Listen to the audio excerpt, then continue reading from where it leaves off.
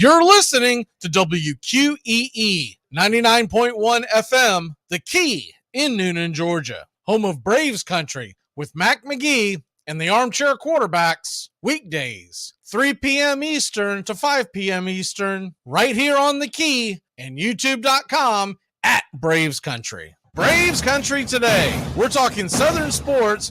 We go live 3 to 5 weekdays right here on WQEE. Braves Country today, Southern sports talk with the voice of Braves Country baseball, Mac Magee. Joined every day from sports analysts from all over Braves Country, talking college football, the NFL, Major League Baseball, and what's trending in the world of sports. Braves Country today. We go live 3 to 5 weekdays right here on WQEE. It all starts with just one thing. Glass jars can be reused to store food and spices, as a holder for combs and brushes in the bathroom, or as a container for plants and homemade candles, in addition to simply being recycled. Find tips and more at onethingus.com. Hey folks, this is Mark White with The Mark White Show, and you can tune into The Mark White Show every Saturday from 11 a.m. to 12 p.m. right here on Rock 99 WQEE The Key, the home of Southern sports and talk. I'm Amy Lawrence, and I'm up late, always, after hours, hanging out with you on CBS Sports Radio. Check it out, 2 a.m. Eastern, 11 p.m. Pacific. Enjoy sun-drenched days, epic stays, and plenty of room to roam in Greater Fort Lauderdale. Our hotels, attractions, and restaurants have taken the Visit Lauderdale's Safe and Clean pledge so you can relax and explore with confidence. When you are ready for that well-deserved staycation, our 23 miles of golden beaches await. Find wide-open spaces to hike, bike, kayak, and paddleboard. Visit your favorite attractions, then dine out in style in dining rooms or al fresco on waterfront patios. Learn more at sunny.org. Braves Country today. We're talking Southern sports. We go live 3 to 5 weekdays right here on WQEE. Braves Country today, Southern sports talk with the voice of Braves Country baseball, Mac Magee. Joined every day from sports analysts from all over Braves Country, talking college football, the NFL, Major League Baseball, and what's trending in the world of sports. Braves Country today. We go live 3 to 5 weekdays right here on WQEE.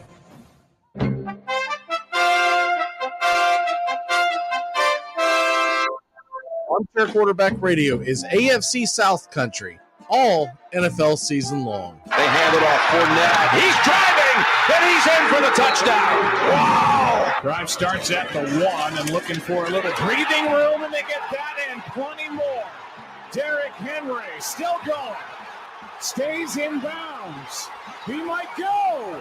99 yards for the touchdown. Unbelievable. 2nd and 10. Empty set. Walk downfield. And that is Hilton again. 1st and goal. Ebron. What a year for him. Eric Ebron. Touchdown. Goal. Slant. Caught. Touchdown. Marquise Lee. And he punched the ball into the stands. Deep. And he's got it. Keelan Cole. Touchdown, Jacksonville. Stay locked in to the AFC South on Armchair Quarterback Radio. Here's good news. There's still a need for hundreds of thousands of cybersecurity professionals in the U.S. right now. And My Computer Career is training people to help meet the demand. No IT experience? No problem. Take the free career evaluation today. Start your new life as an IT pro in as little as 4 months. Grants covering up to 53% of the cost are available to those who qualify. It's not rocket science. It's mycomputercareer.edu. Are you looking for a reliable dental practice that not only cares about your teeth, but is friendly to work with? How about one that offers great deals and new patient promotions? Well, your search is over. Most Valuable Smiles in downtown Eatonton, Georgia is committed to giving you the biggest and brightest smile. Right now, get a $99 new patient special, including x-rays and exam. Maybe you're looking for veneers. Most Valuable Smiles veneer special includes 1 free veneer with every 5 purchased. Or get that bright white smile you've always wanted by taking advantage of an exclusive $100 off Zoom whitening treatment when you book today. And don't forget that 2022 is almost over. That means most insurance policies will reset by the new year, and to avoid losing that extra money, you need to use it or lose it.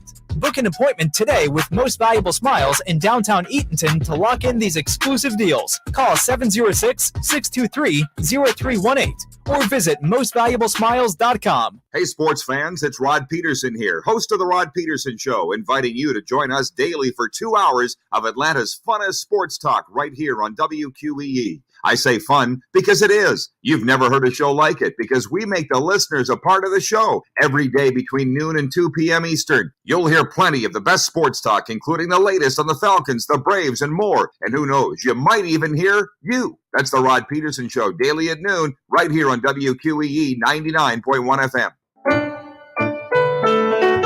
Hey, Braves Country! Braves Country HD is bringing you Braves Country Baseball. Braves Country comes to you every Tuesday night and Friday night, and 2 bonus games every week. Hi, I'm Mac Magee, and we'll be bringing you play-by-play, pitch-by-pitch of your Atlanta Braves. It's free to listen. Please like and subscribe. YouTube.com/@Braves Country. Braves Country Baseball for the fans, by the fans.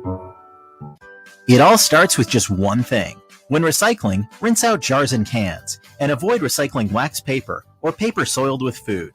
This will reduce recycling contamination. Find tips and more at onethingus.com. What's your one thing? It's the best in sports and entertainment, and get locked in and locked down with Rhino Radio Penitentiary, 7 a.m. to 10 a.m. with your host, me, Ryan O'Neill, each and every morning, right here with the best in sports and entertainment, all the way from professional sports to college sports to River Dragons hockey and everything in between, including some of the very best local and national guests. It's the Rhino Radio Penitentiary, 7 a.m. to 10 a.m. Monday through Fridays, right here on 99.1 FM WQEE. Braves Country today. We're talking Southern sports. We go live 3 to 5 weekdays right here on WQEE. Braves Country today, Southern sports talk with the voice of Braves Country baseball, Mac Magee. Joined every day from sports analysts from all over Braves Country, talking college football, the NFL, Major League Baseball, and what's trending in the world of sports. Braves Country today. We go live 3 to 5 weekdays right here on WQEE. You're listening to WQEE 99.1 FM, The Key in Noonan, Georgia.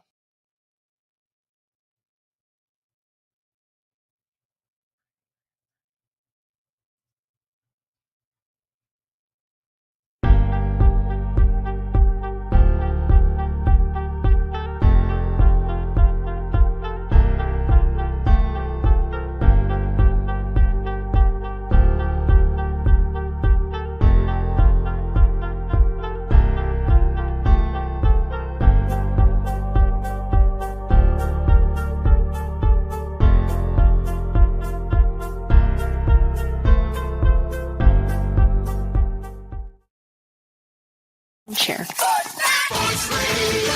You're listening to the Armchair Quarterback Sports Radio, #1 sports station.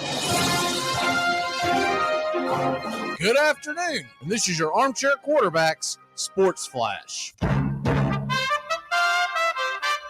big one, the series is finally here. The Atlanta Braves head into the state of Florida, St. Petersburg, to take on the Tampa Bay Rays. Coverage begins tonight, 6:40 Eastern. First pitch, pitch-by-pitch, play-by-play of your Atlanta Braves, right here on Braves Country HD. Subscribe and like today, youtube.com/@BravesCountry. Tonight's matchup, Charlie Morton, 8-6 with a 3.57 ERA. He's going head-to-head with Tyler Glasnow, 2-2 with a 4.5.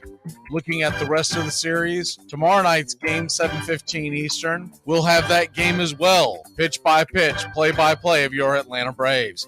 Spencer Strider night, 10-2 with a 3.66. He'll be taking on the young phenom, Taj Bradley, who's 5-4 with a 5.27. Final game of the weekend, Bryce Elder, 7-1 with a 2.45. He'll battle Zach Eflin, 9-4 with a 3.24. Your Atlanta Braves, the best record in Major League Baseball. They'll come into the series 58-28, while the Tampa Bay Rays are 57-33. 5 games up in the loss column, 1 more win than Tampa. Keep it locked in here on Braves Country HD for all the coverage and the pregame all weekend long. Your home for play-by-play, pitch-by-pitch of your Atlanta Braves, right here on Braves Country. Other big series to look at over the weekend is Major League Baseball is center stage. Phillies are at the Marlins. They've got a 3-game set. Marlins have Alcantara, Garrett, and Luzardo heading to the bump, while the Phillies will match them up with Wheeler, Suarez, and Nola. Pretty big series out west as the Mets are at the Padres. Both teams come in 5 games under 500 and fighting for their wild card lives. This weekend, it all gets going at 9:40 Eastern. You'll have Justin Verlander versus Yu Darvish. The rest of the weekend looks like this. David Peterson of the Mets squaring off against Blake Snell. The Sunday tilt is Joe Musgrove versus Max Scherzer. Other series of interest around Major League Baseball this weekend. Cubs are at the Yankees. Carlos Rodon is making his New York Yankee debut as he has been on the IL all season long. That's a 7:05 first pitch. Orioles at the Twins, 2 teams in the thick of the playoff race. They get it going tonight at 8:10 Eastern. Cole Irvin versus Bailey Ober. Reds are at the Brewers. The battle for the NL Central. Abbott versus Burns. Mariners and Astros get going at 8:10. Heck of a pitching matchup. Luis Castillo versus Hunter Brown. And the battle for Hollywood. The Los Angeles Angels are at the Los Angeles Dodgers. Tonight, it's Canning versus Gonsolin. And that's your Armchair Quarterback Sports Flash. Stay tuned for Braves Country right here on WQEE 99.1 FM, The Key in Noonan, Georgia, simulcasting on youtube.com at Braves Country.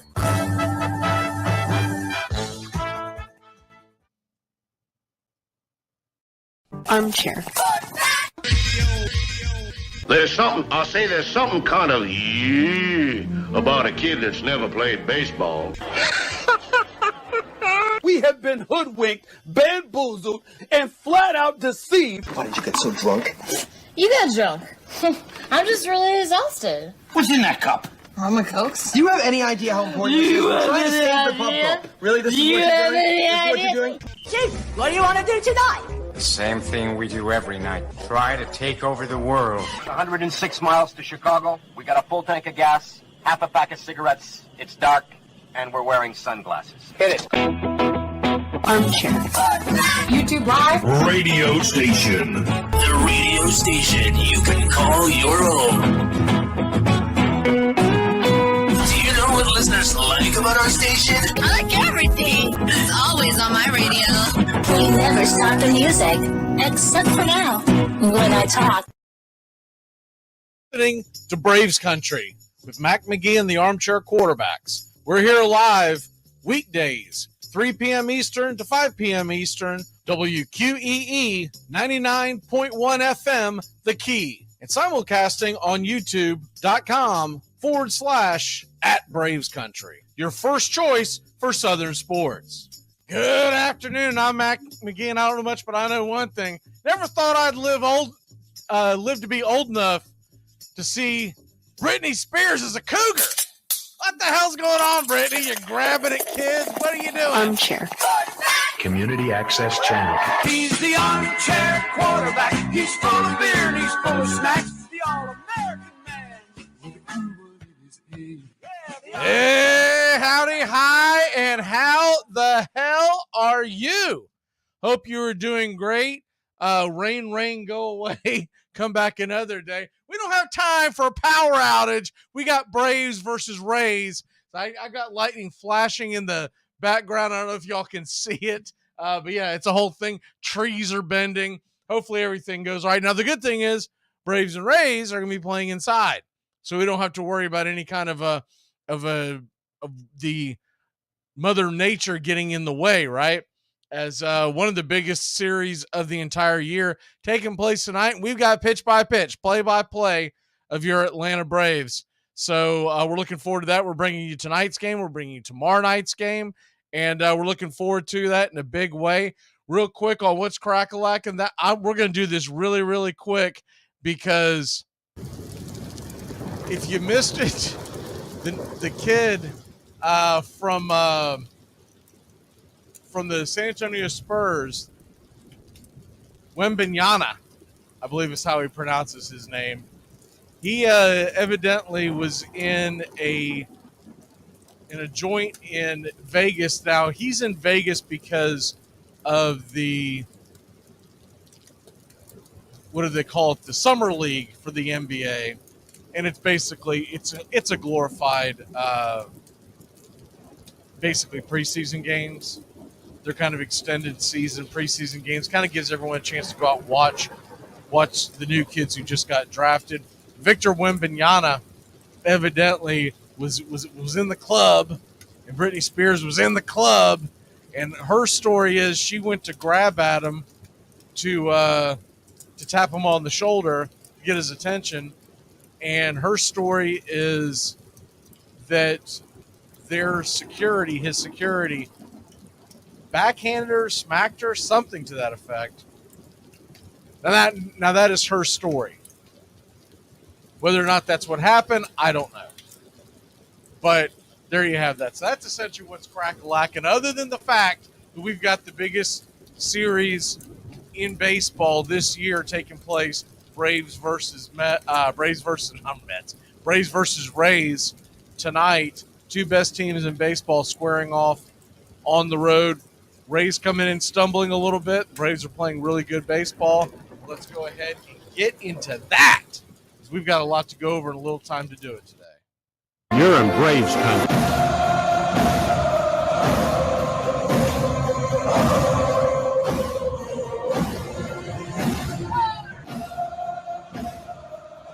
All right, Braves country. We've had this one circled for a hot minute. Braves versus Tampa Bay Rays. And tonight you've got, well, first of all, let me go ahead and they've changed the screen on me. So I'm going to go ahead and put what's up tonight. So the series begins tonight and the Braves lineup is out. So let's go ahead and get into that, as not a whole lot of change. And does not surprise me at all that Sean Murphy is starting out behind the plate in this series. Other than that, if you've been following the Braves for the past several weeks, it's the same lineup every night. It's Acuna, it's Ozzie, Riley, and Olsen. Then after that, you got Sean Murphy hitting the 5 spot. You've got Ozuna in the DH spot hitting 6th. Rosario in left field hitting 7th. And Orlando is 8th, and Michael Harris the second is 9th. You got Charlie Morton going back home, right? Longtime Tampa Bay Ray pitcher. And he is going to be on the bump tonight. And he's going up against Tyler Glasnow. Look, anyone who follows Major League Baseball knows that Tyler Glasnow is an elite talent. So you can't necessarily look at his numbers this year. His numbers this year, and remember, he's been banged up a little bit. So he's had some up and downs, but he struck out 11 last time out against the Mariners. I watched quite a bit of that game because I knew we were going to be facing him. He went 5 2/3, 11 strikeouts. It's an impressive outing. Now, the Braves offense is a lot different than what the Mariners offense is. I get that. But when you look at what we're going to be looking at this series, let's go into the series first, and then we'll go into tonight's game particularly. Tampa Bay is going to be sending out Tyler Glasnow, Taj Bradley, and Zach Eflin. 3 really good right-handers. The Braves hit right-handers the best in baseball. Last 30 days, their numbers are first in all of Major League Baseball, and it's not even close. They are tearing the cover off the ball. But we all know momentum in baseball, especially hitting, is today's starting pitcher. So if Glasnow goes out there and spins 6 good innings, we could be in trouble as far as putting runs up on the board. I do think we're going to get some runs. And look, Tampa Bay has played a tough series against Philly, and they've had to use a lot of their bullpen. Now, there have been some projected numbers that suggest that Tampa Bay's bullpen, which was so good at the beginning that it's starting to show some cracks, that was to be expected. And I've heard a lot of the experts talk about this for several weeks, but my comeback with that was always Tampa's always got a really good pitching staff. Their bullpen's always very good. I don't care what the expected numbers are, but proof is in the pudding. They have been giving up more runs than at the beginning. Look, at the beginning of the year, they were playing lights out. They were just unbelievable. Remember, they rattled off that long winning streak to start the season, and then for weeks and weeks, they looked they looked about like the way the Braves are playing right now, almost to the point where you're like, are these guys even human? Well, they have fallen back to earth, but they've got Glasnow, Bradley, and Eflin. What do we have going this series? We are turning to Morton, Strider, and Elder. Right now, those are our big 3. Good news. Good news, Braves fans. Guess what they announced this morning if you missed it? Max Fried starts a rehab assignment Sunday. My guess, 2 starts, and he'll be back. So I would think somewhere around a week or so after the All-Star break, We come back on Friday against the Chicago White Sox. And my guess would be on the All-Star break, we are going to be able to see Max Fried somewhere. I'll pull up the schedule in a second, but somewhere around, I would say, look, if he pitches Sunday, he'd be set up to pitch again that following Friday, and then he'd be ready to roll around that next one. They may want 3 starts. It really depends on where he is at his pitch count level. They're obviously always close to the vest when it comes to that kind of stuff. We'll get a better idea Sunday when he pitches. We'll get a better idea when the numbers come back as far as how many pitches he threw in that first game. If he goes out and throws 40 to 50 in that first game, then I'm thinking 3. But if he goes out there and throws somewhere between 50 to 60, then I'm thinking 2 starts, because the next one they would try to ramp him up to around 70, 75, and by the start number 3, because they're not worried about, does Max Fried have good stuff? Can he strike? They don't even care what he does in the minor leagues. Unless he comes out and has just terrible velocity, they don't care about what he does in the minor leagues. He could go out there and pitch 14 shutout innings, or he could go out there and get bombed and have a 20 ERA. It doesn't matter. He's going to be out there literally just to get the pitch number out there and to get his rhythm back. Now he's going to care, but the Braves front office, they don't care. They're looking at this straight up as, hey, let's get him some innings and let's go. So if everything goes according to plan, if you read the tea leaves, if you've been following this like I have, my guess is we will get about the time that Max Fried comes back to the majors is about the time, I'd say shortly after that we'll get the announcement that Kyle Wright will be going on a rehab assignment. My guess is his rehab assignment will be closer to the trading deadline, and then it would be about 2 weeks outside of that, somewhere in that neighborhood. So good news. It's going to be like getting a big trade at the trading deadline. This team's got the best record in baseball, has been playing the best baseball of any team in Major League Baseball for the last 2 months. And we're about to get an ace added to the staff. How about that? If they didn't put a giddy up in your step that we're going into this series against Tampa, it should be a fun series. Whether we win this series, lose this series, whatever happens, I'm looking forward to this series. It's going to be fun. It's going to be fun. This is what you want. You want to be able to test yourself against what is considered the American League best. And it comes at a perfect time. It's right before the All-Star break. We just had a day off, so everybody should be rested and ready to go. Braves can go out there aggressively, try to win these last 3 games. Then we're going to get almost a week off before we welcome in the Chicago White Sox next weekend. So look, I'm looking forward to this. And you can't over criticize every little game and every little move that happens in this weekend. But yeah, we're going to be excited. And if we win games against Tampa, we're going to be excited. If we lose games against Tampa, I'm just telling the fans here right now, if we lose games, if we lose a game, if we lose 2 games, God forbid we get swept. That would be the only thing that would kind of be a dumper. But let's say we don't win the series. You can't blow it out of proportion because the Braves are playing that good of baseball. And to a man, they're all ready for a rest. I was even wondering if we were going to get our 3 best in the rotation, just because they might want to give Elder or Strider or even Morton an extra day or 2 off. And so I'm pleasantly surprised that we're going to get Morton, Strider, and Elder. We'll just have to see how it goes. As far as what the series looks like, look, Atlanta to me should be the slight favorite. It is on the road.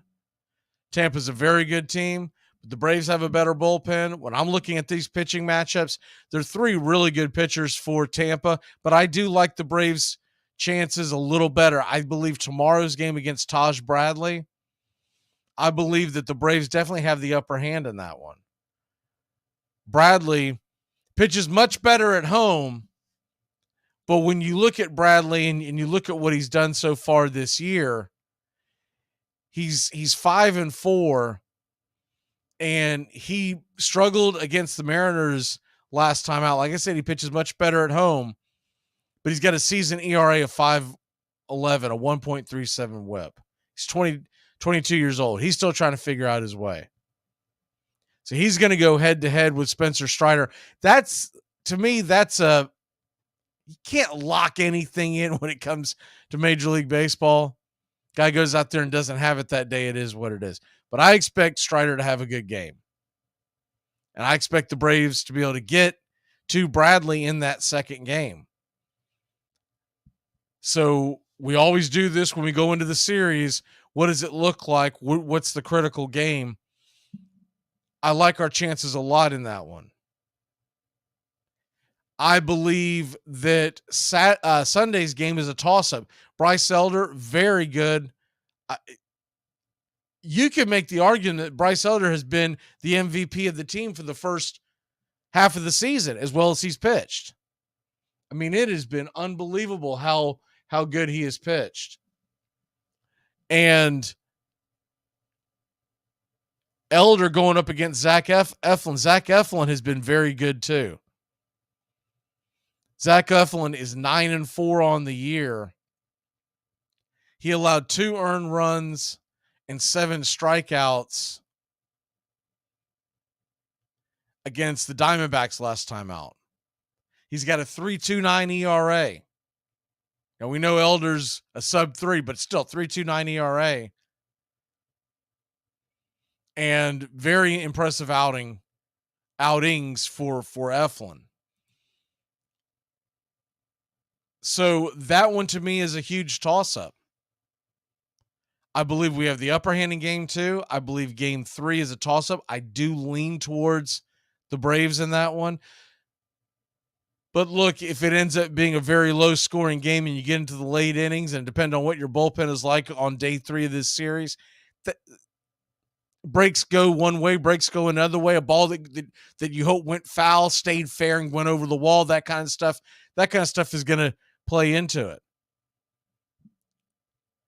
So with Sunday being a toss-up, Saturday being in our advantage, tonight's a very big game because you do have Glasnow, whose stuff, especially at his age and his velocity he can bring, and he's got better stuff than Charlie.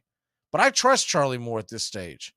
I think Glasnow by the end of the season is a guy I would probably rather have in a big moment. But going into tonight's game, I trust Charlie Morton in this spot. I also believe Charlie's going to have a little bit of a chip on his shoulder going in and facing his old squad in the Trop.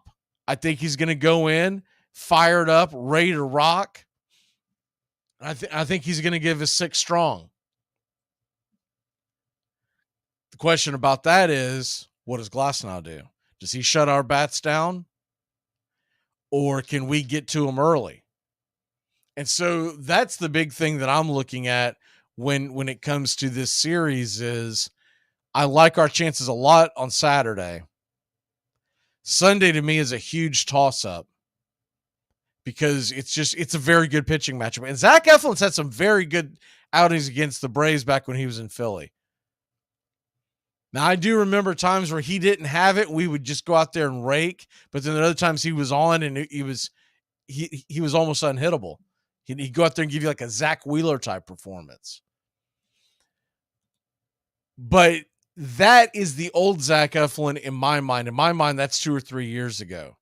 What we saw last year, Zach Eflin, he was really good. He's continued it now as a free agent signing with the Tampa Bay Rays. So this is going to be a very interesting, not just the entire series, but Sunday's game is going to be interesting to see how the Braves go up against. And look, this very well could be the World Series preview. I know it probably makes folks up in New York and Boston and LA cringe when we say that, but this very well could be the World Series preview. I think we were joking around on one of the broadcasts recently. We're talking about what we would call it. I want to go with Dixie Cup. We'll call it the Dixie Cup. So this will be the I guess the first Dixie Cup will be tonight. This will be the mini Dixie Cup. You want to win the series, but if you give me the chance, I would love to see the Braves keep. Look, this is one of the reasons why I kind of wish that Strider wasn't pitching in this series. I would love to see their first look at Spencer Strider to be in October with everything on the line. They're going to know what they know about Morton. And Elder, very good pitcher in his own right. He doesn't have the blow you away stuff, right? So with all that being said, Strider, I kind of suspect, I don't know what the general feeling is out there, but I kind of suspect tomorrow we're going to get double-digit strikeouts from Strider. I really am expecting him to go boss move. I think he's going to go out there. I think he's going to be excited. Look, it is a nationally televised game tomorrow night. It's going to be on Fox. We're doing the game play-by-play. So you got the audio and you got the chat. We're all going to have a lot of fun. But Strider knows that everybody's going to be watching this, right? So that seems like a kind of moment that he's either going to go out there and shine or he's going to spit the bit like he did in the playoffs. I think he's going to go out there and shine. But you look at Glasnow tonight, in tonight's game, he's got 36 innings pitched. He's got 56 strikeouts against 15 walks. And remember, he's just coming back. Charlie Morton, on the other hand, 90 innings, 105 strikeouts, 40 walks against 9 home runs. Glasnow's given up to 6 home runs in 36 innings. If you look at Glasnow and you look at what he's done game by game, if you look at it game by game, I told you what he did against Seattle last time out. Last Saturday, he went 5 2/3 and 11 strikeouts. He looked really good. And the one thing I was impressed by with Tyler Glasnow, man, he's got a passion.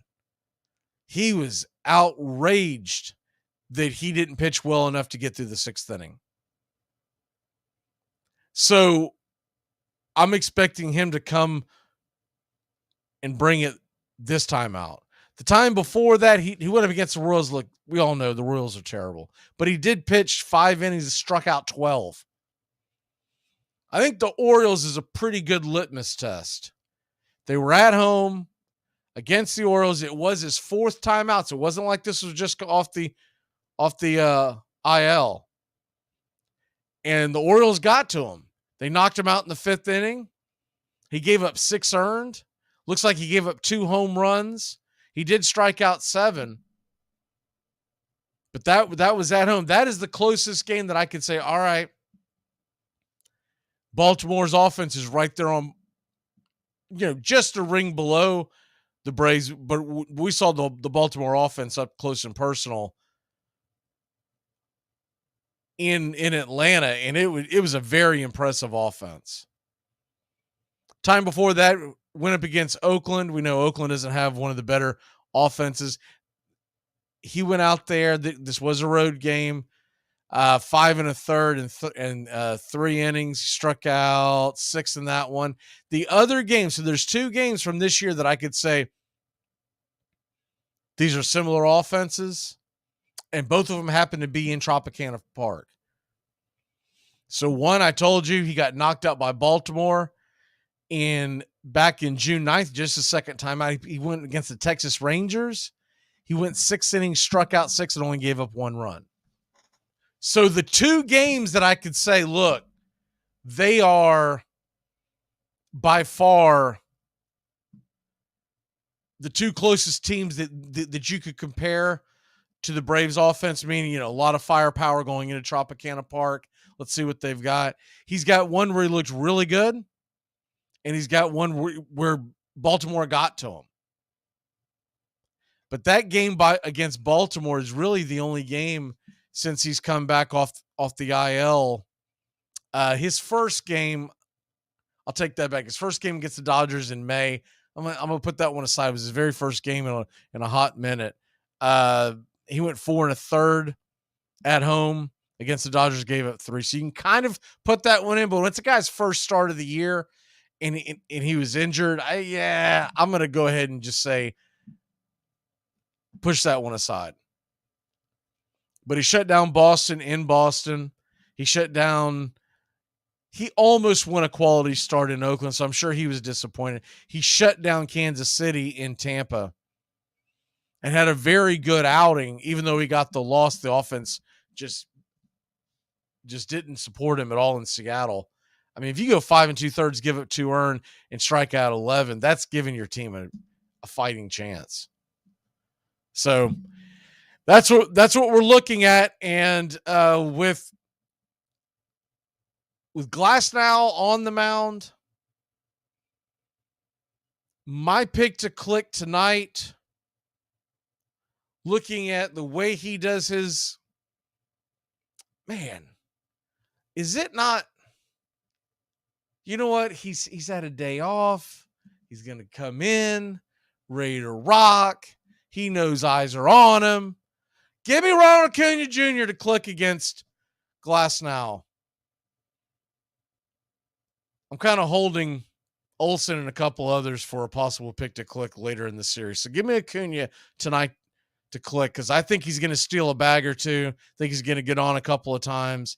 And I can't wait to see what Acuna can do in that dome. I want to see him really air one out from right field, maybe gun someone down at the plate. I'll take the Braves to win tonight in a fairly low-scoring game. Because I do believe that the pitching is going to be very good. Give me the Braves to win this one. We'll say we finally get around to getting to them. Well, let's say the Braves get in there and win it 6-4. 6-4 should be a good one, and looking forward to it. First pitch coming up at 6:40 tonight. 6:40 first pitch. So there you have that. All right. Let's go ahead and take a quick break. When we come back, Bobby's going to join us. Going to talk a little baseball. We're going to get into the National Football League with our mini camps and talk a little bit of NBA as well. We'll be back in a flash, taking you all the way up to first pitch. We'll be back in a flash. And also tonight on 99.1 FM, if you're not going to follow the Braves game, make sure to jump on to 99.1 FM tonight. Chattahoochee baseball, 6:50 is the pregame, and Hoots versus the Atlanta Blues tonight, 7:05 first pitch. We'll be back in a flash. Get your game face on, Braves country. This is the big one. No more dress rehearsals. Let's go. Is that your thing? You come into a bar, you read some obscure passage, and then pretend you pawn it off as your own idea just to impress some girls? Embarrass my friend? See, the sad thing about a guy like you is in 50 years, you're going to start doing some thinking on your own, and you're going to come up with the fact that there are 2 certainties in life. 1, don't do that. And 2, you dropped $150 grand on an education you could have got for $1.50 in late charges at the public library. Hey, Braves fans, the Armchair Quarterbacks YouTube channel are bringing you Braves baseball all season long. Hi, I'm Mac Magee, and I'll be bringing you Braves baseball play-by-play for the Braves fans out there. Pulling no punches, calling it how I see it for all of Braves country. So pull up an armchair and join us for Braves country baseball, first pitch to last pitch, all season long, right here on the Armchair Quarterbacks YouTube channel.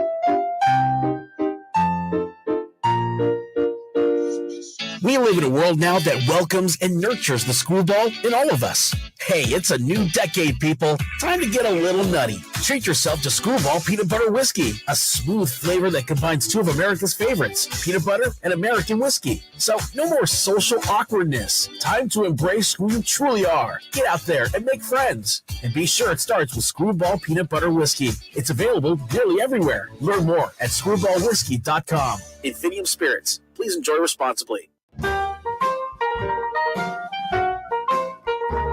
Dixie Handle Company. It's summertime, and that means the return of all the fun and excitement of Chattahoochee baseball at historic Golden Park.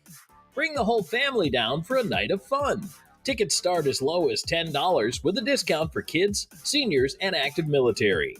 or celebrate a special night at the park with a group package or suite night. For game dates and more, visit gohoots.com. That's gohoots.com. It's the best in sports and entertainment, and get locked in and locked down with Rhino Radio Penitentiary, 7 a.m. to 10 a.m. with your host, me, Ryan O'Neill, each and every morning, right here with the best in sports and entertainment, all the way from professional sports to college sports to River Dragons hockey and everything in between, including some of the very best local and national guests. It's the Rhino Radio Penitentiary, 7 a.m. to 10 a.m. Monday through Fridays, right here on 99.1 FM WQEE. It's baseball season now, but hockey will be back before you know it. Join the Columbus River Dragons as they celebrate the team's 5th anniversary season in 2023-24. Season tickets are on sale now with no price increase from last season. Lock up your favorite seat for every exciting moment. Call the River Dragons at 706-507-4625 or go online to rdragons.com. That's rdragons.com. River Dragons hockey. Get fired up. You smiling? Yes. Yes, sir. Yes, sir. Why are you smiling?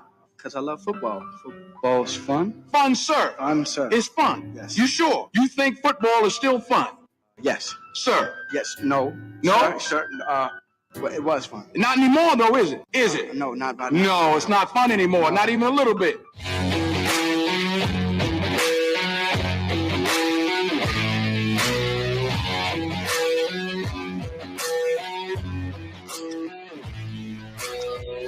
Welcome back, Bobby the Kid. How are you, Bobby? I'm doing well. How about you? I am doing fine. Football's not fun anymore, is it, Bobby? Now I got you out there studying teams and doing mini teams. Football's not fun anymore, is it? I like keeping up with it during the actual season, but I'm getting through it. You think you got it bad, but I got to do 2 to 3 of these a day. Oof, that's rough. A lot of reading to keep up with. We got you doing the Houston Texans today, right? Yes, sir. Yeah, so we got that on tap. We're also going to talk some Carolina Panthers. We do these mini camps. We only do about 5-10 minutes tops on it, trying to kind of give you an idea of what we expect in the season. And I give the guys a team to do so that they can kind of get into the weeds with it, and then we kind of get into what we expect from. We'll do that in a minute. I did want to talk some NBA with you because we haven't done a show in a hot minute, and a lot of moving and shaking. Your boy Damien wants out of Portland. I've been waiting to talk to you about this. Are you mad? No, it's bittersweet. I mean, it hurts because he's my favorite player ever, and he's the face of the Trailblazers. But it's best for both sides. I mean, he gets a chance to go compete for a championship somewhere, which the Blazers are nowhere near that. And for us, it gives us a chance to start fresh with our young talent. We've been needing to blow this up and rebuild this team for a while. So it sucks that it got to this point where he had to request a trade, but here we are, and I'm glad we're finally getting to it. So let me ask you this. Damian Lillard goes to Team X, whoever it ends up being. Does that become a team that you're going to start pulling for? I'll pull for him, yeah. I won't root for him over the Blazers, but I'll pull for him, of course. And I imagine that Team X is going to be Miami. I'd be shocked if it's anywhere else. I wouldn't be so sure of that, but man, all the reports are saying that it's Miami or bust for him, and I know that's weird for him to but it's not very choosy. It's not, but it's not like no one cares. No one gives a crap where he wants to play.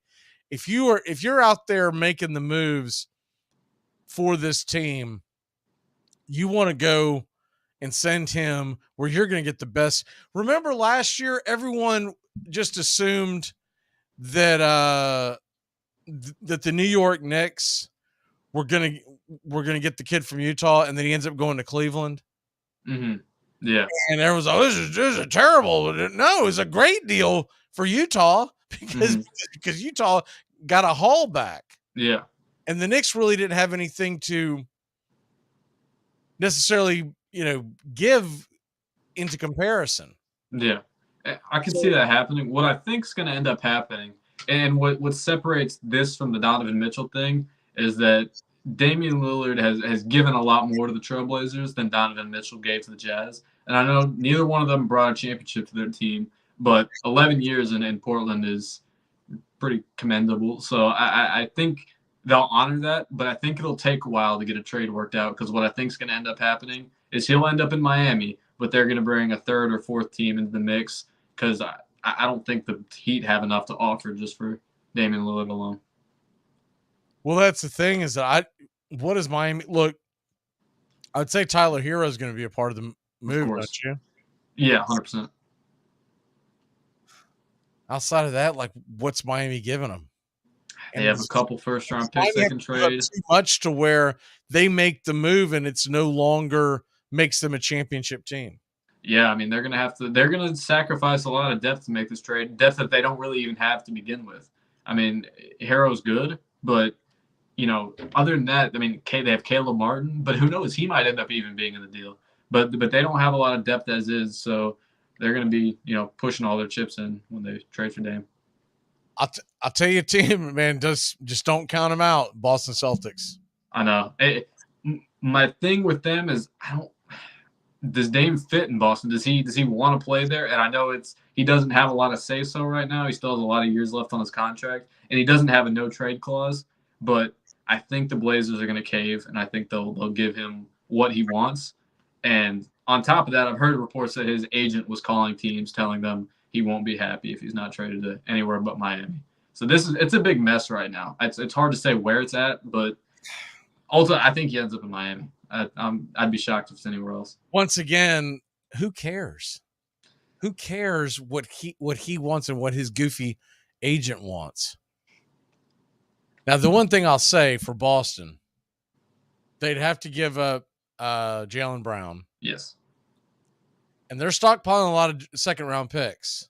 They are. Boston's doing something. I don't know if it's Damian Lillard, but they're about to make a move. I think they're gearing up to make a move either this offseason or in the next one or two off seasons. I think there's a chance Giannis becomes unhappy in Milwaukee. I think there's a chance a player like Luka, he gets tired of being in Dallas if they can't get players around him. I think they might be looking past Dame. They might be looking at guys who will be available for trade in the future. So he is trying to figure out what this means. You said he's got a lot left on his contract. He really doesn't. Dame? Yeah. He has 3 years. Huh? He has 3 years left. No. He's got 2 years left, and the second one says, so this is 2023, so this upcoming year is 1 year. He's got 45 on that contract, and then the following year it says player exercise. Now, I don't know if that means he's already exercised that year. I'm assuming that's what they mean by this. But he's on a 2-year, 121 deal, is what it says. According to a Spot Track, who's usually pretty on point.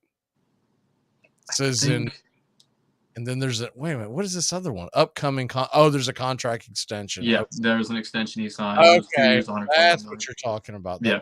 Well, he's an unrestricted free agent 2027, but that's, after this season will be. Well, in 2026, it is a player. That's true. Yeah.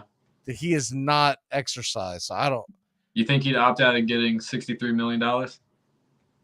At that time, at that point, 36 years old. Hard to imagine he'd opt out of that. Dumb to do. But if he's unhappy where he's at, then maybe. The one thing I'll say about Lillard, his agent might be telling him one thing. But first of all, if you've lived in Portland for the last 11 years, you're going to be ecstatic to live in Boston, right? Yeah. That's number one.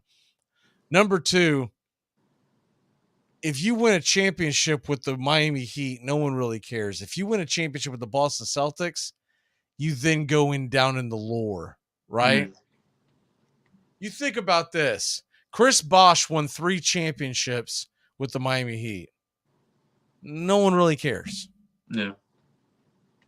Kevin Garnett won 1 championship with the Boston Celtics. He's still a legend. Paul Pierce, he's still a legend. That's so if fair. you're looking at his overall, what do the kids call it now? Their brand. Mm-hmm. You're better off going to Boston than you are elsewhere. Now, here's my question for Boston. Do you want to take on that contract? So it's affordable this year and next year in comparison. Definitely worth it. But the 2025-2026 season, it's being estimated at 58 plus, almost 59. Look, right now, the deal looks good. I think the deal will be fine. I mean, he's coming off the best season of his career. His value's at his highest. I don't think the contract's going to be a huge concern for ever trades for him. And I mean, even if it's not him, you're going to be paying Jaylen Brown, who's also going to be getting a boatload of money. I'm just saying that the last 2 years of this contract, assuming that he exercises the one where he turns 36 and he's making 63. Yeah, that gets a little. I'll put it this way: it makes your window much smaller. Whoever trades for him, and if it ends up being Miami, it makes their window extremely small because Jimmy Butler is freaking falling apart in front of us. He made it through one more postseason. I'm not banking on him to be able to do that again. Not alone. I think if he's playing with Dame, who's, I don't know if I'm going to say Dame would be number one on that team. He certainly wouldn't be 3, but I think if you add Dame to the mix on the Heat, they could definitely go far. I think they'd do a lot of damage. I think they'd probably win the East again. Depends on what Boston does, because let's be honest, Boston was the better team last year. If they weren't, then the records wouldn't have had such a high disparity. Boston just didn't have someone who, I mean, honestly, they came out and played like crap in the first 3 games. Then they came in and proved they were the better team the last 3 games of that series. In Game 7, they just really didn't show up, to be honest with you. Yeah. But in a 7-game series, if you played that 10 times, Boston's winning that series 7 or 8 times. But they didn't do it this year, and that's what counts, right? Yeah. However, if you throw Dame into the mix on that Heat team, then we're looking at a lot less of a talent disparity. And I know you guys added Porzingis, but Porzingis doesn't move the needle as much as Damian Lillard does. But you're looking at losing Hero. They're going to lose at least 2 other pieces. Yes. They'll probably lose the rookie they drafted this year, Hawkes. They'll lose Harrow. They'll probably lose their draft pick from last year, Jovic. They're going to lose a lot. A lot of depth will be gone. I think they're going to lose another key piece. I don't think Portland's going to take just a bunch of crap, of scraps. Well, I don't think Portland's not. They're not taking Tyler Herro. That's not happening. They're already loaded up on guards. We already have 3 very good young guards. Anthony Simons is pretty. He's a clone of Tyler Herro. There's no need for 2 of them on one roster. I think Herro ends up in either Brooklyn, Detroit, San Antonio. There's going to be a 3rd team involved. I'm certain about that. There will be a 3rd team involved, and I think it's going to be one of those 3. Those are the names that are swirling around right now.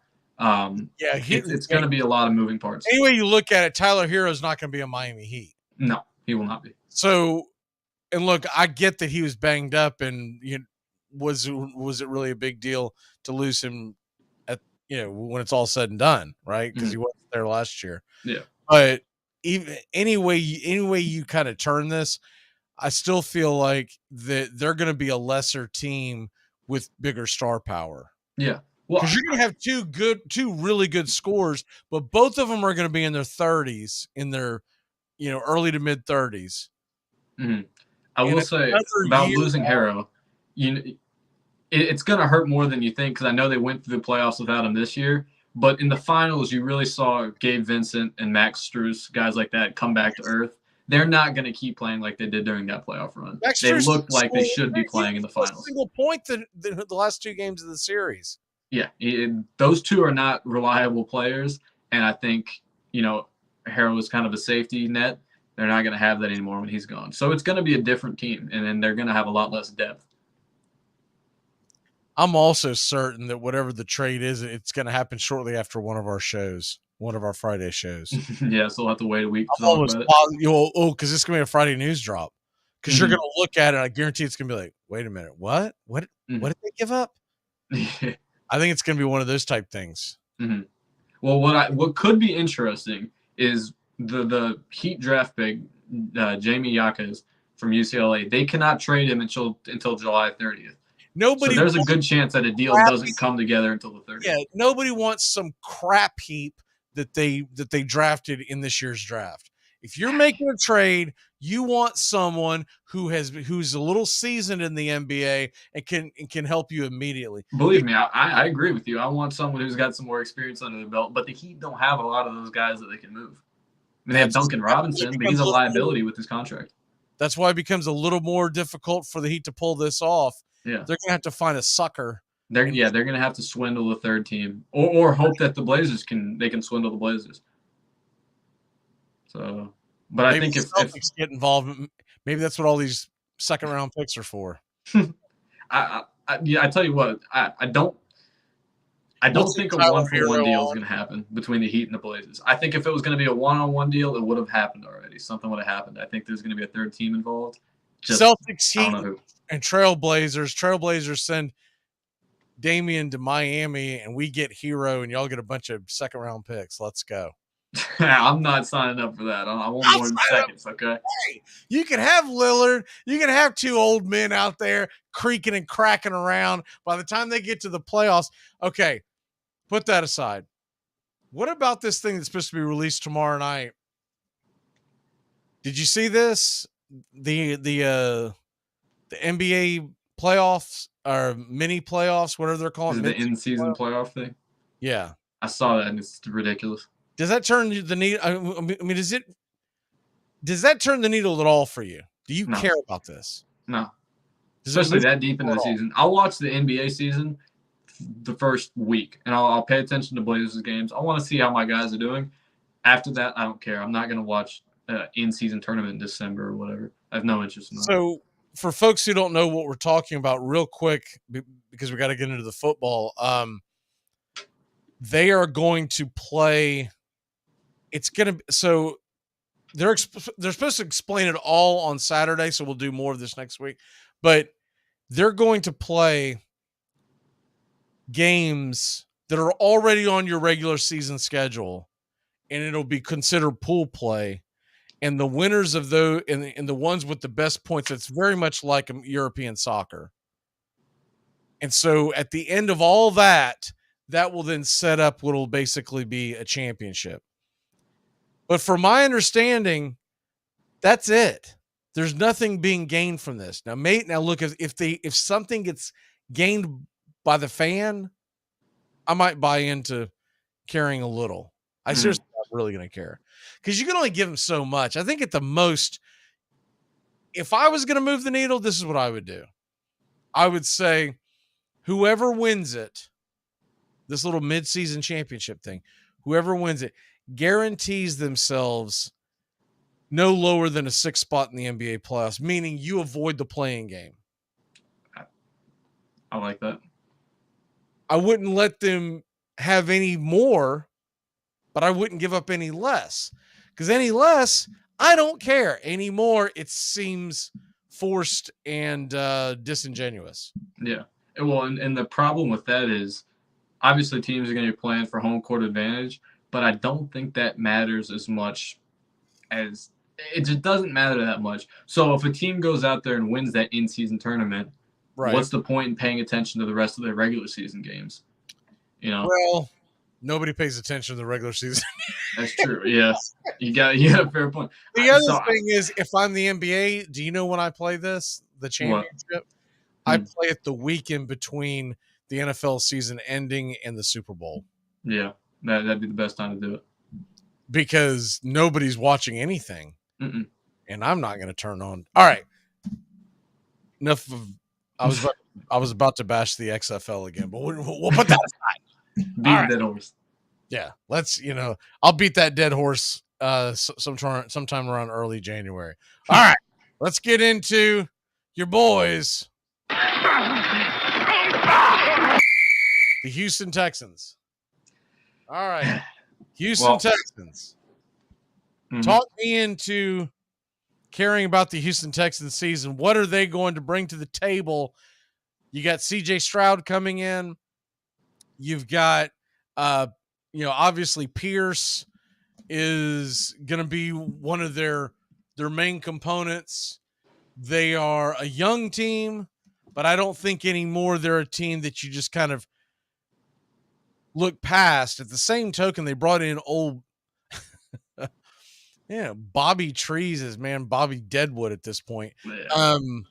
Robert Woods, they bring him in, who was just an absolute nightmare last year for Tennessee fans. I mean, I think he's done. Yeah, no question about it.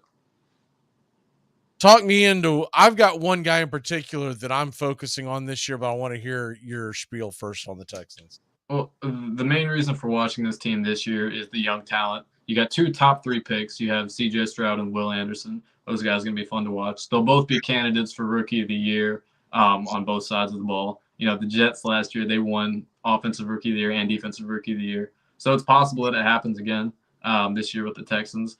I don't think it will, though. I'm not completely bought in on Stroud, but I'm still going to watch to see how he plays. I'm still going to watch because I want to see Will Anderson play.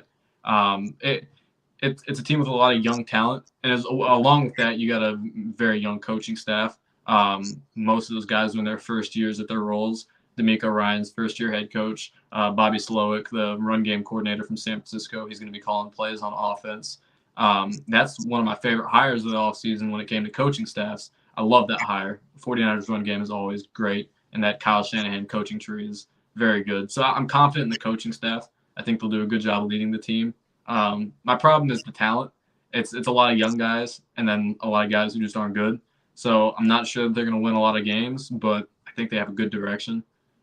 So watching for the young talent and see how the coaching staff leads the team, that's what I'm mostly going to be tuning in for. All right, my number. What is your biggest X factor for them this year? The young talent, the 2 rookies, the 2 first-round picks, Will and C.J. Stroud. All right, I'm going with John Mechie III. Okay. He didn't play last year. He was a second round pick out of Alabama. Yep. He didn't play last year because of his illness. He's back. He's practicing. I'm excited to see what he can do.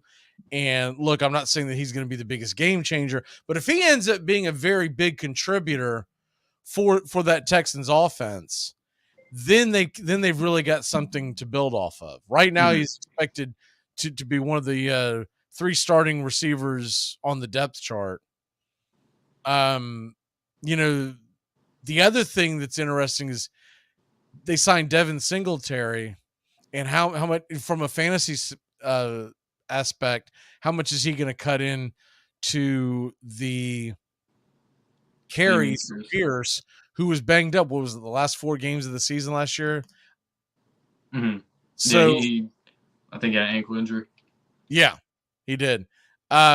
So that is my guy that I'm paying attention to this year. I think he can make a big difference on whether or not the Texans over under right now win total is 6.5. That's pretty high. I would take the under on that pretty confidently. If he goes out and balls and can help that offense along with the other, I mean, he's not going to go out and get 1,500 yards receiving and 12 touchdowns, right? Let's not get crazy. But if he goes out and has a solid, what is essentially a rookie season, then they could have something to build on and probably a really high draft pick next year to really help that offense roll. That won't happen. They don't have their first round pick. That is with us. Oh, that's right. They traded their first round pick. They did. Yep. And that's why I'm going to be rooting against them every week. I forgot about that. And that's another reason why I'm going to be tuned in. Because my team has big stakes in how they do this season. Okay, yeah. So if they go out and get 8 or 9 wins, you're going to be pretty ticked off. Very. All right, yeah. Hoping for a top 3 pick. Yeah, I kind of put that aside. All right, real quick. Where do you have them? I got them going 5-12 this year. 5-12. Mm. Wow. Let me real quick. It's Baltimore, Indy, Jacksonville, Pittsburgh, Atlanta, New Orleans, Carolina, Tampa, Cincy, Arizona, Jacksonville, Denver, then Jets, Tennessee, Cleveland, Tennessee, and Indy. Man, I'll be honest with you. That's a pretty manageable schedule. It is. I am going to go.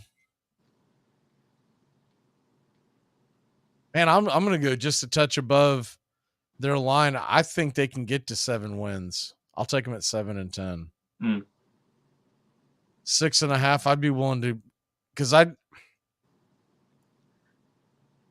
they've got, of their home games, I think they'll probably go about 500, which means all they have to do is go out there and find a couple of wins on the road. I mean, I'm not convinced Tennessee's going to be world beaters. They always play Jacksonville tough. I don't know what that's about, but it doesn't matter who the favorite is in that series. Houston and Jacksonville is usually a pretty good game. And isn't that an interesting game? Arizona is in Houston this year. About let me see, November 19th. So Arizona fans are really going to be at that point. You expect to have Kyler Murray back. That could be a heck of a game, just for the standpoint of you want to beat them to put another L on their record. I think whoever is on track for the number 1 pick at that point, I'm hoping that they lose. Well, it wouldn't matter realistically, in that if they're both down there around the bottom.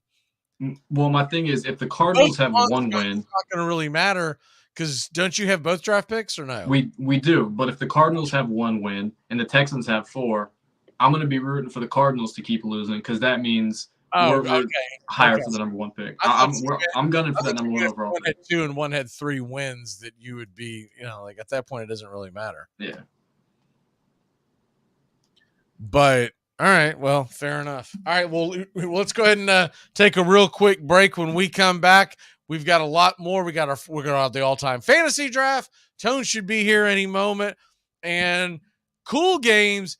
Bobby, we already assume that the series of the weekend is Braves-Rays. Okay. We're going to be back in a couple of minutes. Find me another cool series that you want to watch this week. Does it have to be baseball? Well, there's nothing else going on. I mean, unless you're going to talk about tennis. Nope. There's nothing else going on. Don't tell me the USFL championship. No, it's not that. It's not that. I'll let it be a surprise. I'll let it be a surprise. Oh, jeez.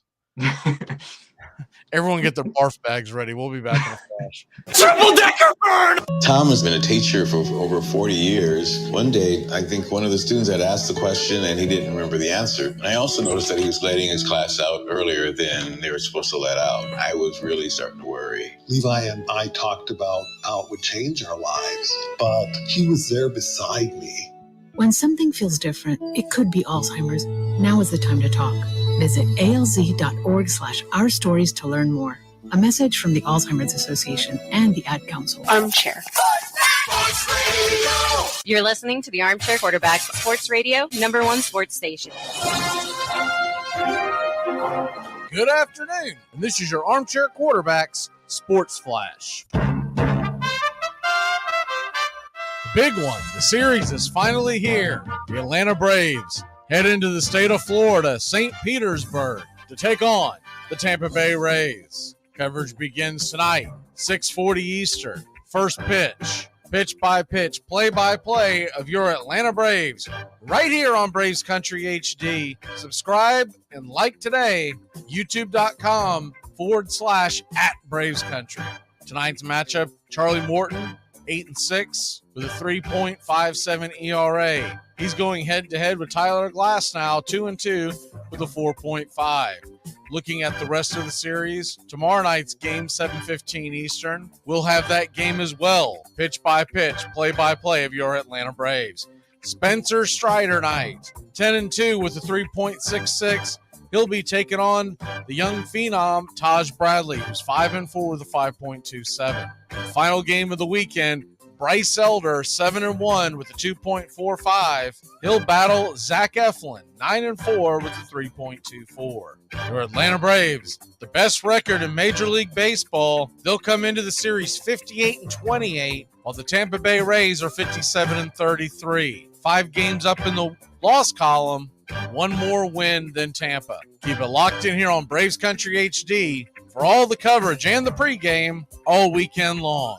Your home for play-by-play, pitch-by-pitch of your Atlanta Braves, right here on Braves Country. Other big series to look at over the weekend is Major League Baseball is center stage. Phillies are at the Marlins. They've got a 3-game set. Marlins have Alcantara, Garrett, and Luzardo heading to the bump, while the Phillies will match them up with Wheeler, Suarez, and Nola. Pretty big series out west as the Mets are at the Padres. Both teams come in 5 games under 500 and fighting for their wild card lives. This weekend, it all gets going at 9:40 Eastern. You'll have Justin Verlander versus Yu Darvish. The rest of the weekend looks like this. David Peterson of the Mets squaring off against Blake Snell. And the Sunday tilt is Joe Musgrove versus Max Scherzer. Other series of interest around Major League Baseball this weekend. Cubs are at the Yankees.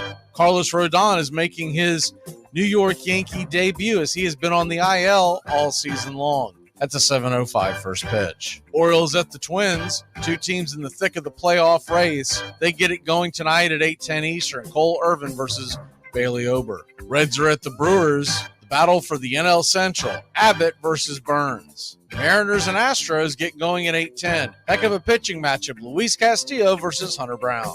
And the battle for Hollywood. The Los Angeles Angels are at the Los Angeles Dodgers. Tonight, it's Canning versus Gonsolin. And that's your Armchair Quarterback Sports Flash. Stay tuned for Braves Country right here on WQEE 99.1 FM, The Key in Noonan, Georgia, simulcasting on youtube.com at Braves Country.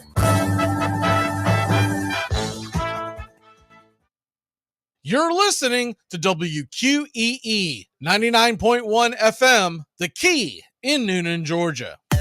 It's summertime, and that means the return of all the fun and excitement of Chattahoochee baseball at historic Golden Park. Bring the whole family down for a night of fun. Tickets start as low as $10 with a discount for kids, seniors, and active military. Or celebrate a special night at the park with a group package or suite night. For game dates and more, visit GoHoots.com. That's GoHoots.com. It's the best in sports and entertainment, and get locked in and locked down with Rhino Radio Penitentiary, 7 a.m. to 10 a.m. with your host, me, Ryan O'Neill, each and every morning, right here with the best in sports and entertainment, all the way from professional sports to college sports to River Dragons hockey and everything in between, including some of the very best local and national guests. It's the Rhino Radio Penitentiary, 7 a.m. to 10 a.m. Monday through Friday, right here on 99.1 FM WQEE. 40 games at $50 a piece. That's like $2,000 Per seat. per seat. How many seats did you buy? One. And the one next to it. That's $4,000. Unless they get in the playoffs, because for some reason playoff tickets are more money than regular seats. They'll never make it. What am I talking about? They're a lousy team this year. You spent $4,000 on a lousy team? Well, let me explain something to you about basketball. All right. You cannot get season tickets like this with a good team. You got to ride out the bad years, hoping for a good one. That's what you said 17 years ago when I married you, and I'm still waiting for a good one.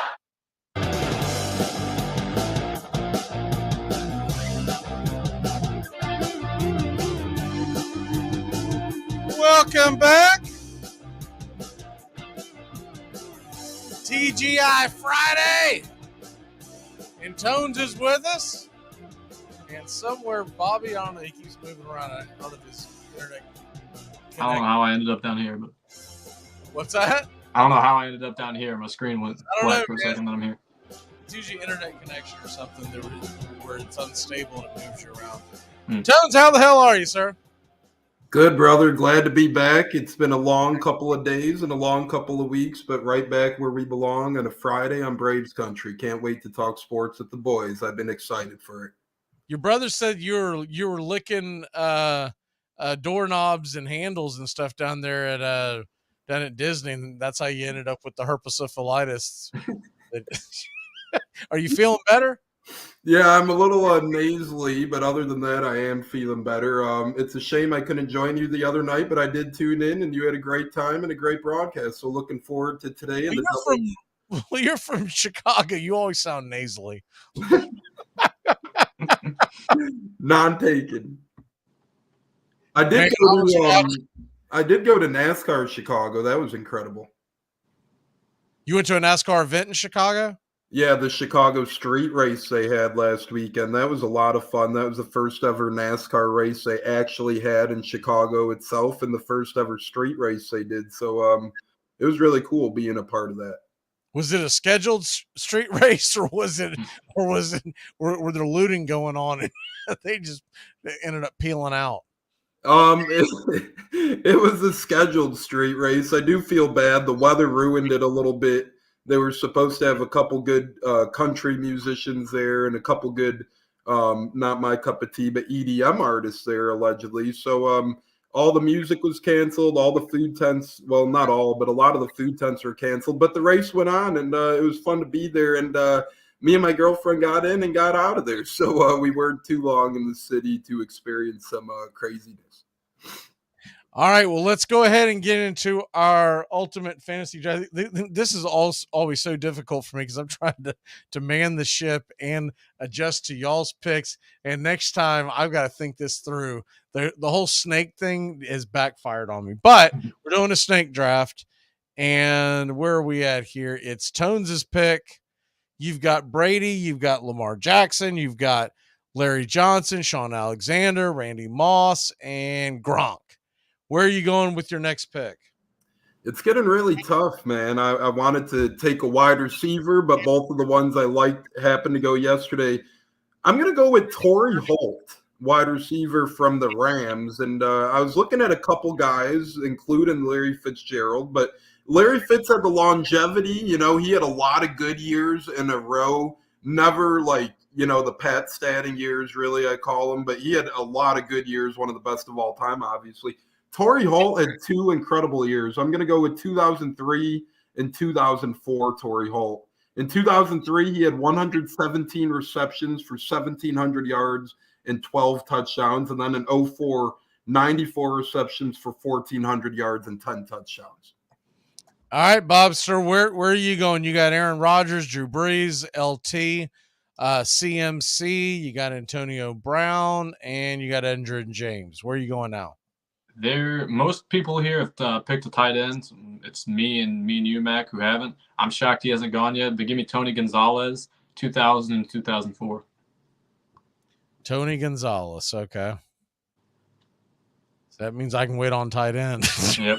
I was thinking about, like, okay, if you were to get a hold of him before me, I would just wait until the last round to pick a tight end, but I didn't want to let him slip away. Well, all right. What years, Bobby? I'm 2000 and 2004. Cool. You know, the tight ends that have gone so far, just for folks who may be curious, Antonio Gates. That's the one that I really had my eye on. Jimmy Graham, Travis Kelce, Gronk, and Tony Gonzalez. Man, all right. I'm trying to do this on the fly, so trying to run this and do this at the same time. Let me look at his numbers real quick. The one that, by the way, I might lose y'all in any second, man. There's some loud thunder going on in this area. I don't know if y'all can hear it, but it's got one of my dogs freaking out. Want to see what the best years would be to grab this cat. I've got him jotted down. Oh, geez, what did I go into? The Hall of Fame thing? Jeez Louise. All right, here we go. The best year to grab this cat. I mean, I guess for a tight end, he wasn't too shabby. I'm going to go ahead and do it just because I want to get it out of the way. Give me Shannon Sharp. Shannon Sharp, his best years to get the touchdowns and the yard. Man, that's where it gets dicey with Sharp. But I'm going to go ahead and hit him up on his big touchdown years. He had two of them. 1996, I think you have to go with. And man, I'm really surprised that he didn't have bigger touchdown numbers in his career. Give me 96 And you know what? Just because I've got Terrell Davis as well, so I can kind of hedge my bets on those years on, who ended up making the big plays that year. Give me 96 and give me dang, man, it's tough. Give me 93 and 96. And it's always tough deciding those dang years. It's easy kind of picking who you like, and then you get to cracking down the years, and it's so tough, man. Yeah, well, it's also tough too because I'm trying to do this and I got back-to-back picks. Like I said, I didn't think that out. I'm not doing that ever again. I'm in one of these. If I'm actually going to be in one of these, I can't have the back-to-back picks because then, I'm trying to navigate everything and trying to figure out who I've got. I'm going to figure out my next one, but while I'm doing that, I want to get y'all's your cool games, Tones. In case you missed it, we're already going with the assumption Tampa Bay Rays, Atlanta Braves. That's the best series. That is the sporting event of the weekend. It's not even close.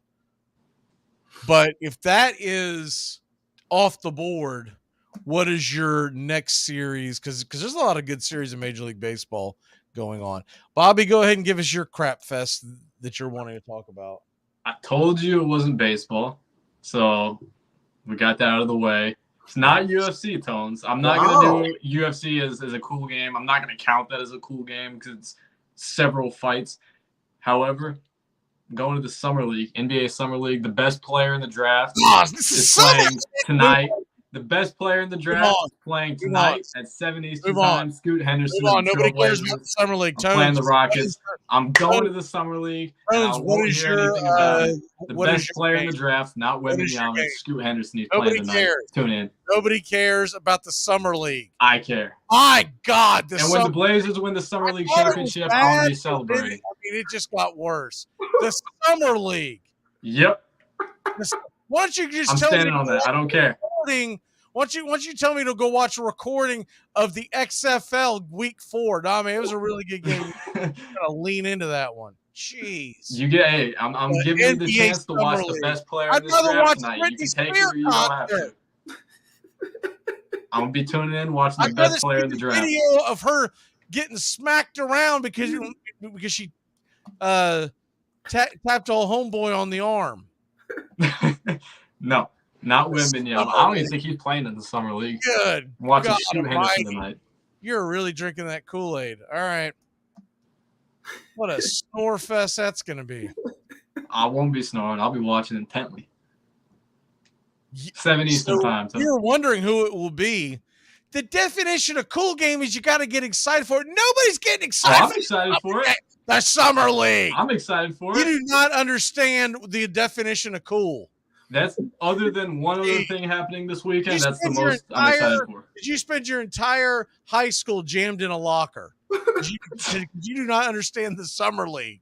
You do not understand the cool game. I'm gonna be watching. There's two things I'm gonna be watching this weekend: Summer League, and it's UFC 290. Summer League. Christ. I love it, and I don't care what anybody says. I like getting a first look at these plays. Why don't you just tell me that what's paddleball being called nowadays? Pickleball. Why don't you tell me there's a pickleball tournament on C-SPAN? You're getting Nobody's excited for that. I know. Hey, look, every Blazers fan is going to be tuning into this.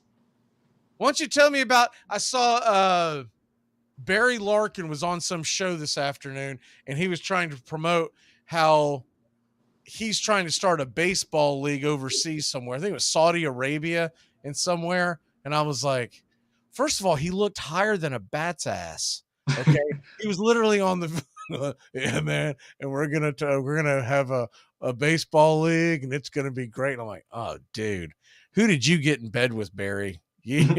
Come on, man, come on. Oh man. 7 Eastern time. That being said, I'd rather rewatch that interview than watch the Summer League. Hey, man. Maybe I'm alone on it, but I don't care. I'm standing on it. That's my cool game. Watch the best player in the draft, 7 Eastern time. Jeez. The Summer League. Can't wait till next spring. I'm gonna I'm gonna at you with some spring training game, and some guy's gonna go out there and throw 32 pitches. Go, oh man, you gotta get in there. You gotta get it together. You gotta get excited. Cleve and me says that was great comedy on the chat. I hope he doesn't play. I hope he load manages it. He'll probably play 12 minutes at that. The best 12 minutes of my night. And snap his leg in half.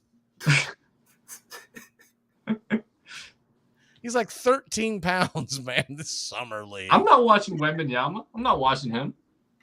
I don't care about him. Oh, I just assumed that you were talking about. You're not even talking about Wembanyama? Then I don't really care about the summer league. He's not even playing. I was watching in the summer league, and he's you not. Want to talk about load management? He's not even playing. League, wait till you see like some. Wait till they put it on Vine the next day and watch the replay. Tones, where are you going? I'm done busting balls. Oh man, I did hear another outrageous thing. The first summer league game, people are paying $1,000 to see. It's outrageous to me. I couldn't pay. Oh, with him, I'm not that crazy. I'm not that crazy. I'm not paying $1,000 to watch it at least. Well, there you go. I hope not. But I don't think Britney Spears is paying $1,000 to watch him. But give me. I could have went Cubs Yankees because Tyon returns to New York. Rodon's pitching tonight for Chicago fans, but I'm better than that. I'm going Reds at Milwaukee tonight. Andrew Abbott, the 4-0 rookie, takes on Corbin Burns, the former. That's a fun series. It is a very fun You series. understood the assignment. I did my homework. I'm a good one. No, but Andrew Abbott did not understand the assignment. I'll tell you what. We're talking about Summer League NBA rookies. I'm going to talk about an MLB Rookie of the Year candidate. Andrew Abbott's been incredible. I have him in all three of my fantasy baseball leagues. He started the year as a top 100 prospect. I know McGee and I talk a lot about prospects on Mondays. He's one of those guys who will be here to stay for a long time. Andrew Abbott, Corbin Burns. That's going to be incredible. I think it's 8:10 Eastern. It is 8:10 Eastern tonight. All right, I'm going to go ahead and slide my my last pick for the all-time fantasy drafts. I took Shannon Sharp, and I've got it in front of me. I haven't scrolled all the way, but Clinton Portis is still there, right? Yes, he is. Okay. I went through this last night, put it on my phone, but I meant to double check on the list. Then I forgot to. I'm going to go ahead and take Clinton Portis. This is a tough one because he had some really good years, but I'm going to do the ones that he, let me see here. Obviously going to take 2002 Clinton Portis, where he went with 15 rushing touchdowns, 1,500 yards. And I guess I'll do 2003 Clinton Portis. It's a little more tempting to grab the other one where he played all 16 games, but I'll grab 2003 Clinton Portis. And where he, 1,591 yards rushing, and he had 14 touchdowns. So he had 29 rushing touchdowns in those years. He also combined for almost 700 yards receiving in those years, and tacked on a couple more touchdowns. So let me go with those 2 years. And that's back to, is it Bobby? That would be me. So right, Summer League. With my second pick, I'm going to go with another Rams receiver. He doesn't have a great second year, but his first Bobby year, Trees. No, not Bobby Trees. Not Bobby Trees. Certainly not that. I'm going to go with the guy who's had the best fantasy season for a receiver in NFL history, Cooper Kupp, taking 2019 and his great 2021 season. All right, Cooper Kupp. I was taking him for his 2021 season because that was the best receiver season in fantasy history. That he hasn't been taken. Mm-hmm. It's just, I was thinking about him, but his, I didn't crunch the numbers quite that much, but his first year is just so much more, dynamic than his second year. Yeah. Great All pick. right. Where are we going, Tones? I'm going wide receiver, and this one, the name didn't have the longest of careers, but he had a pretty good 3-year stretch that was dynamic. Des Bryant and the Dallas Cowboys. He had a time where he was one of the best, if not the best, in football. I'm going with 2014 Des Bryant, had 88 receptions, 1,350 yards, and 16 touchdowns. And then 2012 Des Bryant, where he had 92 receptions, 1,400 yards, and 12 touchdowns. So one of those guys who, obviously, if you're picking their careers, might not be up there, but if you're picking 2 seasons, Des was dynamite from 2012 to 2014. Can't argue that. My cool series of the weekend, and maybe I'm just drinking the Kool-Aid because I was listening to New York radio this morning, but you've got 2 teams who were supposed to be dynamic and out of this world, and they're both 5 games under 500, fighting for a wild card spot. The Mets are at San Diego this weekend, and I believe the winner of that series is going to feel much better than the loser of that series. And you head into the All-Star break. You're 2 weeks away from the trading deadline, et cetera, et cetera. So that is my cool game, or my cool series of the weekend. And look, Verlander and Scherzer are pitching. Musgrove and Yu Darvish are pitching. So neither team's really got an excuse if they lose that series. And for some unknown reason, the Mets have David Peterson pitching in that series. But that's neither here nor there. That's a Met problem. Yeah. You ain't lying. I don't know how he's still getting innings. I mean, I know he showed flash as a youngin', but, I mean, the Mets are so bad right now. They need any win they could get. I don't know if Peterson trotting out to the mound is going to give him any wins. So the Mets have won 5 in a row, and you would have thought that they just won the pennant this morning in New York radio.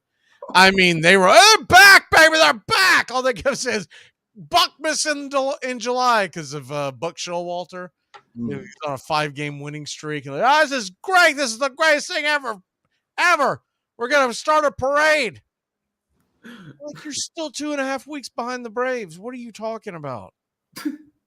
You're still a week behind the wild card. What?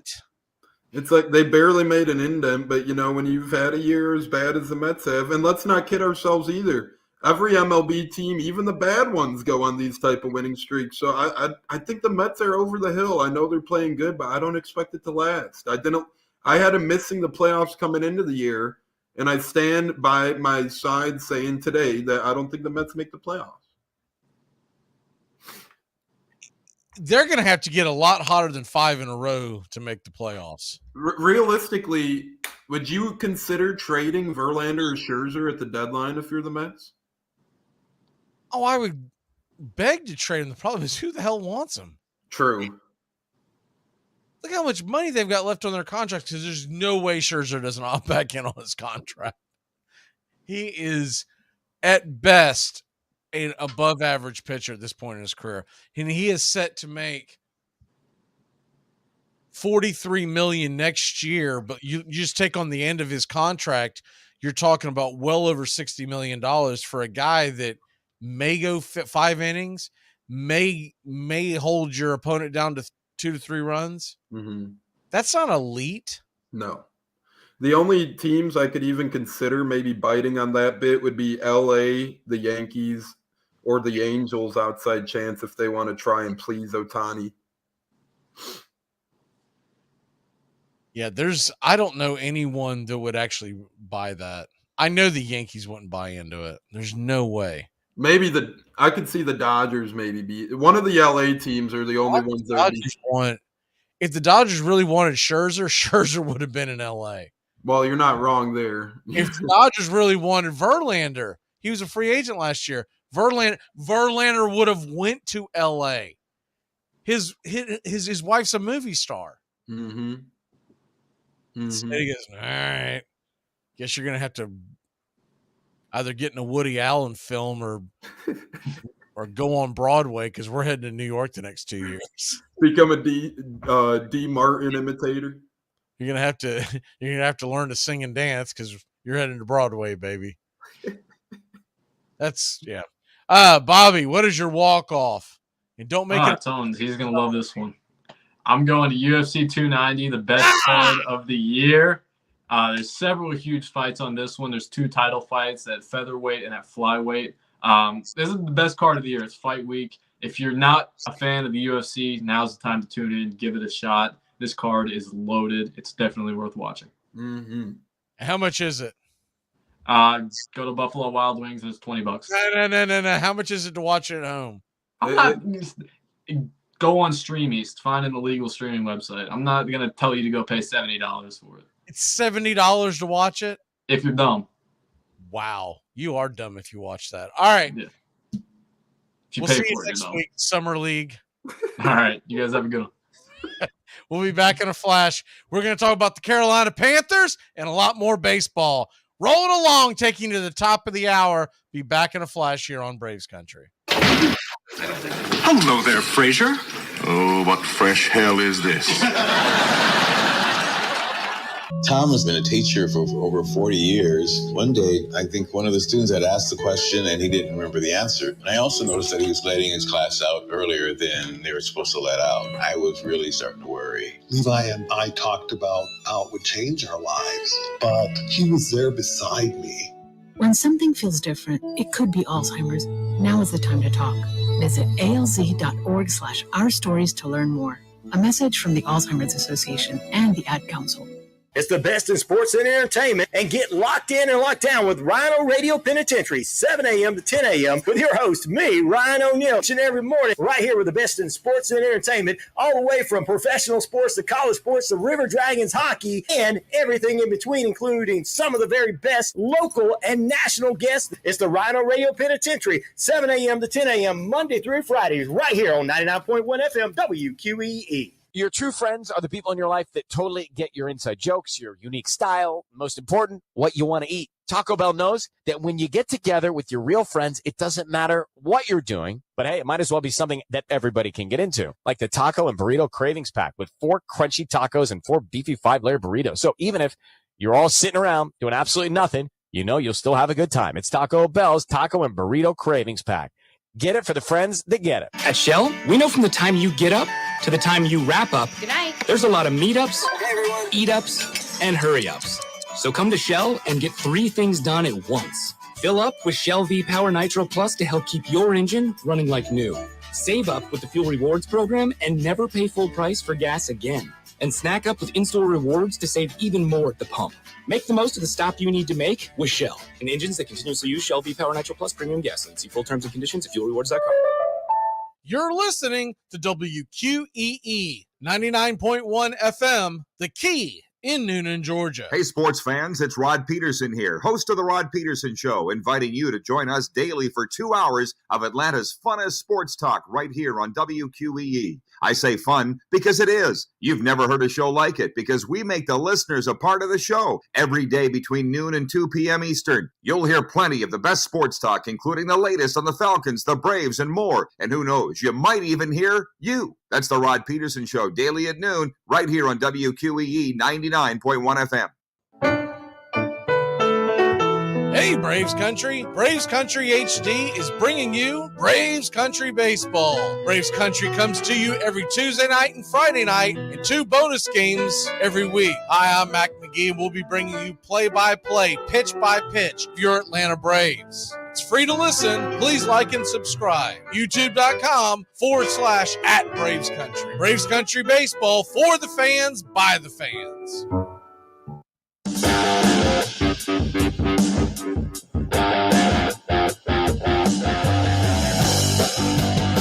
Welcome back, baby! Rocking and rolling. You know, I never realized I was such a big Denver Bronco fan looking at my team. I got Shannon Sharp. I think I've got Terrell Davis. Now I've got Clinton Portis. Yep, you're a Bronco. Miami Hurricane. What the hell, man? Just like we drew it up, you're a Bronco guy. Honestly, I really wanted to just draft Portis because I had a feeling that when it gets back up to Steven being our big Miami Hurricane guy, that he was going to have his eye on him. was like, I'm snagging them. I'm going to snag them just to tick them off. Man, by the time we get done with this, it's going to be NFL trading deadline. Yes, sir. By the time we get done with this, we'll be able to do a fantasy team for 2033. Yeah, but I mean, honestly, by the time we get done with this, our all-time team will have guys like CJ Stroud on it. You know, that young Bryce Young. Exactly. I'm excited to talk some Panther football, though. Obviously not a huge Panthers guy, but they've made some interesting moves this offseason, and, you know, they're in an interesting division as well. Well, I try to keep it in your wheelhouse. I want to, you know, I went with the Panthers with them being in the Bucs division. And, of course, we're going to talk to Panthers with them being in the Falcons division. I love talking NFC South, no matter who it is. You know, it's just fun. So let's go ahead and get into our mini camp with the Carolina Panthers for 2023. All right. The floor is yours, my friend. Tell me why the Panthers aren't going to suck this year. Well, there's a couple of reasons of why they could improve this year. Number one to me is coaching. Not that I think Frank Reich is the hottest thing since sliced bread, but he's obviously an upgrade over Matt Rule and probably over Steve Wilkes as well. So right then and there, you get head coach Frank Reich. And oh, by the way, he has a plethora of good coaches to his staff as well, including Josh McCown, who's going to do a tremendous job trying to give Bryce Young all that tutelage. So I think their coaching staff got a lot better, led by Frank Reich. Obviously, not the way the Colts wanted to go with Frank Reich, but was it all his fault? We'll find out a lot this year and over the next couple of years. You know one thing, he's definitely a lot better than Jeff Saturday.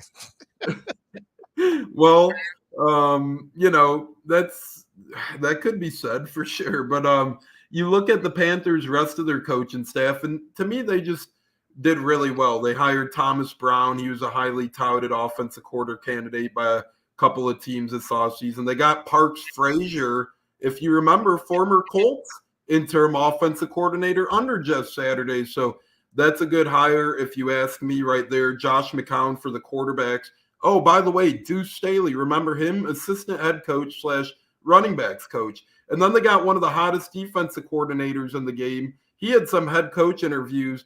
Ihiro Avero from the Broncos. They still have Dom Capers as a senior assistant as well. D'Angelo Hall is an assistant defensive coaching back as well. So their coaches, man, they just got a ton of star power coaching. And oh, by the way, that Jim Caldwell guy, he's on that staff too. So coaching, number one, huge improvement to me over there. You can't stress that enough. When you got guys like Caldwell, McCown, Staley, Parks Frazier, oof, huge upgrade. And then you look at their running back, Miles Sanders. I know they lost McCaffrey a little bit ago, but Sanders ain't a bad replacement. You add a guy like Thielen, you add a guy like DJ Chark, you add a guy like Hayden Hurst.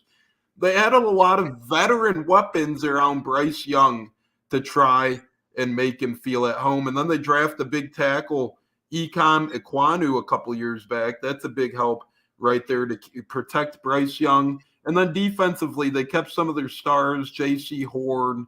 You know, they kept Brian Burns. They kept Derek Brown.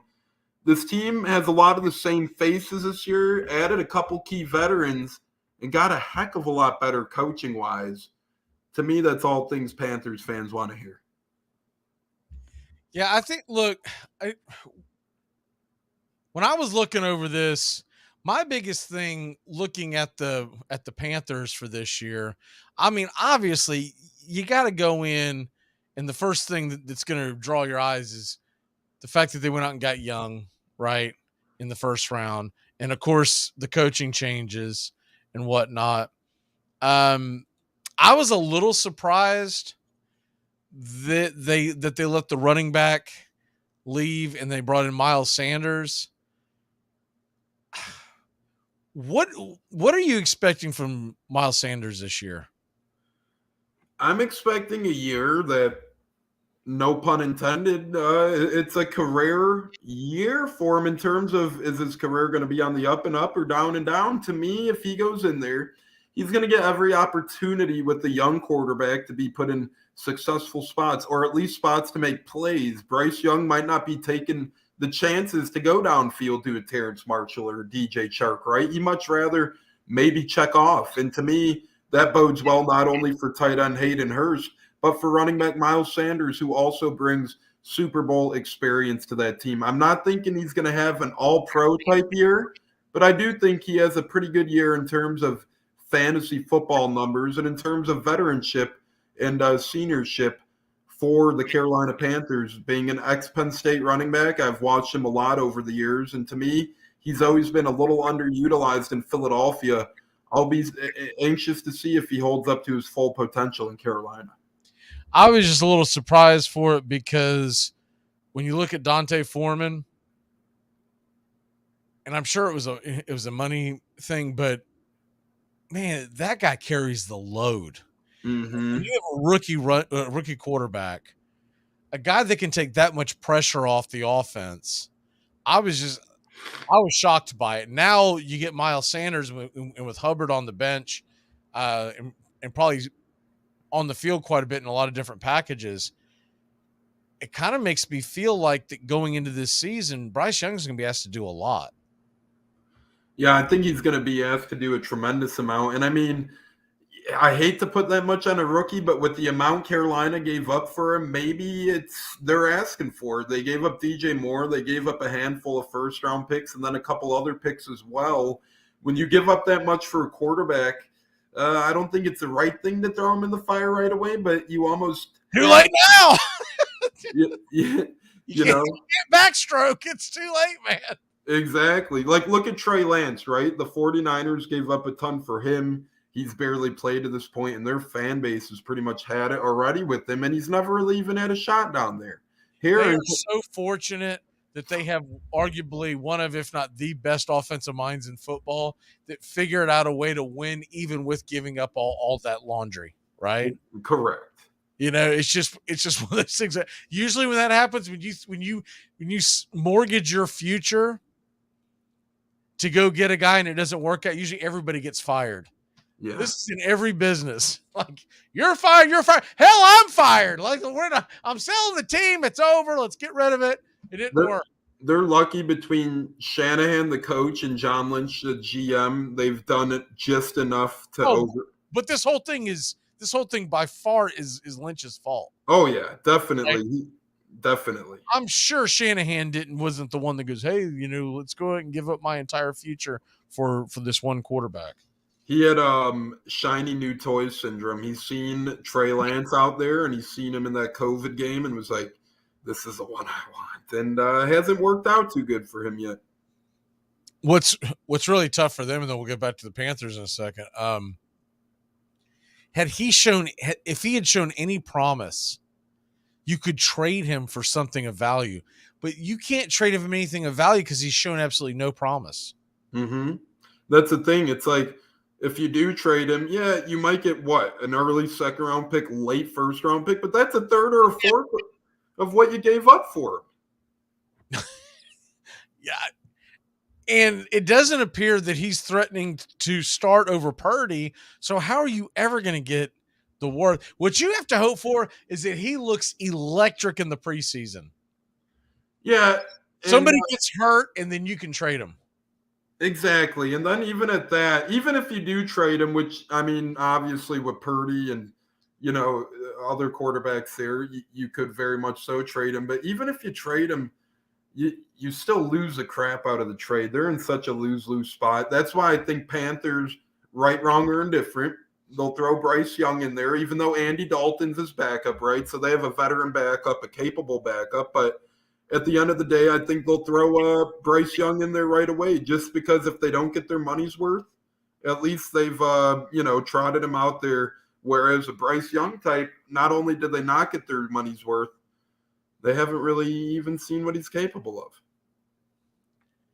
Yeah, it's an absolute disaster. I mean, if you just look at what they've got going on there. But anyways, back to Bryce Young. By the way, how far away are you from? Do you think are you from buying a Trey Lance Tampa Bay Buccaneer jersey? They pick him up on the scrap heap next year. Let's go. Let's go. If we pick him up on the scrap heap, I'm fine with that, McGee. But let me tell you this. I don't mind the Bucs quarterback situation only because they're either going to really stink this year with who they got, and they're going to be put in prime position for Penix Jr. or, one of the top guys, the North Carolina kid, or Caleb Williams next year as well. Or Baker, if they are somehow good this year, that means they either have a little bit of something in Baker or Trask, who are still both relatively young. So I know it's not the greatest of QB situations, but at the end of the day, they're going to have, at least some sort of young option heading into next year, whether it's their first-round pick, Baker Mayfield, or Kyle Trask. Well, you know what? I'll save that for a later date, but my sense would be with Tampa Bay is that they're going to have many more losses than they have wins, and they could be a team that empties the cupboard at the trading deadline, more picks, and really go all in on next year. And it could be a whole new regime by then as well.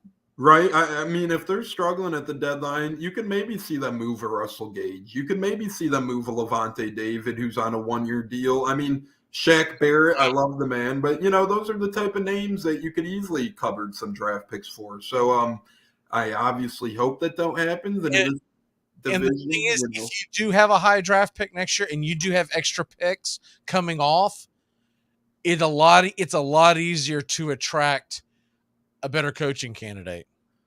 Yeah, I agree. I just get the feeling that it's almost like a lame duck era right now. Yeah.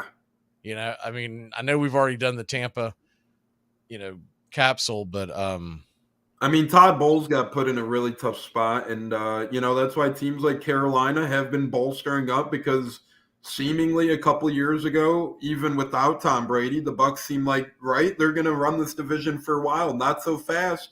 Now you have teams like Atlanta, Carolina, New Orleans are all chomping at the bit, and that's why Carolina went ahead and got an Adam Thielen, a Hayden Hurst, and a Miles Sanders, and et cetera, because they do think they could compete, and a DJ Chark. That's the thing with me is that Carolina, if things break the right way, they've got this is the worst division in football, and the only reason why I say it's the worst is because there's not really a perceived elite team in the division. Mm-hmm. You could put the AFC South in there, but I think the Jaguars are perceived somewhat elite after what they did last year in their playoff run, right? Mm-hmm. So when I say worse, I don't mean necessarily that, for instance, that the Titans are that much better than the Saints, right? But what I'm saying is the team that wins the division, the Jacksonville Jaguars, will probably have 3 more wins or more than whoever wins the NFC South. I agree. So with that being said, 8 wins, 7 wins might get you into the playoffs. Yeah, and that's the only reason why I don't count, and I mean, not the only reason, because it is football. You never know what happens in sports, but injuries. Injuries. I don't count the Bucs out of it only because. I wouldn't either. Until I saw what the product looked like, I wouldn't count anybody out in this division. Right. Now, first month to kind of give an idea of what's going on. And if you're sitting there at 0-4 or 1-3, okay, then all right, then maybe it's time to start pivoting. But if you're sitting there at 2-2 or better, that's why that first game of the season, Carolina against Atlanta, that's been an enormous game.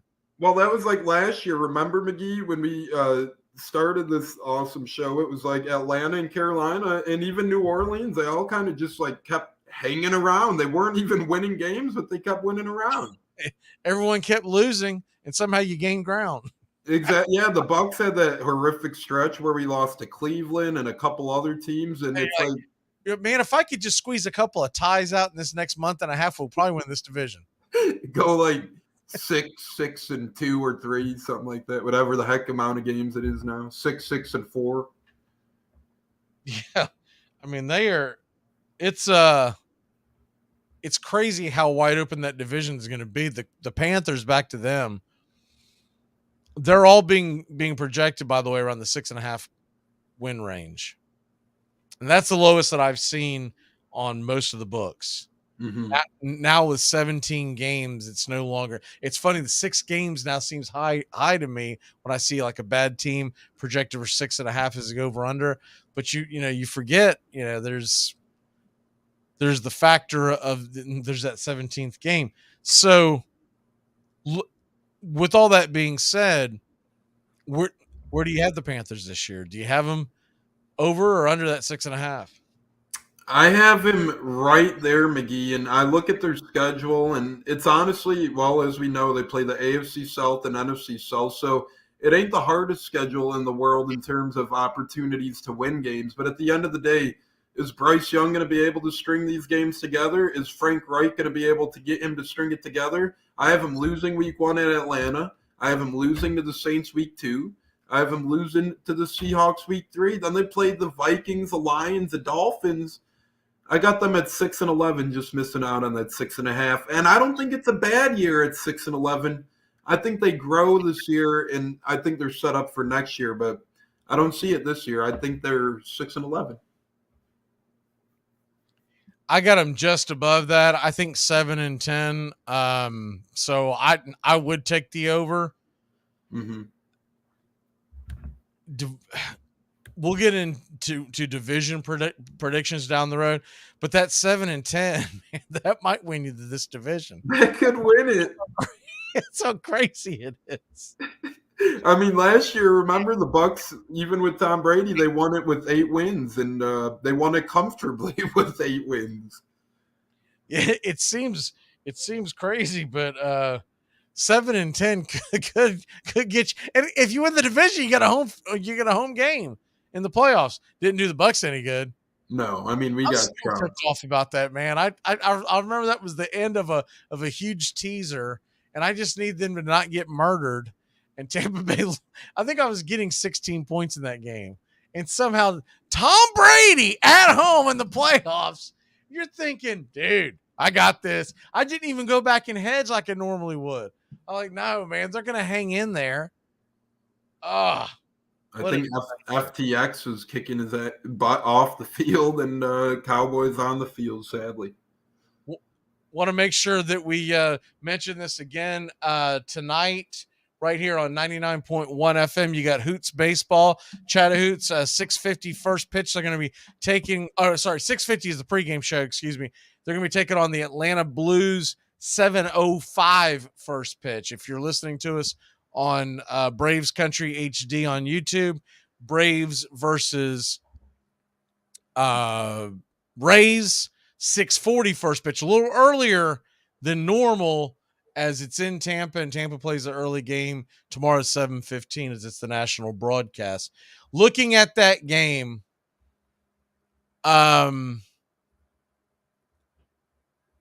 tonight's game, you got Glasnow, you got Charlie Morton. The lineups are out. You got a pretty regular lineup for Tampa. I don't see any glaring differences, though. I obviously don't cover Tampa every day. The Braves are rinsing and repeating that same lineup that has been very good to them the last couple of months. But the whole Glasnow thing, elite talent. The Braves hit right-handers really well. What is your key to the game?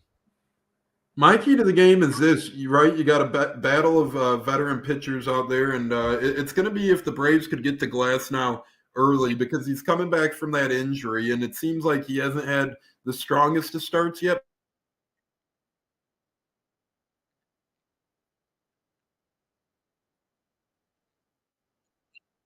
Able to put up strikeout numbers. If you're an Atlanta Braves fan, or if you're a coach of the Braves tonight, you just want to go out there and get your guys good quality at bats early, because Glasnow will throw a good amount of pitches out there. Be patient, get on base, drive his pitch count up in the first and second before he settles down in the third, fourth, and fifth. Don't give him that opportunity.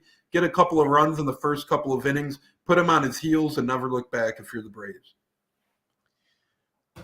I'm expecting Charlie Morton to pitch well just because he's got to have a little extra oomph factor going in his old stomping grounds. Mm-hmm. I'm not going to call it a revenge game. It's not like Tampa didn't want him back. Right. But it's a game that I think he wants to pitch well. Mm-hmm. Atlanta, we talked about this in the first segment of the show. To me, this is a huge game of the series because I believe the Braves have the decided advantage tomorrow with Taj Bradley versus Spencer Strider. Mm-hmm. I believe game 3 is a toss-up. It's a true toss-up. You've got Zach Eflin, who's pitched well. You've got Bryce Elder, who you could make the argument has actually been our best pitcher. I know he doesn't have the strikeout numbers, but he's been our most consistent best pitcher. Mm-hmm. And that game smells, reeks, and feels like a game that's going to be won late. It's going to be a bullpen game at the end where it's going to come up with a big opportunity. So tonight's game, to me, this isn't even as much about the pitchers. I feel like it's the offense. The offense that comes in ready to lay the lumber tonight, the one that shows up, is going to be the one that gets this game. I'm leaning Braves. But man, Glasnow, I watched him pitch against Seattle last week. He's got some nasty stuff. A tricky thing too with getting to Glasnow early. The Rays had, I think, a 14-inning game yesterday, and it was a bullpen day for them to begin with. Sean Armstrong started, only went 3 innings, so their bullpen has to be taxed. I know both Adam and Fairbanks tossed an inning yesterday, and so did everyone pretty much in their bullpen. So if the Braves, Flanagan's on the IL, right? Yep, he's on the 15-day IL. They expect him back the weekend after, or next weekend, right after the All-Star break. But he is out right now. What was his issue? He just re-injured his arm, I believe. He got it hurt early, and they figured out it wasn't that arm, anything like that, just something sore in there. So they pushed his start back a week, and then he tried to give it a go again last Friday, but he couldn't quite make it through even 4 or 5 innings. So they decided to rest his arm up, and they hope that the break gives him healing. I'm looking at the series prices right now. The Braves are minus 145 for the series price. Well, tonight it's a minus 111. Rays are stumbling into this one as well. They have lost a season high 5 in a row. Yeah, I really like the Braves on the series price. I get why it's so low because of the because it's on the road. That's going to be my lock of the night. It's going to be take the Atlanta Braves on the series price at minus 145. What is your lock? I don't mind that lock at all. My lock is the return of Alek Manoah pitching against Detroit. Blue Jays are hot lately. Their line is minus 130 straight up at the Tigers. Give me the Blue Jays at 6. So you're not believing the hype that he's going to come back and pitch well, huh? No, I'm believing the hype that he is pitch well. I'm taking the Blue Jays. I'm sorry if I'm. Oh, I'm sorry. I thought you said that you were taking. I could have accidentally said the Tigers, but I'm taking the Blue Jays at minus 132. Give me the big boy hype. I think he went down there and realized, geez, I'm about to be out of the league soon if I don't fix something. With him, and he's not Vogel fat, okay? He's not like an enormous dude, but he's a little husky.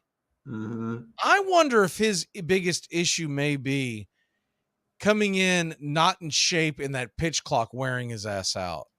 Yeah. The pitch clock and then base runners too, right? Because they're motoring all over the place this year. So between the pitch count and stepping off, trying to figure that out, he's probably just like, what the heck's going on? I feel like that when I would watch him pitch, he's never looked like maybe they got him down there to get in shape. I don't know. I haven't really looked at his numbers down there, but that's it. I'm staying away from that game personally, but I'm definitely taking a look at that box score at the end of the day. Mm-hmm. No matter who wins that game, and the thing is, Toronto's got a better bullpen, so they should win that game. But no matter who wins that game, I want to be looking at what did he do. Yeah. Yeah, I want to be looking at, that's big for the Blue Jays. This is big for their long-term success. Try and get Alek Manoah back to the old. The other interesting thing about when you look at series prices going into the weekend, Padres are minus 125, Mets minus 105. It's in San Diego. I understand that they've got Scherzer and Verlander going on the mound, but they've got David Peterson. Yeah, that's an automatic. Well, nothing's automatic, but that's looking good. It feels like an automatic loss going into that game, right? Exactly. Yep. The Mets have never hit Yu Darvish well. Now he pitched poorly for his standards against the Mets in the first meeting this year, but that was back in early April. Correct. Man, minus 125. Both of them are going. It's not like the Padres are going to be sleepwalking through this series. No. They need this series, the Padres. They need it. They're going to come out swinging. They need it, man. It's now or never for them. Their division's looking good with the Diamondbacks. And if they go out and win this series after the Diamondbacks just got swept by the Mets, that's going to help them out immensely. Yep, confidence-wise and physicality-wise. So I like that one as well. What is your walk-off real quick? My walk-off is just enjoy the All-Star break coming up. I know I'll be back on Monday, but it's really a fun time in baseball we have here coming up. So if you're a baseball fan, enjoy it. My walk-off is you got Chattahoochee baseball coming up at just a couple of hours. Make sure to keep it locked in on 99.1 FM. If you're scrolling around on YouTube, find us on Braves Country HD, as we'll have Braves versus Rays at 6:40. And stay tuned for the Brian Snow Show next. And we'll have more details by next Friday, we should, about the Armchair Quarterbacks Saturday morning kickoff show. I should start getting an idea of when the times will be. I got a quick powwow with another one of our contributors. And by next Friday, I hope to have all the details. Have a great weekend, and go Braves. We're going to take down the Rays tonight. Let's get it.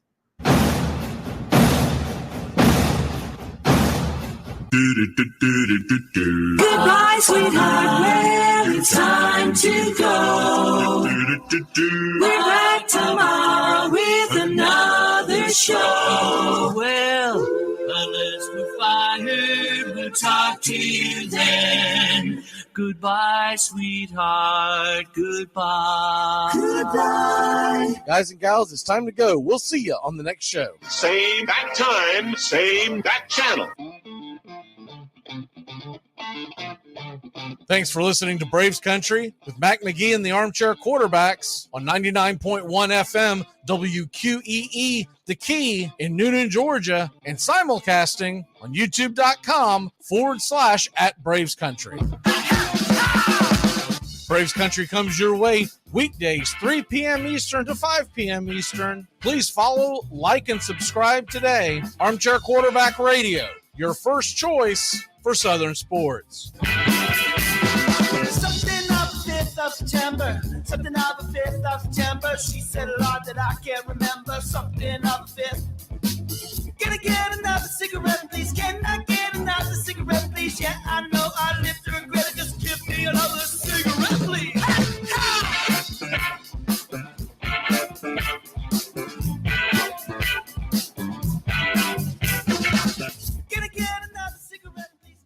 You're listening to WQEE 99.1 FM, The Key in Noonan, Georgia.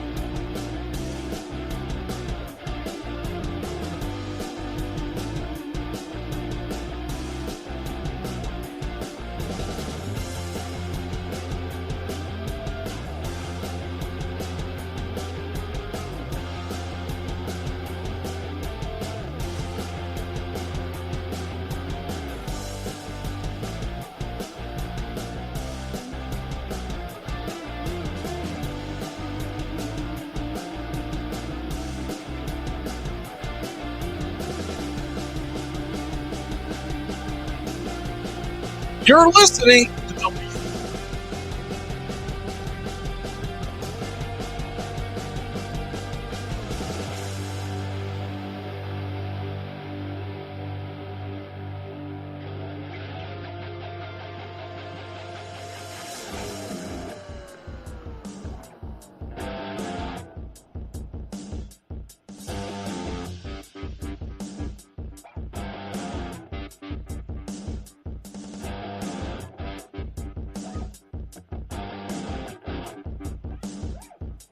and Flynn.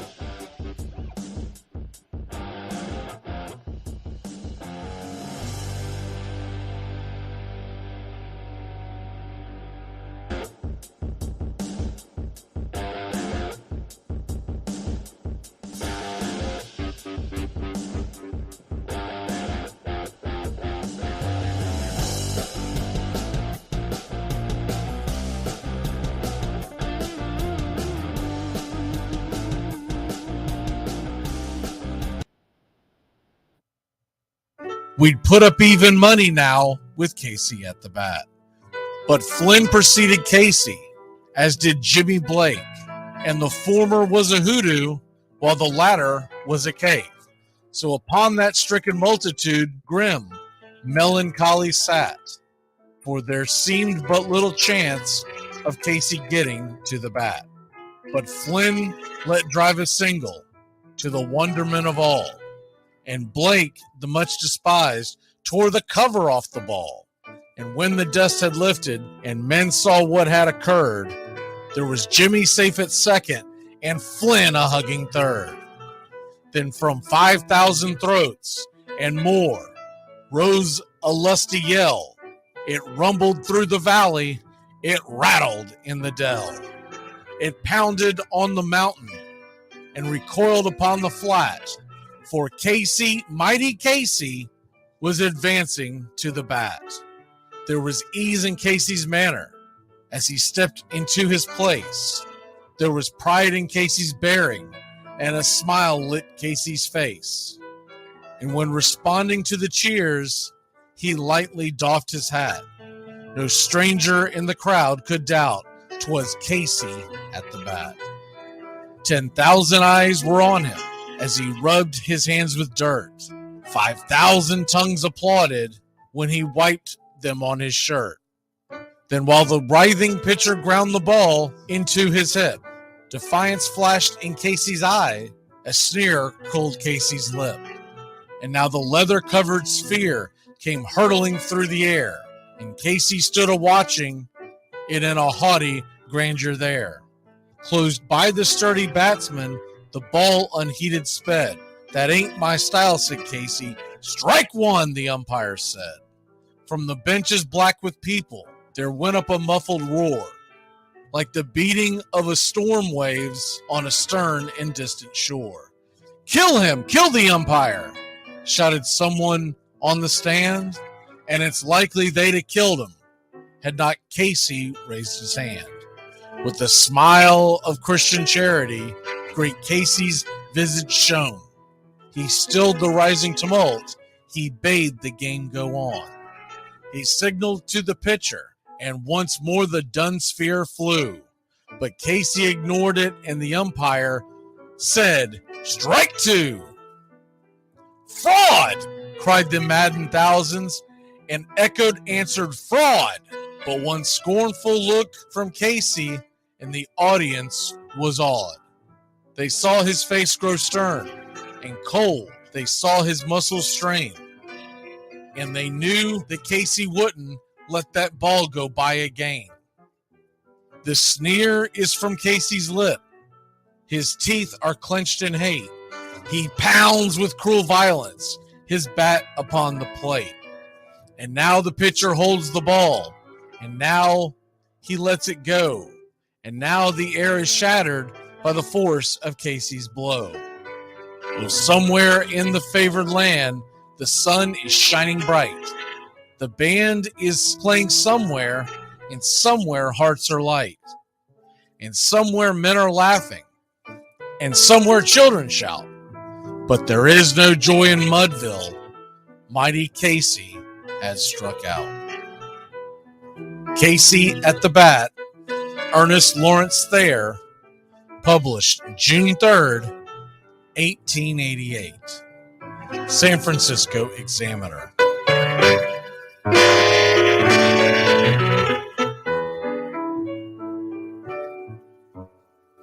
Braves Country today. We're talking Southern sports. We go live 3 to 5 weekdays right here on WQEE. Braves Country today, Southern sports talk with the voice of Braves Country baseball, Mac Magee. Joined every day from sports analysts from all over Braves Country, talking college football, the NFL, Major League Baseball, and what's trending in the world of sports. Braves Country today. We go live 3 to 5 weekdays right here on WQEE. Hey, Braves Country. Braves Country HD is bringing you Braves Country Baseball. Braves Country comes to you every Tuesday night and Friday night, and 2 bonus games every week. Hi, I'm Mac Magee, and we'll be bringing you play-by-play, pitch-by-pitch of your Atlanta Braves. It's free to listen. Please like and subscribe. YouTube.com/@Braves Country. Braves Country Baseball for the fans, by the fans. Armchair. You're listening to the Armchair Quarterback Sports Radio, #1 sports station. Good afternoon, and this is your Armchair Quarterbacks Sports Flash. The big one, the series is finally here. The Atlanta Braves head into the state of Florida, St. Petersburg, to take on the Tampa Bay Rays. Coverage begins tonight, 6:40 Eastern. First pitch, pitch-by-pitch, play-by-play of your Atlanta Braves, right here on Braves Country HD. Subscribe and like today, youtube.com/@Braves Country. Tonight's matchup, Charlie Morton, 8-6 with a 3.57 ERA. He's going head-to-head with Tyler Glasnow, 2-2 with a 4.5. Looking at the rest of the series, tomorrow night's game, 7:15 Eastern. We'll have that game as well. Pitch-by-pitch, play-by-play of your Atlanta Braves. Spencer Strider night, 10-2 with a 3.66. He'll be taking on the young phenom, Taj Bradley, who's 5-4 with a 5.27. Final game of the weekend, Bryce Elder, 7-1 with a 2.45. He'll battle Zach Eflin, 9-4 with a 3.24. Your Atlanta Braves, the best record in Major League Baseball. They'll come into the series 58-28, while the Tampa Bay Rays are 57-33. 5 games up in the loss column, 1 more win than Tampa. Keep it locked in here on Braves Country HD for all the coverage and the pregame all weekend long. Your home for play-by-play, pitch-by-pitch of your Atlanta Braves, right here on Braves Country. Other big series to look at over the weekend is Major League Baseball is center stage. Phillies are at the Marlins. They've got a 3-game set. Marlins have Alcantara, Garrett, and Luzardo heading to the bump, while the Phillies will match them up with Wheeler, Suarez, and Nola. Pretty big series out west as the Mets are at the Padres. Both teams come in 5 games under 500 and fighting for their wild card lives. This weekend, it all gets going at 9:40 Eastern. You'll have Justin Verlander versus Yu Darvish. The rest of the weekend looks like this. David Peterson of the Mets squaring off against Blake Snell. The Sunday tilt is Joe Musgrove versus Max Scherzer. Other series of interest around Major League Baseball this weekend. Cubs are at the Yankees.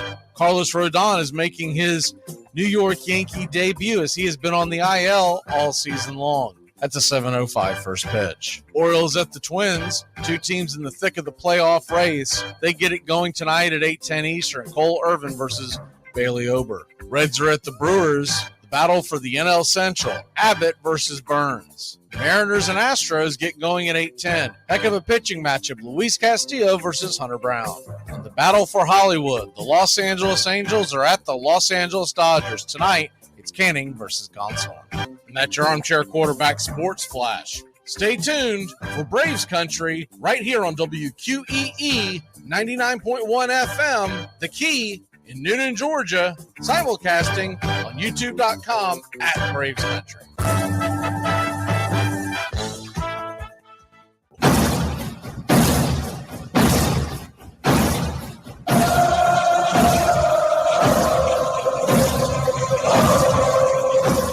Armchair.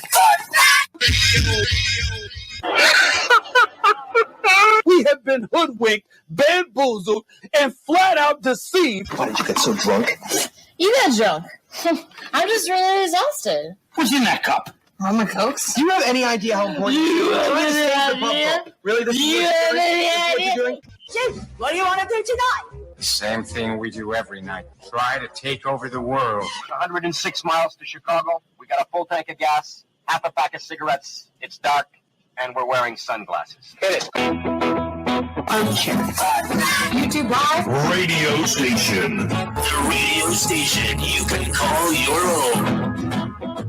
Do you know what listeners like about our station? I like everything. It's always on my radio. We never stop the music, except for now, when I talk. You're listening to Braves Country with Mac Magee and the Armchair Quarterbacks. We're here live weekdays, 3 p.m. Eastern to 5 p.m. Eastern, WQEE 99.1 FM, The Key, and simulcasting on youtube.com/@Braves Country. Your first choice for Southern sports. Good afternoon. I'm Mac Magee, and I don't know much, but I know one thing. Never thought I'd live to be old enough to see Britney Spears as a cougar. What the hell's going on, Brittany? You're grabbing at kids? What are you doing? Armchair. Community Access Channel. He's the armchair quarterback. He's full of beer and he's full of snacks. The all-American man with a cool one in his head. Hey, howdy, hi, and how the hell are you? Hope you are doing great. Rain, go away. Come back another day. We don't have time for a power outage. We got Braves versus Rays. I got lightning flashing in the background. I don't know if y'all can see it. But yeah, it's a whole thing. Trees are bending. Hopefully everything goes all right. Now, the good thing is Braves and Rays are going to be playing inside. So we don't have to worry about any kind of the Mother Nature getting in the way, right? As one of the biggest series of the entire year taking place tonight. We've got pitch by pitch, play by play of your Atlanta Braves. So we're looking forward to that. We're bringing you tonight's game. We're bringing you tomorrow night's game. And we're looking forward to that in a big way. Real quick on what's crack-a-lackin'. We're going to do this really, really quick because if you missed it, the kid from the San Antonio Spurs, Wembanyama, I believe is how he pronounces his name. He evidently was in a joint in Vegas. Now, he's in Vegas because of the, what do they call it, the Summer League for the NBA. And it's basically, it's a glorified, basically preseason games. They're kind of extended season, preseason games. Kind of gives everyone a chance to go out and watch the new kids who just got drafted. Victor Wembanyama evidently was in the club, and Britney Spears was in the club, and her story is she went to grab at him to tap him on the shoulder to get his attention, and her story is that his security, backhanded her, smacked her, something to that effect. Now that is her story. Whether or not that's what happened, I don't know. But there you have that. So that's essentially what's crack-a-lackin'. Other than the fact that we've got the biggest series in baseball this year taking place, Braves versus Rays tonight. Two best teams in baseball squaring off on the road. Rays coming in stumbling a little bit. Braves are playing really good baseball. Let's go ahead and get into that, because we've got a lot to go over and a little time to do it today. You're in Braves Country.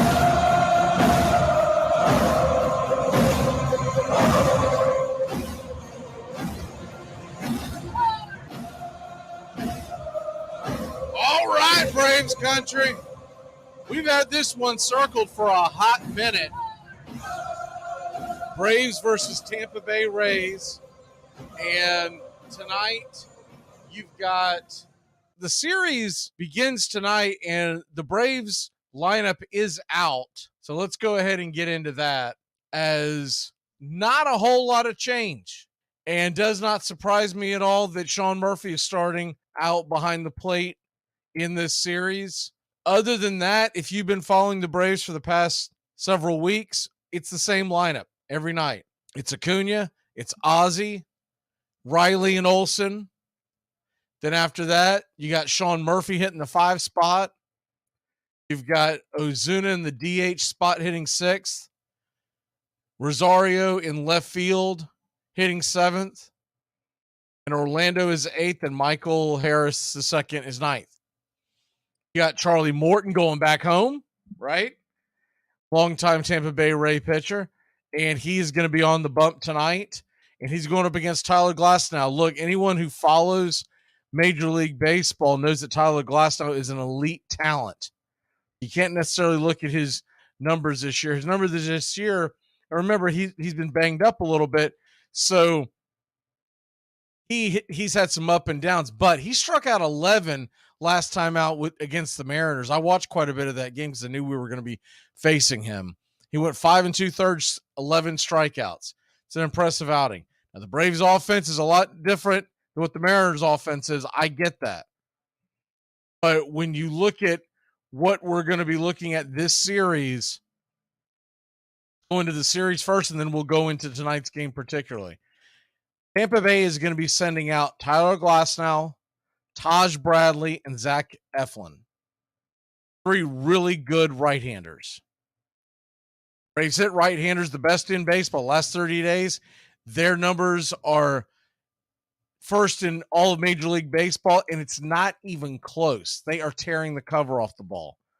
We all know momentum in baseball, especially hitting, is today's starting pitcher. So if Glasnow goes out there and spins 6 good innings, we could be in trouble as far as putting runs up on the board. I do think we're going to get some runs.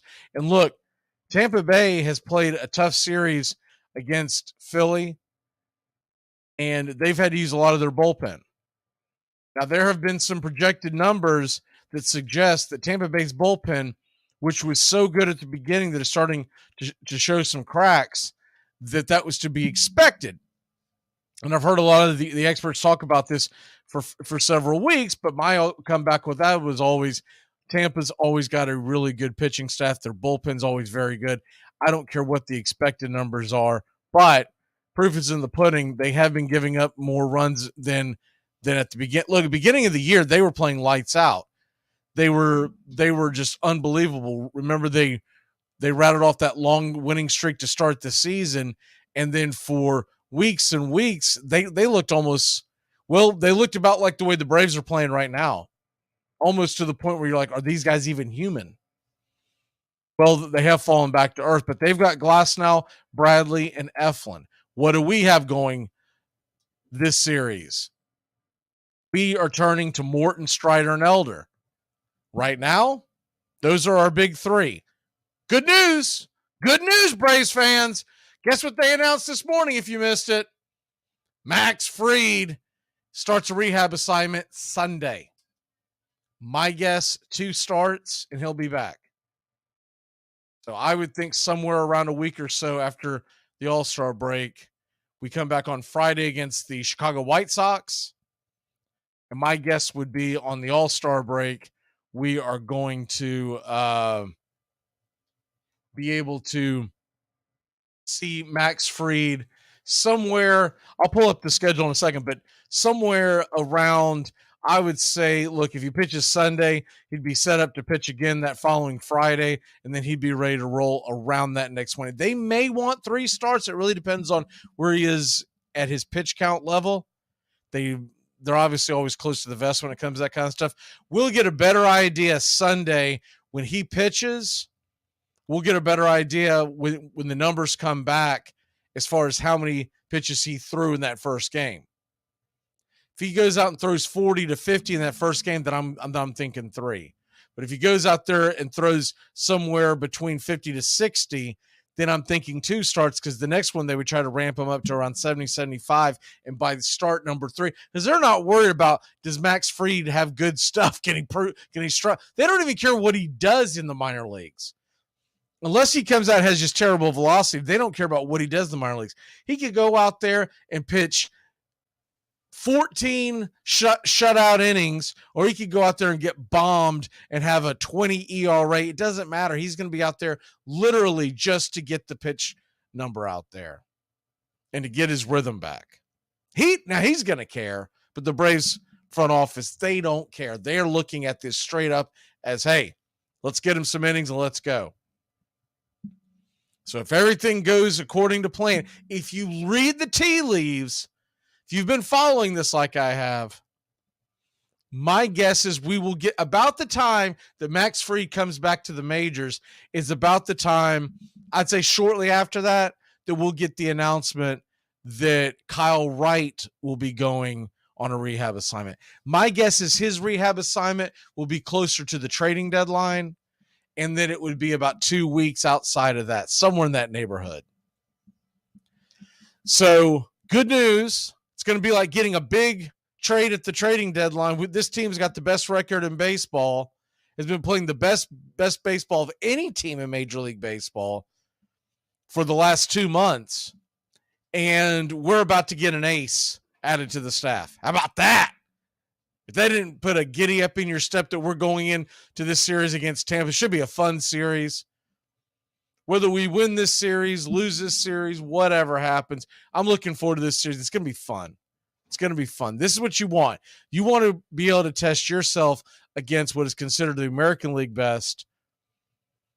And it comes at a perfect time. It's right before the All-Star break. We just had a day off, so everybody should be rested and ready to go. Braves can go out there aggressively, try to win these last 3 games. Then we're going to get almost a week off before we welcome in the Chicago White Sox next weekend. So look, I'm looking forward to this. And you can't over criticize every little game and every little move that happens in this weekend. But yeah, we're going to be excited. And if we win games against Tampa, we're going to be excited. If we lose games against Tampa, I'm just telling the fans here right now, if we lose games, if we lose a game, if we lose 2 games, God forbid we get swept. That would be the only thing that would kind of be a dumper. But let's say we don't win the series. You can't blow it out of proportion because the Braves are playing that good of baseball. And to a man, they're all ready for a rest. I was even wondering if we were going to get our 3 best in the rotation just because they might want to give Elder or Strider or even Morton an extra day or 2 off. And so I'm pleasantly surprised that we're going to get Morton, Strider, and Elder. We'll just have to see how it goes. As far as what the series looks like, look, Atlanta to me should be the slight favorite. It is on the road. Tampa's a very good team, but the Braves have a better bullpen. When I'm looking at these pitching matchups, there are 3 really good pitchers for Tampa, but I do like the Braves' chances a little better. I believe tomorrow's game against Taj Bradley, I believe that the Braves definitely have the upper hand in that one. Bradley pitches much better at home, but when you look at Bradley and you look at what he's done so far this year, he's 5-4, and he struggled against the Mariners last time out. Like I said, he pitches much better at home, but he's got a season ERA of 5.11, a 1.37 whip. He's 22 years old. He's still trying to figure out his way. So he's going to go head-to-head with Spencer Strider. To me, you can't lock anything in when it comes to Major League Baseball. Guy goes out there and doesn't have it that day. It is what it is. But I expect Strider to have a good game. And I expect the Braves to be able to get to Bradley in that second game. So we always do this when we go into the series. What does it look like? What's the critical game? I like our chances a lot in that one. I believe that Sunday's game is a toss-up. Bryce Elder, very good. You can make the argument that Bryce Elder has been the MVP of the team for the first half of the season as well as he's pitched. I mean, it has been unbelievable how good he has pitched. And Elder going up against Zach Eflin. Zach Eflin has been very good too.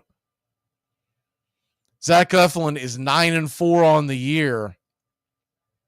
He allowed 2 earned runs and 7 strikeouts against the Diamondbacks last time out. He's got a 3.29 ERA. Now we know Elder's a sub-3, but still 3.29 ERA. And very impressive outings for Eflin.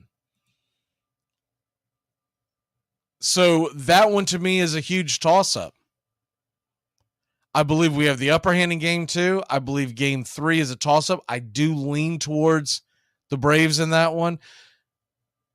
But look, if it ends up being a very low-scoring game and you get into the late innings, and depend on what your bullpen is like on day 3 of this series, breaks go one way, breaks go another way, a ball that you hope went foul, stayed fair, and went over the wall, that kind of stuff is going to play into it.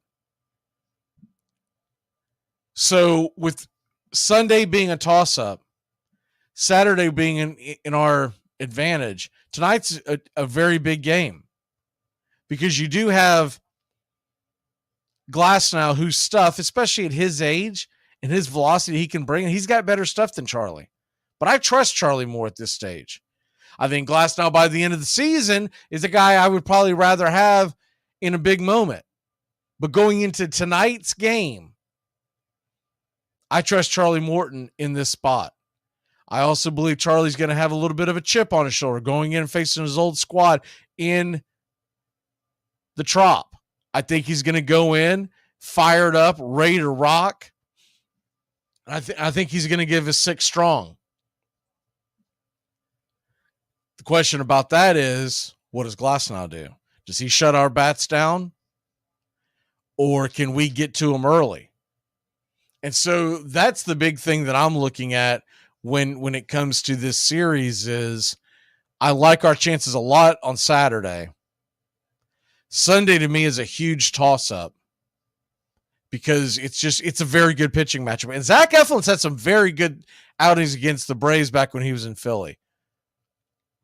Now, I do remember times where he didn't have it. We would just go out there and rake. But then the other times he was on and he was almost unhittable. He'd go out there and give you like a Zach Wheeler type performance. But that is the old Zach Eflin in my mind. In my mind, that's 2 or 3 years ago. What we saw last year, Zach Eflin, he was really good. He's continued it now as a free agent signing with the Tampa Bay Rays. So this is going to be a very interesting,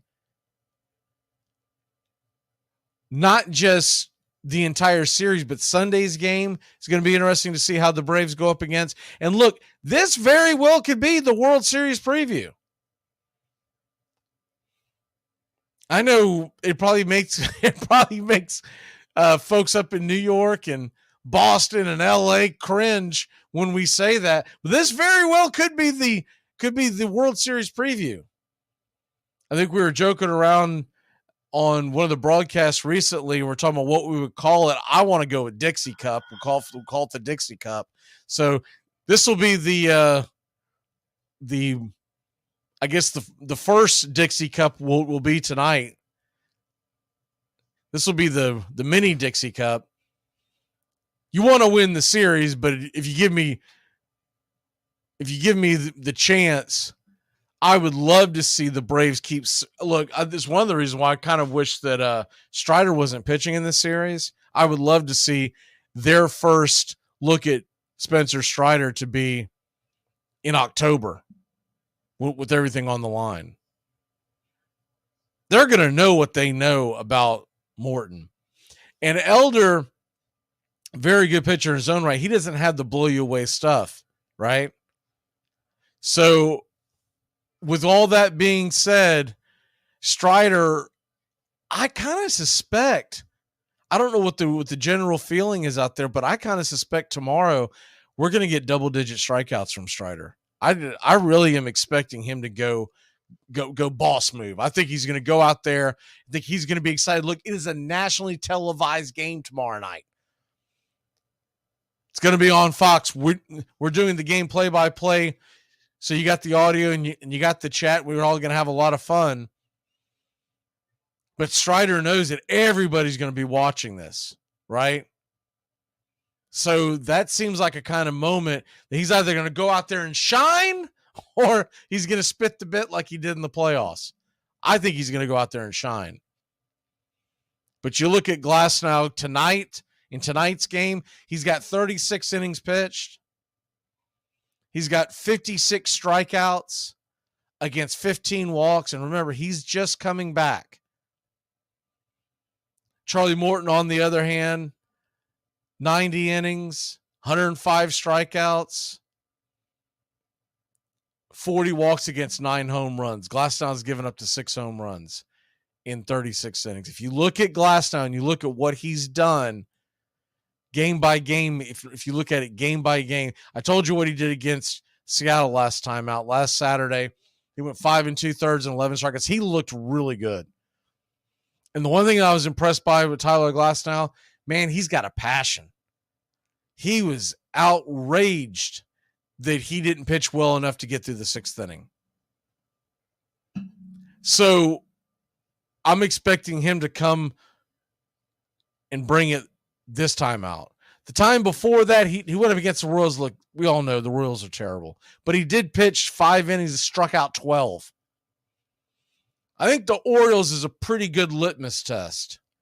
They were at home against the Orioles. It was his 4th time out, so it wasn't like this was just off the IL. And the Orioles got to him. They knocked him out in the 5th inning. He gave up 6 earned. Looks like he gave up 2 home runs.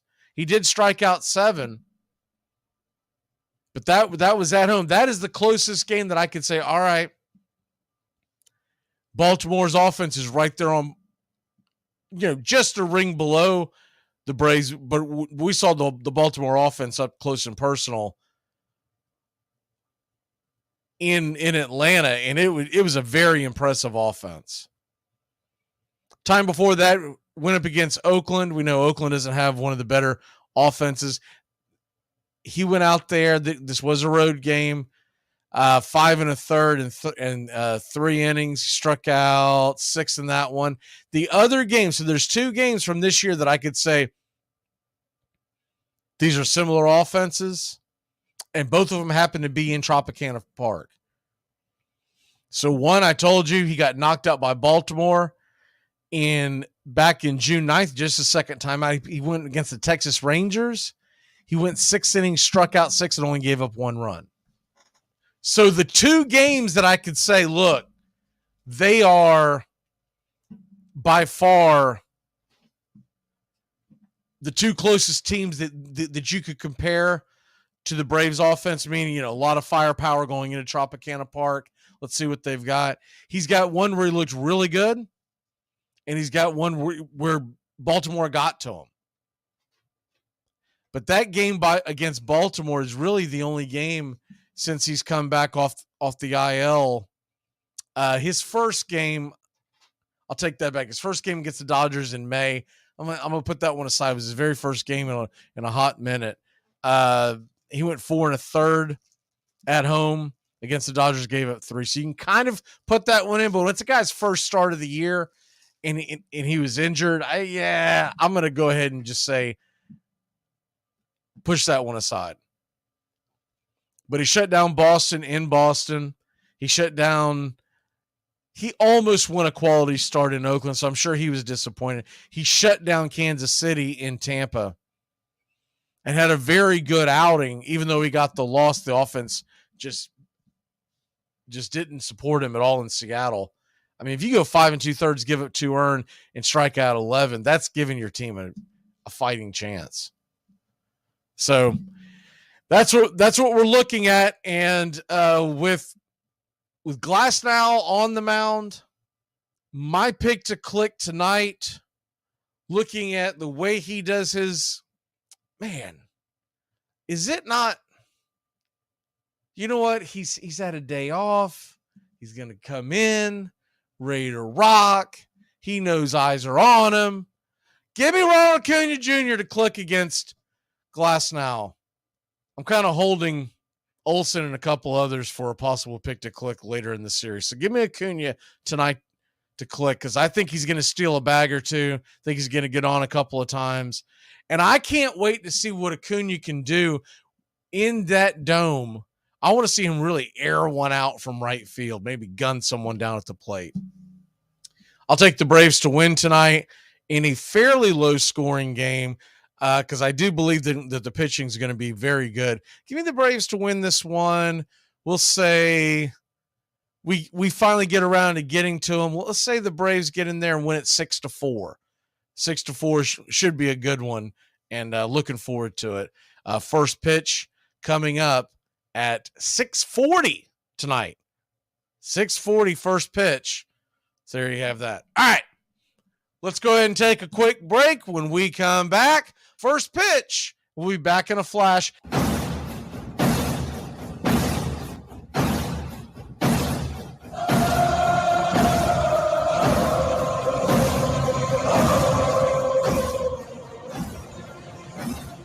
You're listening to WQEE 99.1 FM, The Key in Noonan, Georgia. There's something kind of about a kid that's never played baseball. If baseball is about caring, about loyalty and rivalry, Baerga is 0 for 3. Left center field. Grissom on the run. The team of the 90s has its world championship.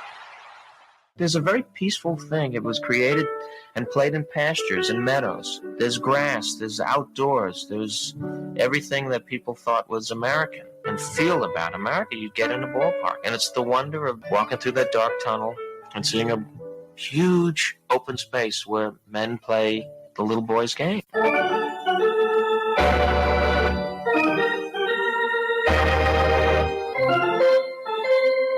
I believe in the Church of Baseball. I've tried all the major religions and most of the minor ones. I know things. For instance, there are 108 beads in a Catholic rosary, and there are 108 stitches in a baseball. I prefer metaphysics to theology. You see, there's no guilt in baseball, and it's never boring. It's a long season, and you gotta trust it. I've tried them all, I really have. And the only church that truly feeds the soul day in, day out is the Church of Baseball. Touch a ball, Joe. You'll never hit a bigger home run in your life.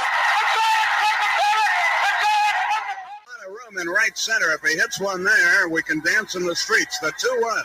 Swung line drive left field. 1 run is in. Here comes Brave. Here's the throw to the plate. He is safe. Braves win. Braves win. Braves win. Braves win. you're in Braves country.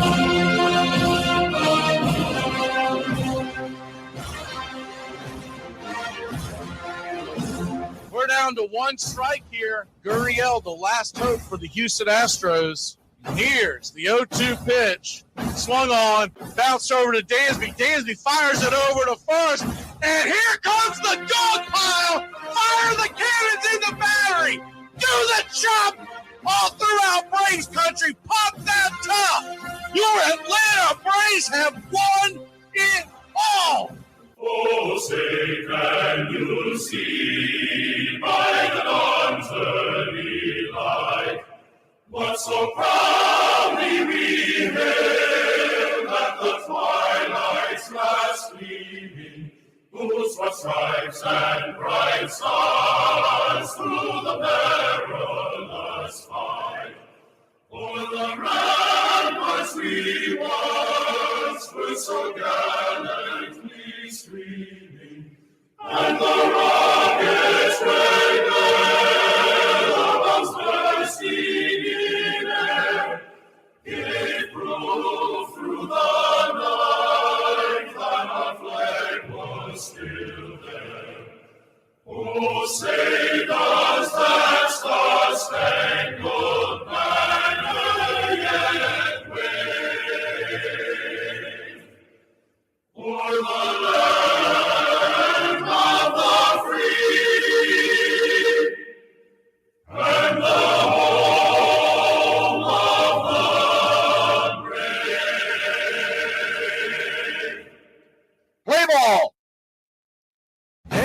Hey, hi, and how the hell are you? Pull up an armchair, girls and boys, and join us for Braves Country Baseball. We are live, and the scene is Tropicana Field in St. Petersburg, Florida, where we're set to bring you pitch by pitch, play by play of your Atlanta Braves. Hi, I'm Mac Magee. Here are your starting lineups for today's action. Leading off for your visiting Atlanta Braves, and the leading vote getter for the National League in this year's 2023 All-Star Game, Ronald Acuna Jr. in right field with 21 home runs, 54 RBI, 41 stolen bases, batting .337. Batting second, playing second, heading to the All-Star Game as well, Ozzie Albies, 22 home runs, 63 RBI, 6 stolen bases, .266 on the year. Austin Riley will be headed to the All-Star Game, batting third, playing third tonight for your Atlanta Braves. 16 home runs, 44 RBI, 2 stolen bases, .268 on the year. Matt Olson, a 2023 All-Star, 29 home runs, 70 RBI, a stolen base, batting .254. Also starting in the All-Star Game, behind the plate, it'll be Sean Murphy, 15 homers, 50 RBI, and a .305 average. Marcell Ozuna, the designated hitter, 17 home runs, 40 RBI, a .257 average. Eddie Rosario in left field, batting seventh tonight with 43 RBI, a stolen base, batting .259. And Orlando Arcia, also starting in this year's 2023 All-Star Game, batting eighth, 7 home runs, 28 RBI, a stolen base, batting .298. And patrolling center field for your Atlanta Braves, Michael Harris II with 9 homers, 25 RBI, 11 stolen bases, and a .262 average. On the mound for your Atlanta Braves, Charlie Morton, the right-hander, comes in 8-6 with a 3.57 ERA, 1.44 WHIP, 90 2/3 innings pitched, 91 hits allowed, 105 strikeouts, 40 walks, and 9 home runs given up.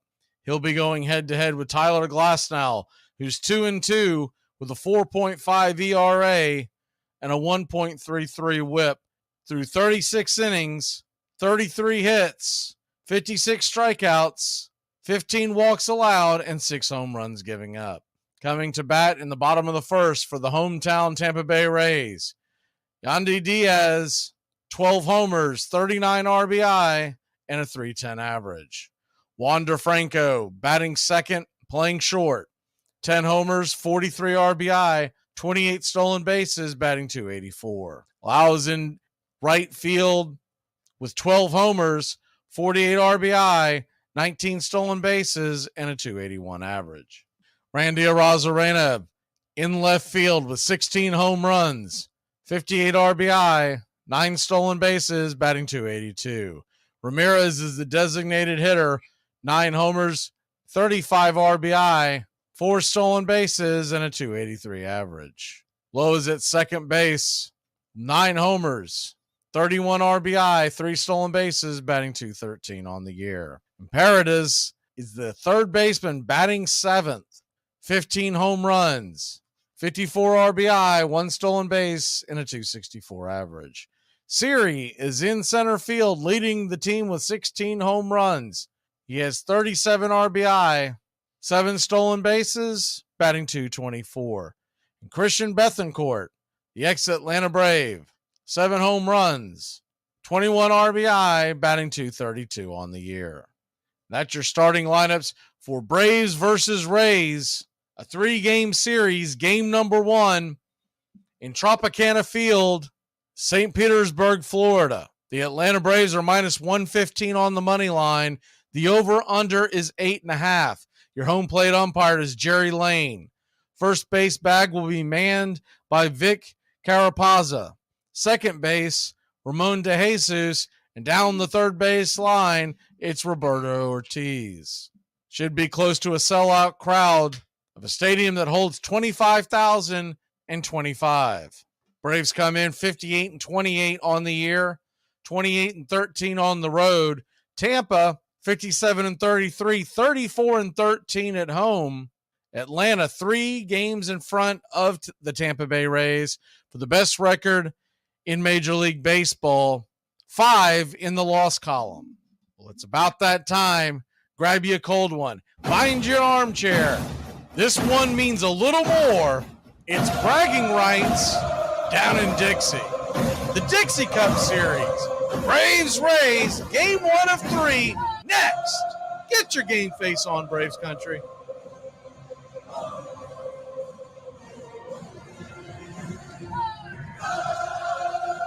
Your Atlanta Braves will be wearing their road grays. Good evening, y'all. I'm Mac Magee bringing you play-by-play, pitch-by-pitch of your Atlanta Braves. We'll be wearing the road grays with Atlanta on the front. In red, Tomahawk down below. Red numerals and the Navy names on the back. Tampa Bay Rays, they're wearing their old Devil Rays throwback uniform. And the first pitch on the way to Ronald Acuna Jr. swung on and fouled back out of play. It's baseball time in Braves country. Braves nothing, Tampa Bay nothing.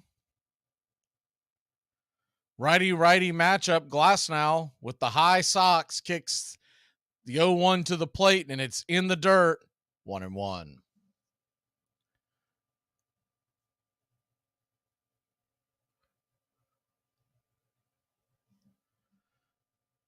Ronald Acuna Jr. The 1-1 pitch caught on the outside for a strike. It's 1-2. Nice little slider that just clipped the outside part of the zone.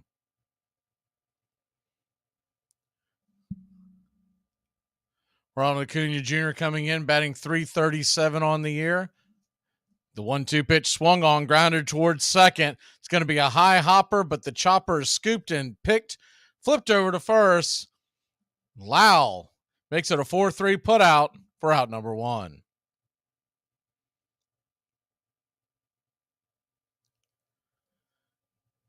Tampa Bay Rays in their all-white uniforms, the Devil Rays on the front in neon. Numerals are in blue on the back along with their names. Great classic throwback look to about 20 years ago. First pitch on the way to Ozzie Albies is top of the zone for a strike. It's 0-1. Ozzie comes in batting .266 with 22 homers. The 0-1 to Oz. 98 up top outside the zone. 1-1. The 1-1 pitch. Swing and bangs it off the plate. Foul rolls away. 1-2.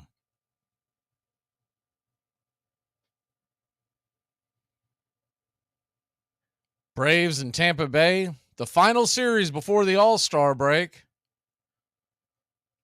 Both of them with eyes on October. The 1-2 to Ozzie. Lets it fly. In the dirt. Swing and a miss, strike 3. Kind of a check swing there. But Ozzie just kind of went halfway around. Home plate umpire Jerry Lane says that he went all the way. And there's 2 away. Tyler Glasnow, a big strikeout pitcher. So you expect a lot of strikeouts in this game along with Charlie Morton.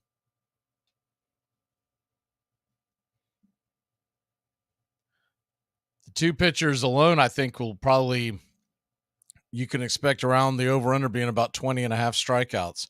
First pitch on the way to Austin Riley is right there at the knees for a strike. It's 0-1. Austin Riley, 16 homers on the year. The 0-1 swing and a miss, 98 just down the pipe. 0-2. Tyler Glasnow coming out dealing here to start the game. The 0-2 pitch misses wide, 97 just off the paint. 1-2. Braves nothing, Rays nothing. Game 1 of 3. Rays are shading the infield a little to the left. Pitch on the way and swung on and bang foul down the line. Curveball on the outer edge. We'll do it again at 1-2.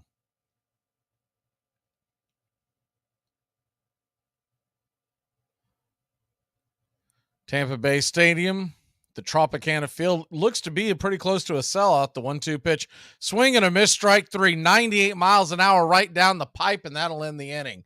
So 3 up, 3 down. We'll be back in a flash here on Braves Country. I was in the pool! I was in the pool!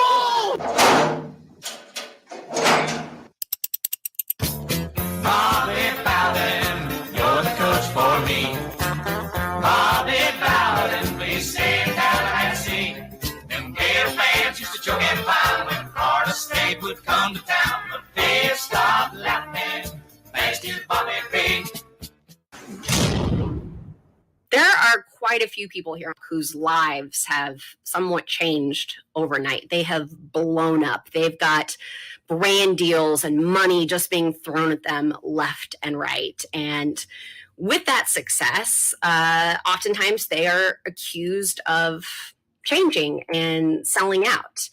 And I want to be very clear about the type of person I am and will always be, because if and when that day comes, I want people to know that it has always been my goal to sell out, and you won't be able to talk to me, peasant. Anyway, still don't have a job. Armchair. That is a Dave & Buster's Power Card. Yes. Now, does your Dave & Buster's card work at any other similar establishments, like, say, TGI Fridays? Mine does not. No, it doesn't. Believe me, I've tried it. Several locations. Okay, well, yeah, because if you recall, I've actually been with you on many of those occasions where you've tried. Right. By the spring of 1861, there were 62 member clubs in the National Association of Baseball Players. Free blacks in northern cities had established their own teams. And Henry Chadwick was trying to start a baseball club in Richmond, Virginia, when the new season was suddenly interrupted.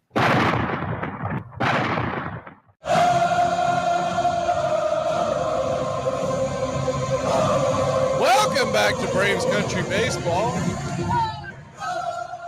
Hope you're having a great evening, great Friday night. As Charlie Morton's throwing his final warm-up pitches. Yandy Diaz will be leading off, followed by Wander Franco and Josh Lowe. It's Josh Lowe and Brandon Lau. They're spelled the same, not related. Josh's brother does play for the Tampa Bay Rays organization. Diaz comes in and he digs in. The first pitch on the way is swing and rifled back up the middle, but a one-hopper to Ozzie Albies. He'll fire it over to first, and it's a 4-3 put out for out number 1.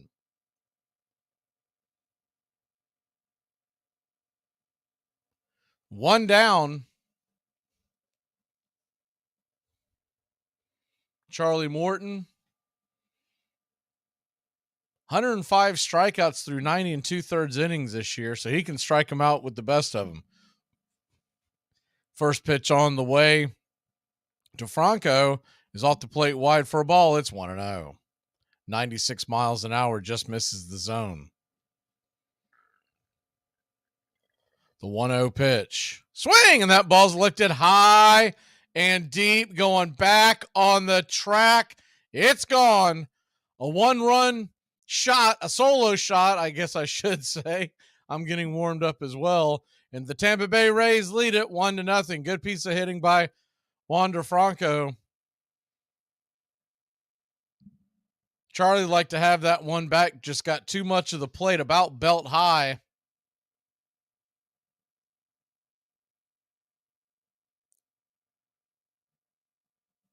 Good to see Goat and Underwater in the chat. Don't know who else is in here tonight, but wherever you're from, please let us know.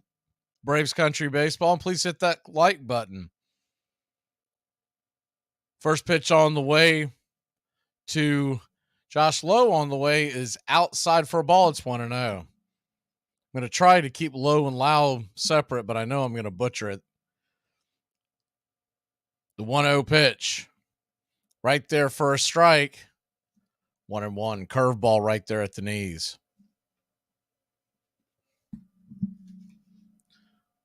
The 1-1. Swing and a miss, strike 2. Change up just on the outer edge. You got a 1-2 count on Lowe. I've already done it. The 1-2. Swing and a miss, strike 3. Curveball got him swinging. For out number 2. Do apologize. I may be a touch behind with the Apple broadcast.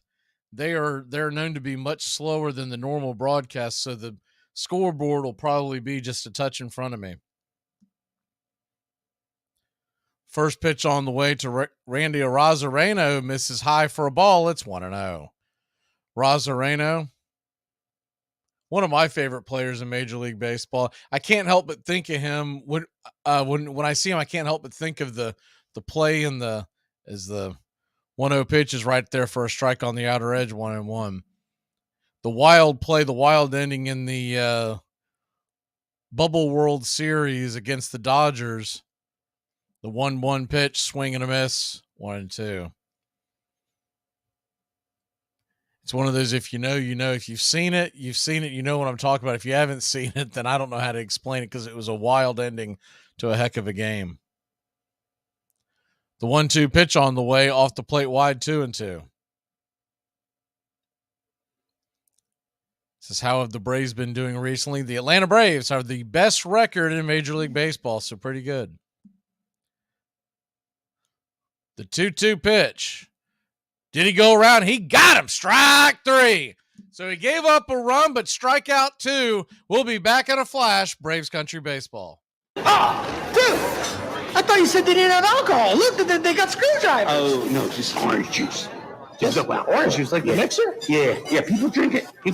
Yeah. It's crazy. When was the last time you drank straight mixer? Oh, I had a Diet Cola mixer a while ago. Oh, did you? Was it any good? Armchair Quarterback Radio, your home for the SEC. Back third down on the 8. In trouble.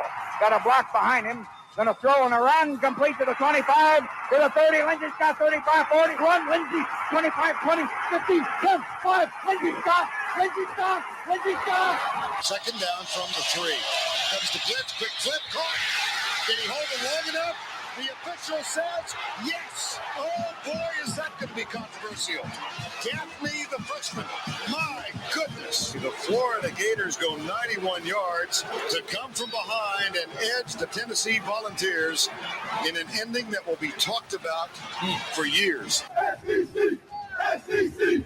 By the end of the Civil War, baseball was the national pastime, North and South, West as well as East. Soldiers took the game home with them, and it grew.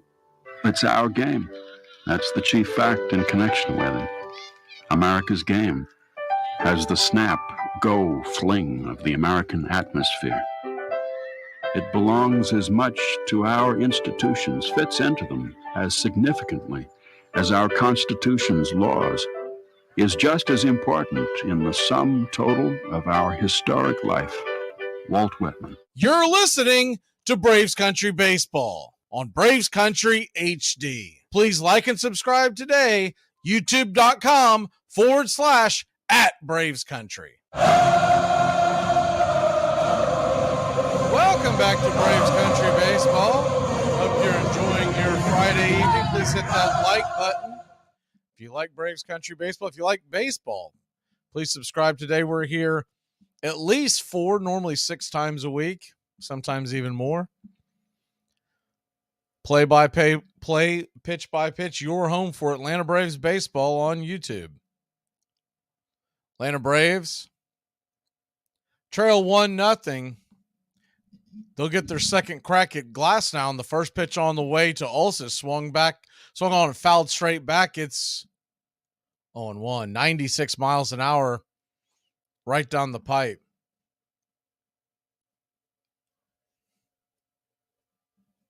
The 0-1 from Glasnow Misses down 97 miles an hour. 1-1. Tampa 1, Braves nothing. If you're just joining us, a solo home run by Franco. The 1-1, swing and a miss. It's 1-2. Look like the slider just touch out of the zone down on the inner part of the plate. So the 1-2 to Olson, who leads the National League in home runs with 29. The pitch on the way just misses. Did he go around? He did not. 2-2. Matt Olson only trails Shohei Ohtani for the league lead in home runs. The 2-2 to Olson. Called strike 3. Matt couldn't get the bat off his shoulders. Nasty curve on the outer edge. There's one away. Good pitch by Glasnow. Glasnow, before the injury, was known as one of the best right-handers in baseball. Working his way back through on that injury. Speaking of injuries, McClanahan, we will not see in this series, as the first pitch on the way to Sean Murphy's off the plate wide. It's 1-0. Rays are shading Murphy to the left side of the infield. McClanahan is the 1-0 pitch. Swing and a miss. 1-1. Tampa Bay manager Kevin Cash said that expects McClanahan to be back in action July 16th against the Royals. The 1-1 pitch swung on him, hits it high in the sky, but not very deep. And will it? No, it'll bend foul out of play. The way the left fielder Rosarena was approaching, and I thought maybe it was hanging up for him to make a catch, but it was well out of play.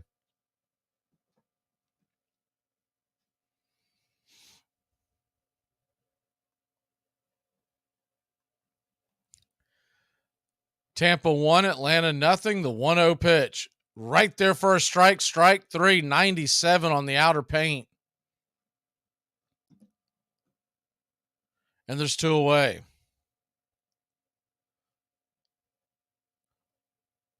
Murphy it's kind of a half-hearted swing. Didn't matter. It was right down the pipe for strike number 3. So 2 down. That'll bring Marcell Ozuna to the plate. Ozuna takes the first pitch. Slurve on the outer edge. It's 0-1. If Ozuna gets a hold of one of these fastballs, he might tear a hole in the dome. The 0-1 pitch. Swing and a miss. Curveball inside. It's 0-2.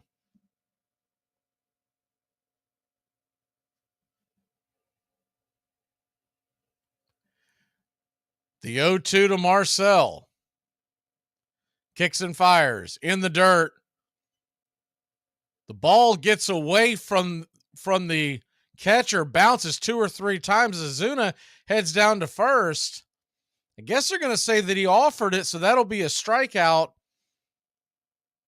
But he'll reach via the wild pitch. Yeah, I guess he did. He did offer at it. Ozuna took him a second to realize that the ball had gotten away. When he did, it's a couple of high hops. Bethancourt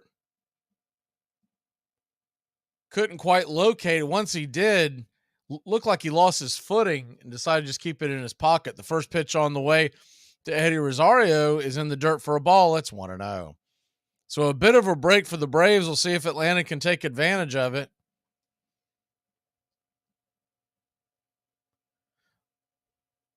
1 on, 2 out. Eddie Rosario standing in with 14 home runs and 800 OPS now. The 1-0 pitch. Inside, 2-0. He started Eddie with slider, both of them inside, 1 up and 1 down.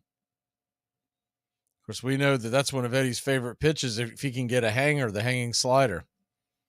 The 2-0 pitch. Swing! And rifles a 97-mile-an-hour fastball. Fouling out of play. It's 2-1.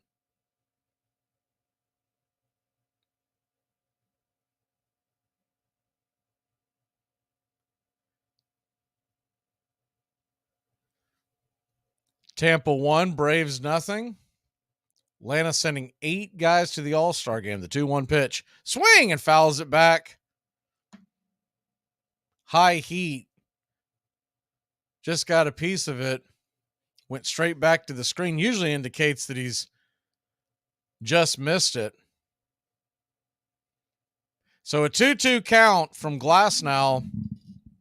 Marcelo Ozuna stands on first. There are 2 outs. The 2-2 on the way. Swing and a miss, strike 3. Nice curveball right there will end the inning. Braves threaten but fail to score. We'll be back in a flash here on Braves Country.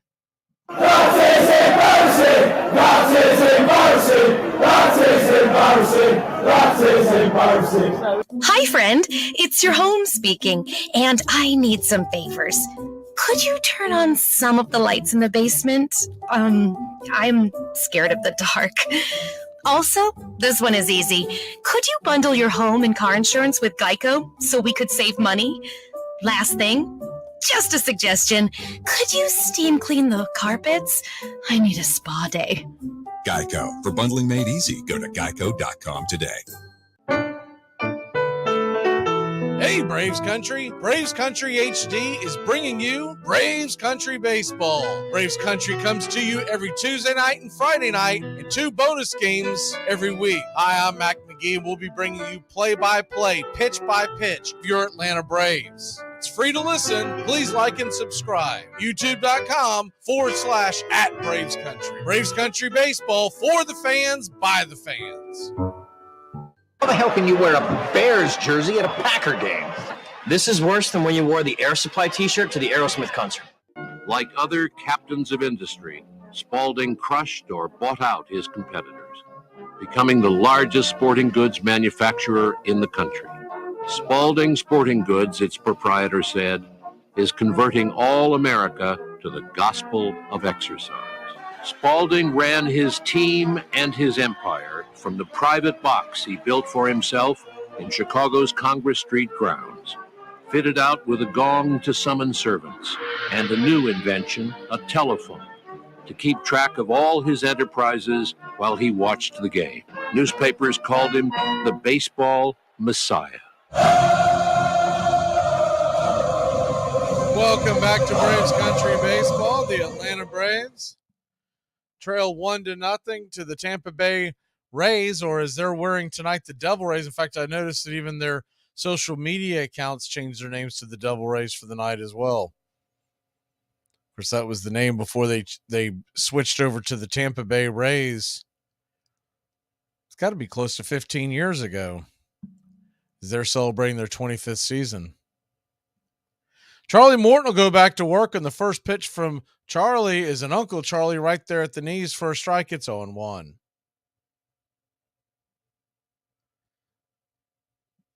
It's hard to believe we're already at the All-Star break. The 0-1 pitch swung on, grounded deep into short. Arcee has got it, fires it across the diamond, and a beautiful 6-3 put out for out number 1.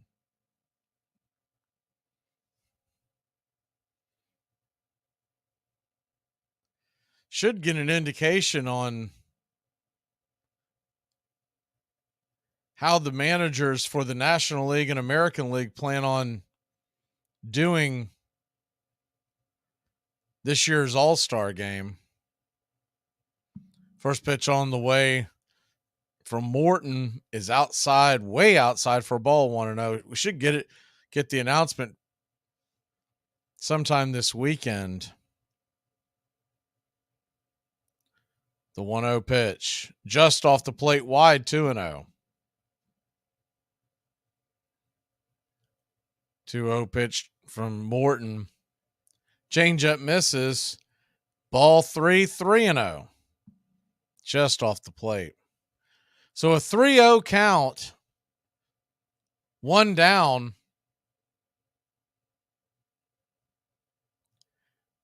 Brandon Lau takes ball 4, 95-mile-an-hour fastball on the outer edge.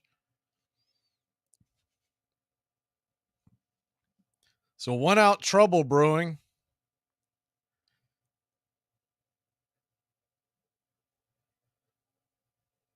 You got 1 on, 1 out in the right-handed bat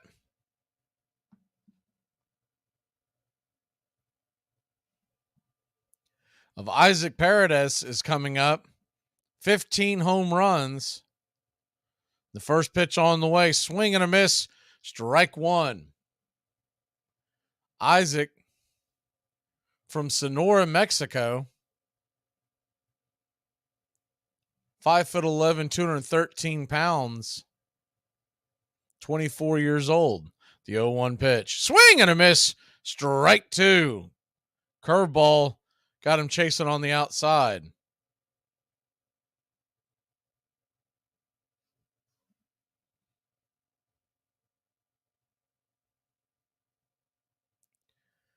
Got an 0-2 pitch. Runner on first, one out. The windup kicks and deals. Way off the plate wide. Tried to get him to chase the curve off the edge. It's 1-2.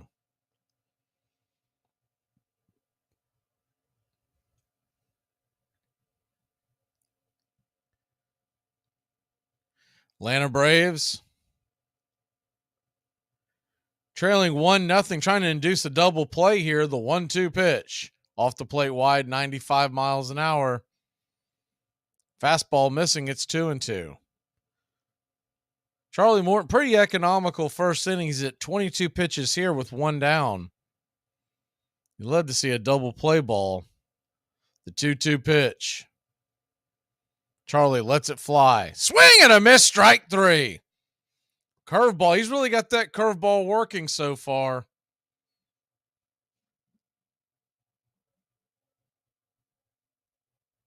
And Charlie Morton, one out away from getting out of the inning, will now have to face the leading home run hitter for the Tampa Bay Rays, Jose Siri. The first pitch on the way to Siri, swung on, rifled up the middle, almost took the head off of Charlie Morton, but it was a one-hopper right into the glove of Ozzie Albies. He steps on second, and that'll end the inning.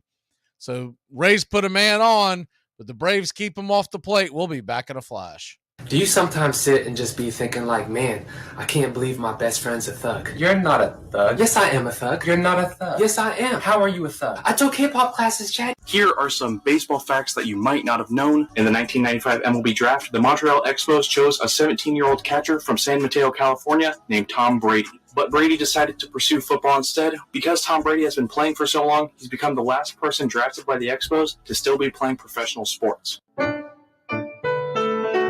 Hey, Braves Country. Braves Country HD is bringing you Braves Country Baseball. Braves Country comes to you every Tuesday night and Friday night, and 2 bonus games every week. Hi, I'm Mac Magee, and we'll be bringing you play-by-play, pitch-by-pitch of your Atlanta Braves. It's free to listen. Please like and subscribe. YouTube.com/@Braves Country. Braves Country Baseball for the fans, by the fans. The 1906 Chicago Cubs, believed by many to have been the best team in baseball history. They moved smoothly to the pennant that year, winning 116 games and losing just 36. One key to the Cubs' consistency was their infield, the celebrated double play combination of Tinker to Evers to Chant. Chicago fans loved them, but they did not much like each other, or anyone else for that matter. First baseman and manager Frank Chance fined his players $10 if they so much as shook hands with an opposing player. Second baseman Johnny Evers was so touchy that his teammates called him the human crab, and he missed one entire season after suffering a nervous breakdown. Shortstop Joe Tinker was ordinarily a cheerful man, but even he refused to speak with Evers for 2 whole seasons after a quarrel over cab fare. Braves Country HD. Please like and subscribe today.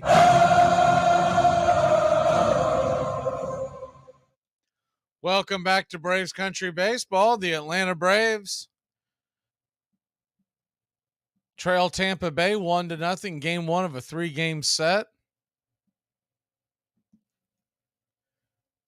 Coming to the plate in this inning, be Orlando Arcia leading off. The first pitch on the way to Orlando's off the plate wide for a ball. It's 1-0. Orlando be the starting shortstop in this year's All-Star game. The 1-0 pitch misses high, 2-0. It's hard to believe just a few months ago, there was a big argument of who should be starting for the Atlanta Braves at short. The 2-0 on the way. Fastball right there at the knees, 97. Looked a touch below, but got the call. It's 2-1. Orlando, 7 home runs, a 782 OPS. Pitch on the way in the dirt. 3-1. So Orlando's worked at 3-1. Start this inning. The 3-1 on the way. Ball 4. 96 off the plate and low. And it's a leadoff walk to Orlando. Michael Harris II is coming to the plate.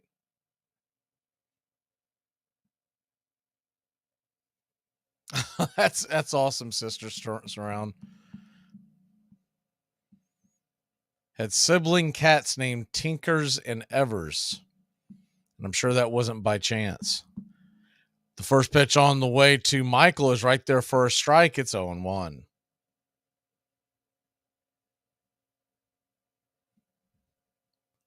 The 0-1 pitch.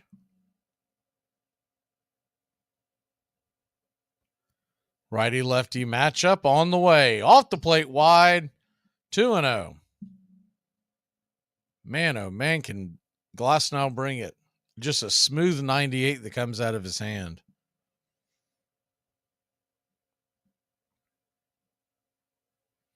The 1-1. Swing and a miss. 1-2. So he's going fastball, then hooked the slider in there just under the hands. Harris a little bit off balance now with the 1-2 count. The pitch on the way. Swung on and grounded up the middle, but it's going to be a... Franco wasn't going to be able to get to the bag in time, so he just fires it over to first. A 6-3 put out. Orlando Arcia stands on second, representing the tying run. Probably a good play by Franco. He had to make a decision there. No one was covering the bag. To see the replay on this, what happened. Harris hit it hard up the middle. The momentum was taking Franco away from the bag. He would have never gotten there, and Lowe must have gotten a late jump. The first pitch on the way to Acuna is inside for a ball. It's 1-0. 88-mile-an-hour slider. They were playing Harris to pull. I think he just got a late jump. The 1-0 pitch misses high. 2-0. So he's gone slider to Acuna. Acuna 0 for 1 on the night.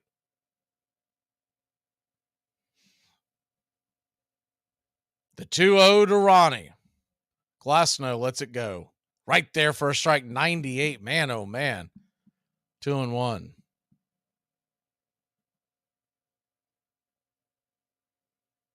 When he throws that ball downstairs, that 98, as smooth as he does, it reminds me of the old fastball from Kevin Brown. The 2-1 pitch. Swing and fouled away. It's 2-2. Acuna trying to find a way to get through here, get the Braves' first base hit of the night. Arcia stands on second, 1 down. The 2-2 pitch. Swing and just taps that foul. Rolls to the backstop. Do it again at 2-2.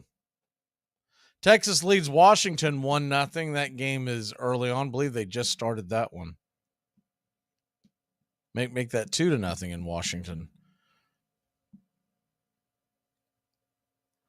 The 2-2 to Acuna. Swing, and that ball is hit high and deep. Going back on the track, making the catch is Siri. Tagging up is Arcia, and he'll be in at third, moving 90 feet up and 90 feet away for the tying run. Hit that ball hard. Just missed getting that out. Full extension. Acuna slammed his bat. He thought it was out. So 2 down and a runner on third.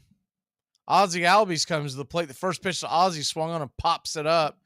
And it'll be an easy pop up over towards third. Can of corn, and that'll end the inning. So the Braves get on third but fail to score. We'll be back in a flash here on Braves Country.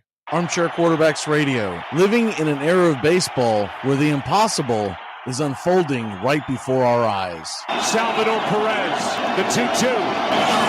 Popped up, Sandoval in foul territory. Giants win! A World Series win for the San Francisco Giants for the third time in the last 5 years. And their hero, Madison Bumgarner. The 1-2 again. Inside corner. The Royals, 2015 World Champion. This is going to be a tough play. Bryant, the Cubs win the World Series. And the Cubs have finally won it all.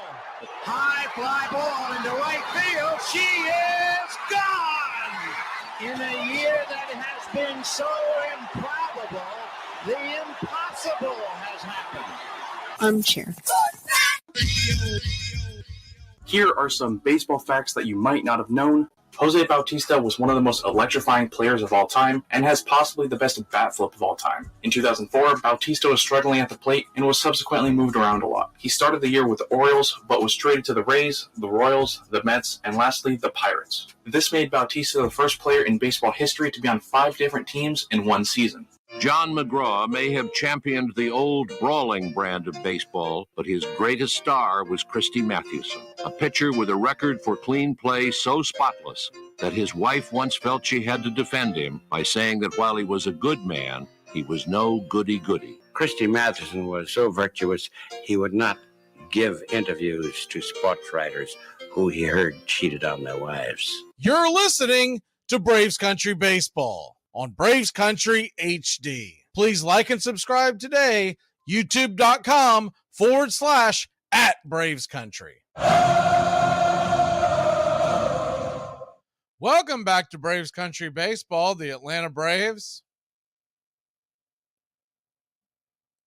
trail 1-0 as we head to the bottom of the third inning. Christian Bethancourt, the ex-Atlanta Brave, will come to the plate. Number 9 hitter. He'll be followed by Diaz and Franco, who hit a home run earlier. Braves right now, along with Tampa Bay, the top 2 teams in Vegas to win the World Series if you were out there right now. The first pitch on the way from Charlie, misses outside for a ball, 1-0. 4-seamer, 92. It's that nice and easy one that he throws. He can ramp it up to 95, 96 if he need be. The 1-0 pitch. Right there for a strike. Curveball clipped the zone. 1-1. Bethancourt, 7 home runs, 21 RBI. The 1-1. Swing and bangs it foul down back behind home plate. 1-2. Christian Bethancourt, one of a few Braves that was in the farm system a few years back, and Braves were loaded with young catching talent. The 1-2 pitch, swing, and fouls it away. 95 up top. We'll do it again at 1-2. Braves have since traded all that talent away and have acquired guys like Matt Olson and, of course, Sean Murphy. Yet Bethancourt in Tampa at this moment. Contreras is up in Milwaukee. The 1-2 pitch swung on and fouled it back out of play. Do it again at 1-2.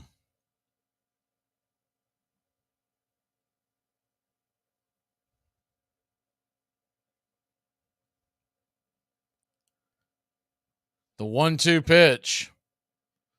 Curveball misses outside. Tried to get him to chase, but he wasn't biting. It's 2-2.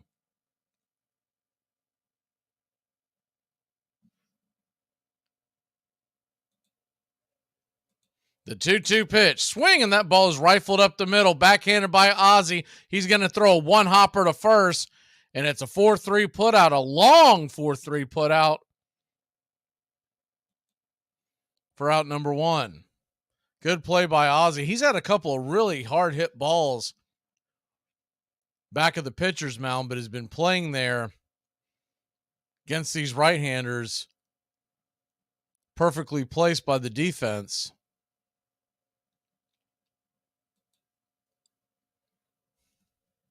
First pitch on the way to leadoff hitter. Diaz is inside for a ball, 1-0. Changeup misses.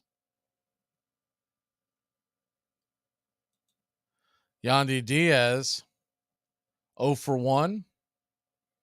The 1-0. Swing and fouls it back. It's 1-1.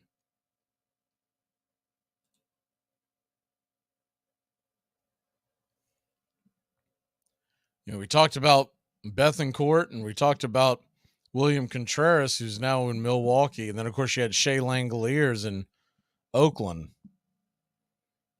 The 1-1 misses down and away. It's 2-1.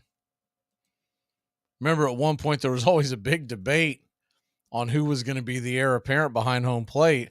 The 2-1 pitch swung on and grounded hard into center field.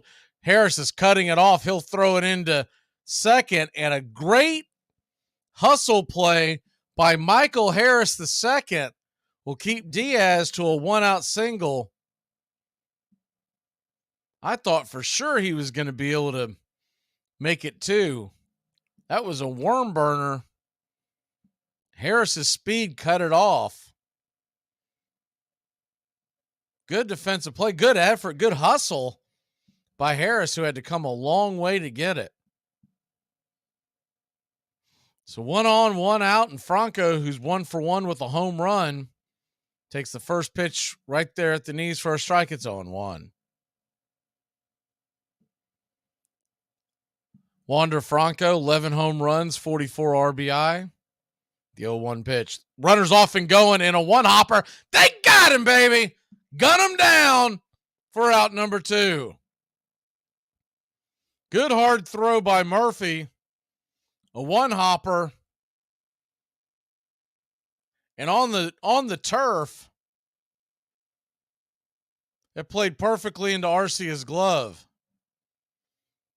Diaz was asking to see if the dugout was going to ask for a review. He's out. Didn't look like he got a very good jump. The 1-1 pitch misses wide and high. It's 2-1.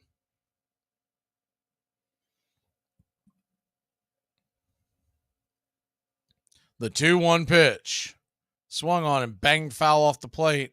2-2.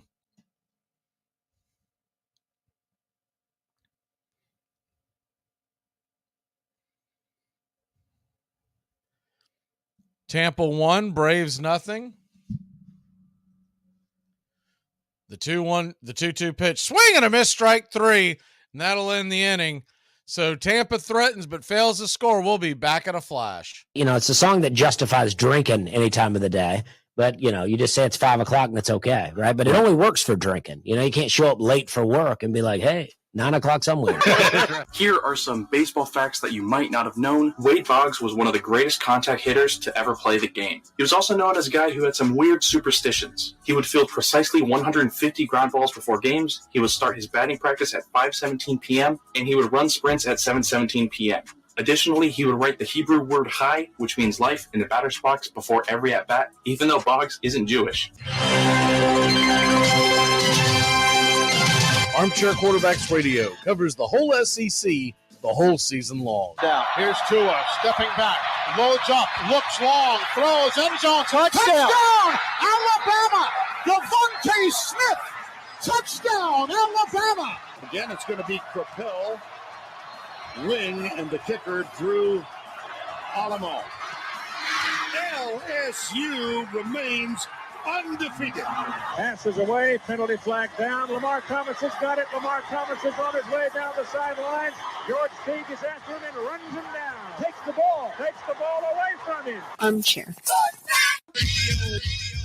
These are the saddest of possible words. Tinker to Evers to Chance. Trio of bear cubs and fleeter than birds tinker to Evers to Chaz, thoughtlessly pricking our gonfalon bubble, making a giant hit into a double. Words that are weighty with nothing but trouble, tinker to Evers to Chaz. Well, I'm of the school that believes that we know the names Tinker, Evers, and Chance more because they fit the metric requirements of Franklin P. Adams' poem. Evers was a great ball player. Tinker was a damn good shortstop. And Chance could hit well. But if you look at their record, they didn't make any more double plays than anybody else in the league at the time. They just sounded awfully good. Welcome back to Braves Country Baseball. Happy Friday night. Happy weekend to everyone out there. Atlanta Braves trail 1-0. We head to the top of the fourth inning. Fast-moving game so far. Bit of a pitcher's duel. Braves are yet to get a base hit. We'll lead off with Austin Riley. The first pitch to Riley is off the plate wide for a ball. It's 1-0. Slider misses.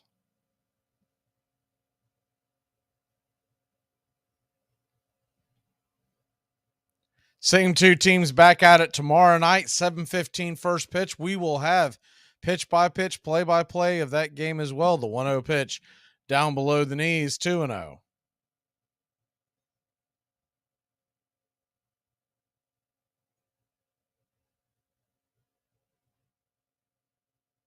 The 2-0 pitch, swing, and that ball is hit high, but not deep enough.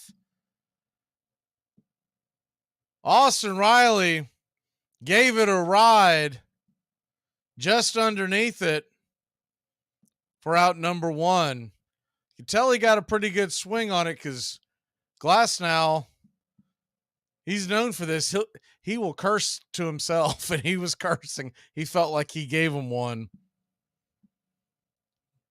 Not quite deep enough, and it's allowed out number one. The first pitch on the way to Olsen is down and in. That's called a strike. That's a bad call by home plate umpire Jerry Lane.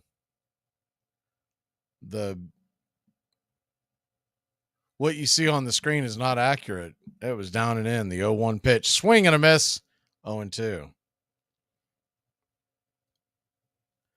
That ball probably missed about 2 or 3 inches in and down. I'm convinced that the stat track that they use on this page is reactive to the call. The 0-2 pitch, swing, and that ball is rifled foul and out of play. We'll do it again at 0-2.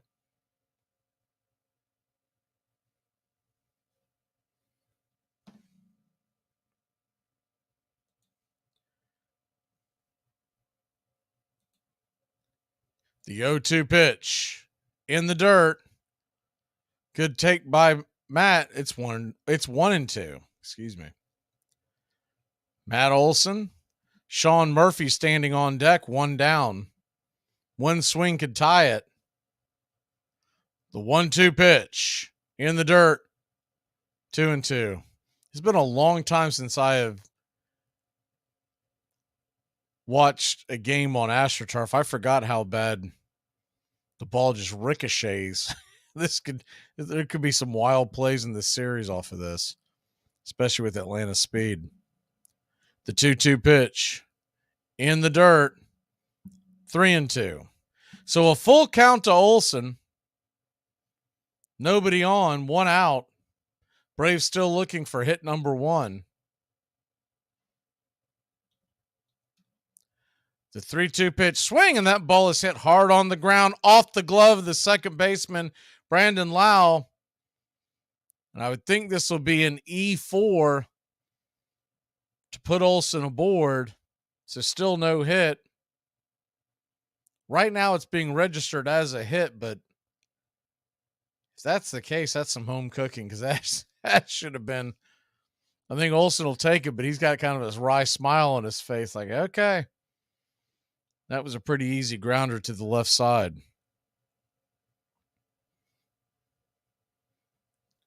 So 1 on, 1 out, and the first pitch to Murphy swung on, and that ball is hit high and deep, going back on the track. Is it gone? It is gone, baby! Ramalama ding dong, a 2-run blast. Your Atlanta Braves lead it 2-1. 386 happy feet off the bat of Sean Murphy. And the Braves take a 1-run lead here in the top of the fourth. That ball kept going and going and going. When the right fielder leaped at the wall low, I thought maybe he was going to have an opportunity, but it just went over the fence and past his glove. First pitch on the way to Marcell Ozuna is swung on and rocketed foul down the first base line. It's 0-1. He went with that pitch. It was a fastball on the outer edge, and he just drove it over the right field wall. The 0-1 called for a strike up top outside. It's 0-2.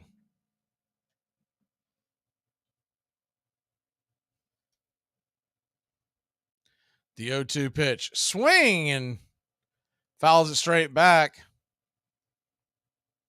Do again at 0-2.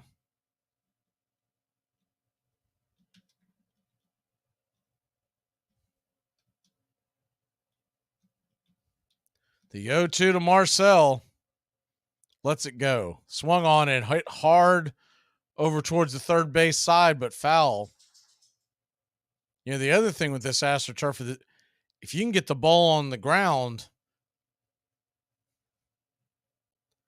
hit it hard on the ground as fast as the ball travels, a lot of crazy things can happen. The 0-2 pitch. In the dirt. Did he go around? He did. Strike 3.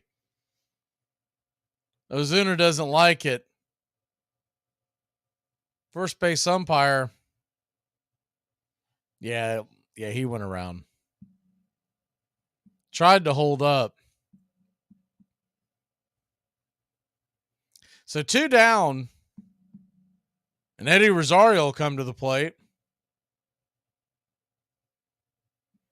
Rosario takes the first pitch up top high. It's 1-0, 95 miles an hour.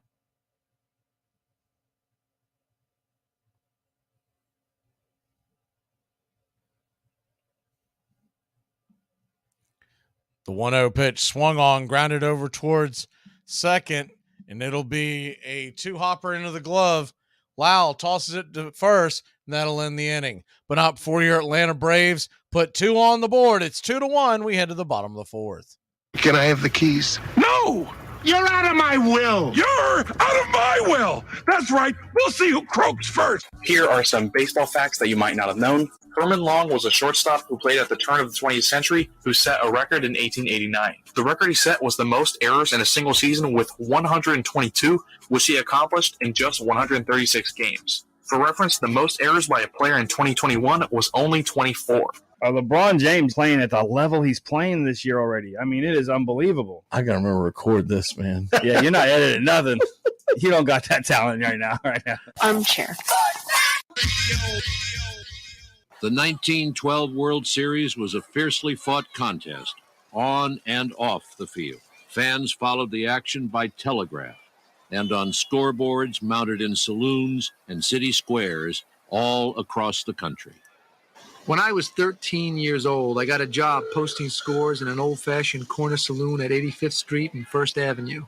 At World Series time, a complete play-by-play came over the ticker, and the management had me stand on a platform and read the tape in a loud voice. This was 1912, remember? Giants and the Red Sox. And the saloon was jammed to overflowing with hundreds inside and out, eagerly following each game's progress. No individual, whether player, manager, owner, critic, or spectator, who went through the 1912 World Series will ever forget it. There never was another like it. From the lofty perch of the bleacherite, it was a series crammed with thrills and gulps, cheers and gasps, dejection and wild exultation, recrimination and adoration, excuse and condemnation. Spalding died.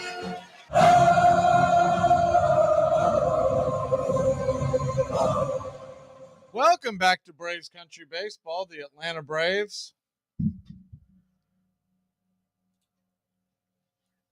A lot of talk about this possibly being a World Series preview. Put a poll up there to get everyone's opinion.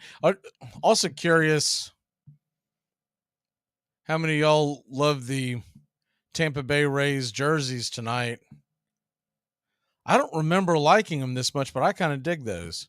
The first pitch on the way to the left-handed bat of Josh Lowe is called for a strike right there at the knees. Curveball, it's 0-1. The 0-1 pitch. Swing and a miss, strike 2. So he's going curveball. Second curveball went much farther inside. Charlie Morton so far with 4 strikeouts on the night, pitching well. The 0-2. Swing and a miss, strike 3. Lowe kind of went fishing for one way out of the zone on that one. There's one away. 5 strikeouts for Lowe. Excuse me, for Morton.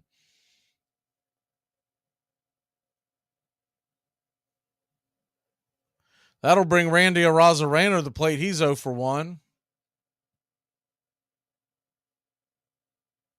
The first pitch on the way, swung on, grounder to short. Arcea's got it, fires it across to Olsen. 6-3 put out.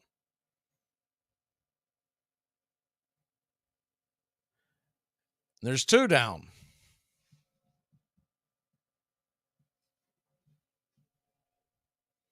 Braves lead at 2-1. If you're just joining us, it's all via the home run, a solo shot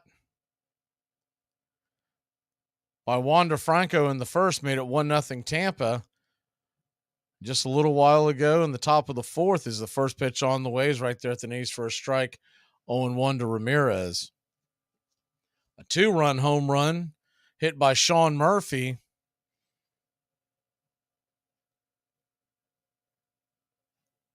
And that's where we stand, 2-1. 2 runs, 2 hits, no errors for the Braves. 1 run, 2 hits, no errors for Tampa. The 1-1 swing and a miss. It's 1-2. That one was a sinker that faded in off the plate just under the hands.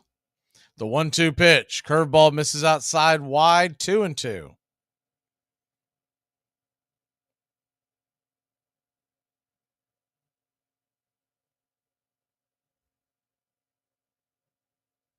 The 2-2 off the plate wide, 3-2.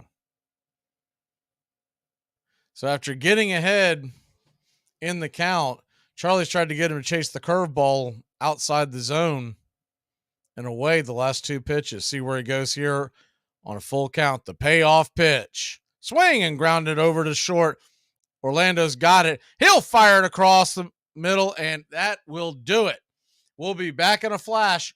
3 up, 3 down. The Braves lead it 2-1. Today we are discussing crazy stats from Jamie Moyer's career. Over his career, he had 33 complete games and 10 shutouts. He is the last pitcher to log a shutout in 4 different decades. His last shutout was with the Phillies on May 7, 2010. With that shutout, he became the oldest pitcher to record a complete game shutout, a record that still stands. One not-so-great record that he holds is most home runs allowed in Major League history. Over his 25-year career, he allowed 522 home runs. When he had retired in 2012, he had faced 8.9% of Major League Baseball hitters ever. By the time he retired, about 19,000 different hitters had played in the majors, and he had faced roughly 1,700 of them. He pitched in 50 different ballparks. He was selected to his first and only All-Star game in 2003 at the age of 40. He never threw much harder than 82 or 83 miles per hour, according to Fangraphs. His changeups were clocked in the mid-60s during his career. One player described his changeup as throwing feathers. You don't think the ball can stay in the air that long. When he made his debut, the Major League minimum was $60,000. Alex Rodriguez made more than that every time he stepped up to the plate from 2001 to the end of his career.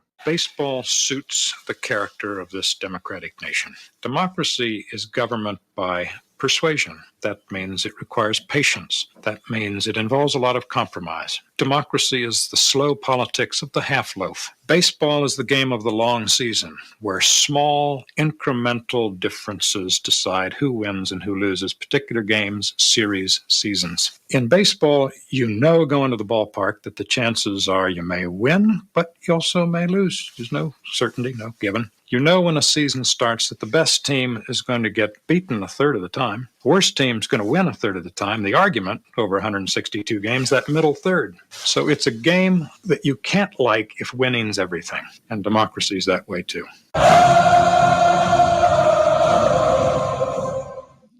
Welcome back to Braves Country Baseball. Your Atlanta Braves lead the Tampa Bay Rays 2-1 as we head to the top of the fifth inning.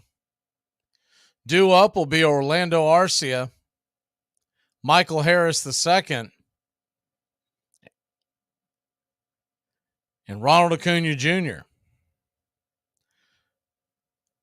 Orlando digs in, and the first pitch on the way is a swing and a miss strike. Chase the slider out of the zone. It's 0-1. The 0-1 on the way. Curveball misses in the dirt. Bounces off the home plate. It's 1-1.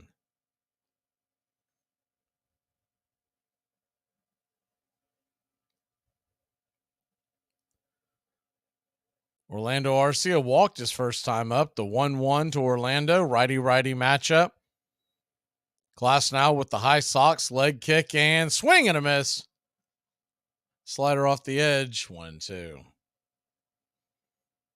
Northeast Arkansas. Coppercat, haven't seen you in a little bit. Good to see you. The 1-2 pitch in the dirt, 2-2.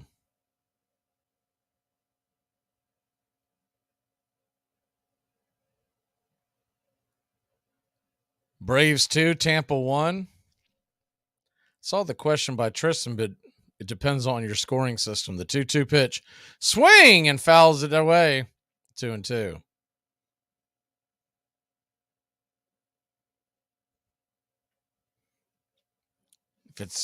If it's the underdog scoring system, you got a ways to go. He's been to bat 2 times and has yet to get a base hit.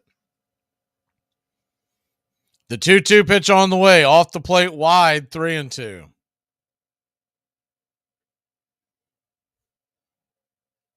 Yeah, there's still plenty of time for him to do it. I mean, I think essentially all he needs to do is get on base twice if one of those is a home run.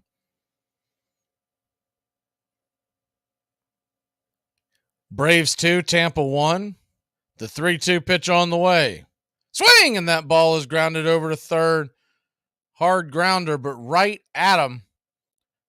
Isaac Paredes fires it over to first, and it's a 5-3 put out for out number 1.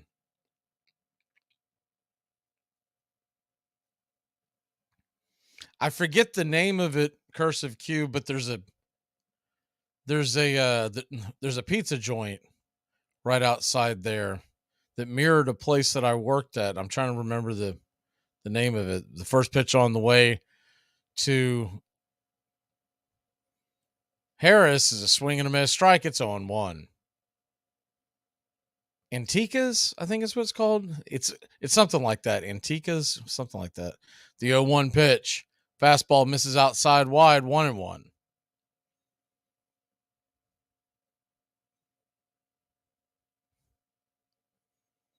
The 1-1 to Michael. Swing and a miss. Went fishing down low for the slider. So a 1-2 count to Harris. Takes a quick timeout.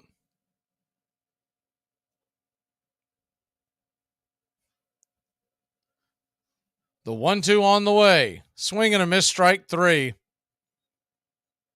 Tyler Glass now with 8 strikeouts. He is racking them up. He is 75 pitches into the game. Ronald Acuna Jr., who last time up gave the ball a ride, a deep fly out. He's 0 for 2. Now batting .335 with a 10.02 OPS. The first pitch on the way. Swing, and that ball's grounded hard over to short. Franco's got it. He'll fire it over to first. And it's an easy 6-3 put out. 3 up, 3 down. We'll be back in a flash here on Braves Country. They should have x-rayed your head at the hospital. They did. And for your information, they found nothing. Here are some baseball facts that you might not have known. The Steve Bartman incident was a very controversial play in which Bartman accidentally prevented a Cubs outfielder from catching a ball, which then spiraled into the Cubs losing the game and eventually the championship series. Cubs fans were livid with Bartman, but the actual Cubs team was apologetic. In fact, after winning it all in 2016, the Cubs decided to give Bartman a World Series ring. Hey, Braves Country! Braves Country HD is bringing you Braves Country Baseball. Braves Country comes to you every Tuesday night and Friday night, and 2 bonus games every week. Hi, I'm Mac Magee, and we'll be bringing you play-by-play, pitch-by-pitch of your Atlanta Braves. It's free to listen. Please like and subscribe. YouTube.com/@Braves Country. Braves Country Baseball for the fans, by the fans. On November 13th, 1911, John Jordan O'Neill, who would one day become one of baseball's greatest ambassadors, was born in the Gulf Coast port town of Carabel, Florida, the grandson of a slave. Every town had a baseball team. In my town, Carabel, they had a little local baseball team, and my father played on the baseball team. It was only 4 high schools in the state of Florida a black kid could attend. So just elementary education. Well, so I've got to go to the Sarah field. And in that Sarah field, I was a box boy. I'm sitting behind the boxes one day, and it was hot in Florida, and I was sweaty, and that muck I'm itching, and I said, damn, it's got to be something better than this. Braves Country HD. Please like and subscribe today. Welcome back to Braves Country Baseball. The Atlanta Braves lead it 2-1.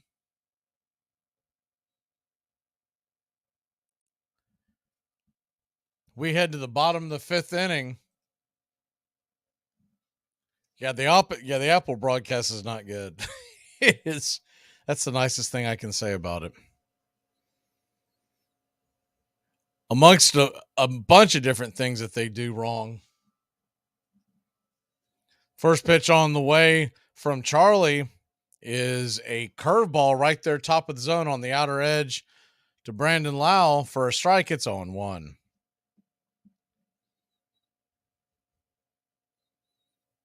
The 0-1 pitch. Down and in, 1-1. One of the goofiest things that they do is the constant statistics that they put on there of probability of this and that. The 1-1 pitch in the dirt, 2-1. I haven't caught the Amazon broadcast that I guess you're stuck watching that if you're a Yankees fan once or twice a week. The 2-1 pitch swung on and grounded foul, 2-2. I've just heard folks that have watched that said that they don't like it at all either. The 2-2 pitch lets it fly. Off the plate wide, 3-2.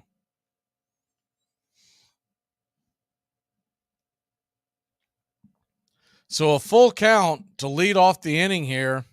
The pitch on the way, fastball misses, ball 4, and a leadoff walk, which normally means trouble, to start the bottom of the 5th.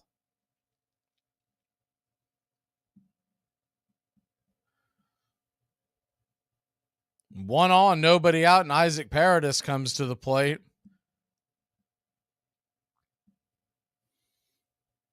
Isaac, known as a straight pull hitter, the first pitch on the way, misses outside wide. Another ball, 1-0. Braves are playing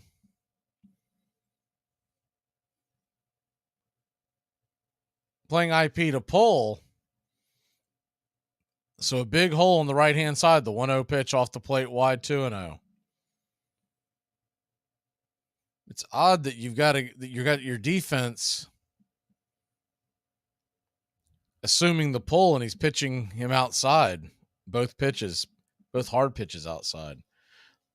The 2-0 pitch on the way. Swing, and that ball is lifted high, but not very deep. Running in, making the catch is Eddie Rosario on the dead run for out number 1. Good play by Eddie. Good hustle. That'll bring Siri to the plate. Siri, we mentioned earlier, leads the Tampa Bay Rays in home runs. If you think the name sounds familiar, it should. Jose Siri played for the Houston Astros back in 21 when the Braves beat them on the World Series tour. First pitch on the way to Siri, swung on and grounded hard foul. It's 0-1 down the third base line. Siri at the time, it surprised me to find out that he leads the Rays in home runs, because at the time when he was with Houston, he was known as strictly a speed guy that they would put in for defense and stolen bases. Now he's rounded out to be an all-around hitter. Doesn't hit for a high average, but does have 16 home runs, 37 RBI, and 807 OPS. And hasn't lost his speed. He has 7 stolen bases as well. Charlie flips it over to first to keep Lau close by.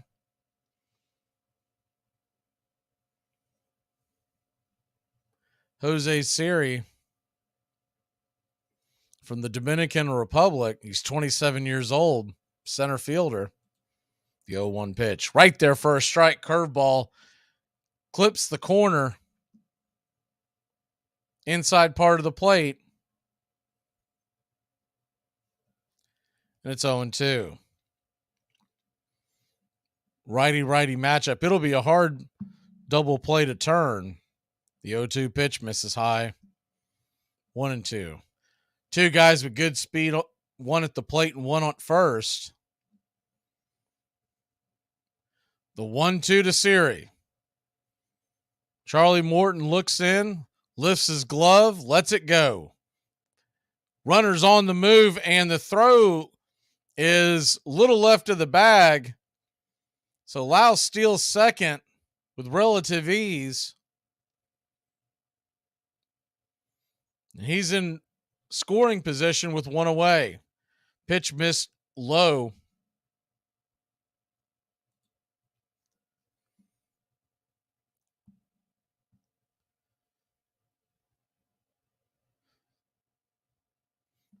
So one down.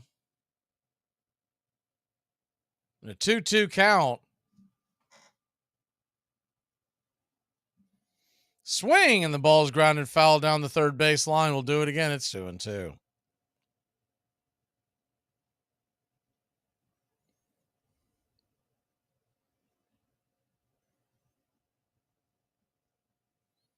Braves 2, Tampa 1. Bottom of the fifth inning. The 2-2 pitch. Swing and a miss, strike 3. Got him chasing the curveball in the dirt. And there's 2 away. Good pitch by Charlie. Siri's mad at himself for swinging at a pitch that was down and well away. But as it's on its trajectory, it looks like it's going to hang up there. So 2 down. The tying run is at second base. And Christian Bethancourt comes to the plate. Bethancourt, the hind catcher, number 9 hitter. Charlie needs to get him here to keep the top of the order from coming up.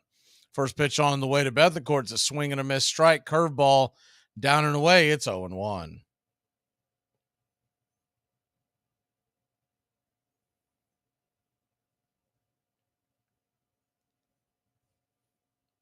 The 0-1 from Charlie. Murphy sets up outside. Rocks and fires. Swing and grounded over to third. Riley's got it. Fires it over to Olsen. He'll make the catch, and that'll end the inning. So Tampa threatens but fails to score. We head to the 6th. It's 2-1. Your Atlanta Braves. Are you ready to eat? Oh, right. Let's go. It's time to eat. We're going to dinner. Dinner? Well, what time is it? It's 4:30. 4:30. Who eats dinner at 4:30? We got to catch the early bird. It's only between 4:30 and 6. Yeah, they give you a tenderloin, a salad, and a baked potato for $4.95. You know what that costs you after 6? We eat at a decent hour. I'll treat, okay? You're not buying us dinner. I'm not force-feeding myself a steak at 4:30 to save a couple bucks, I'll tell you that. Lager, the beer that brought the forest down. I drive an exotic imported sports car. I eat exotic foreign food like frankfurters and pizza. But when it comes to numbing my mind, I'm a patriot. I drink the beer that brought the forest down. I'm a lager man. And with the new 80-bottle trunk pack, you've got enough for the evening. Hey, it's happy hour somewhere. Lager brings out the patriot in you. Hey, Braves Country! Braves Country HD is bringing you Braves Country Baseball. Braves Country comes to you every Tuesday night and Friday night, and 2 bonus games every week. Hi, I'm Mac Magee, and we'll be bringing you play-by-play, pitch-by-pitch of your Atlanta Braves. It's free to listen. Please like and subscribe. YouTube.com/@Braves Country. Braves Country Baseball for the fans, by the fans. Companies of every kind promoted baseball for their workers.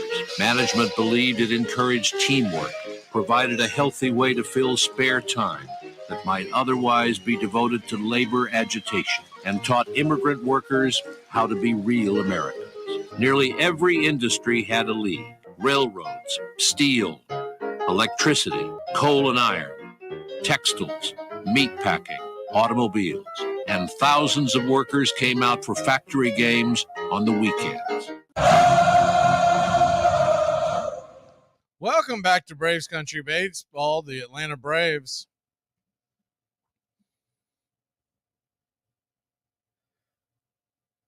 Lead it 2-1. We'll go back to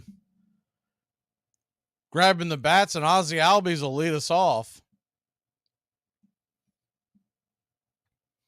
Ozzie Albies, quiet night at the plate so far. The first pitch on the way to Oz off the plate for a ball. It's 1-0. Ozzie's 0 for 2. He's got a strikeout and a pop-up. The 1-0 swung on and banged foul down the first base line. 1-1.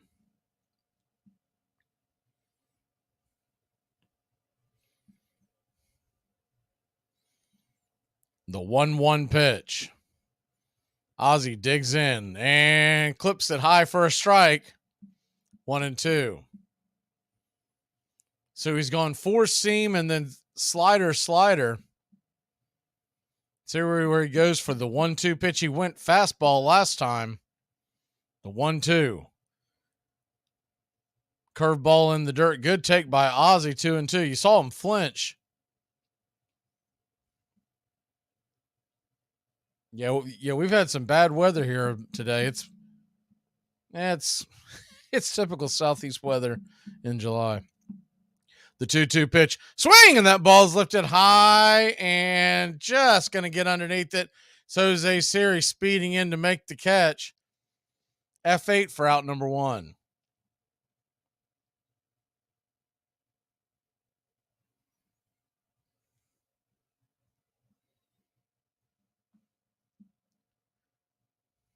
Braves 2, Rays 1. Quickly moving game here in the top of the 6th inning. The first pitch on the way to Austin Riley is a swing and a miss strike. Slider just off the edge. 0-1. The 0-1 pitch. Rocks and fires in the dirt. 1-1.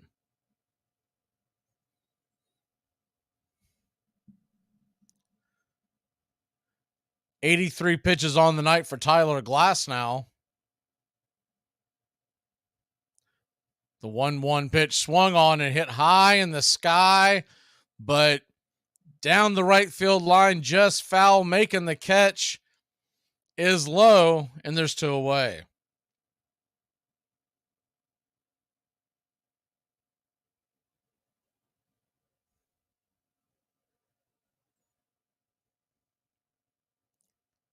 So 2 down.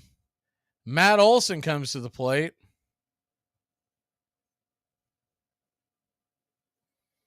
Olson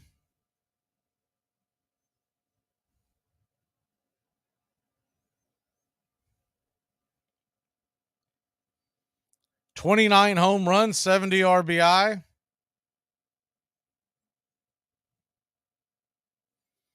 Righty-lefty matchup. The first pitch on the way is right there, first strike. It's 0-1.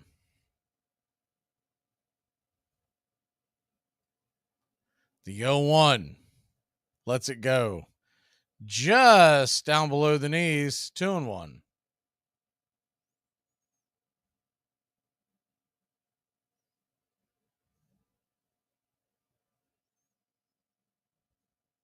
The 2-1 pitch, swing and grounded up the middle, and it's going to get through for a base hit. And it's a 2-out single for Olsen to keep the inning alive. So we'll see if that leads to something. Sean Murphy, who already has a home run, will be coming to the plate.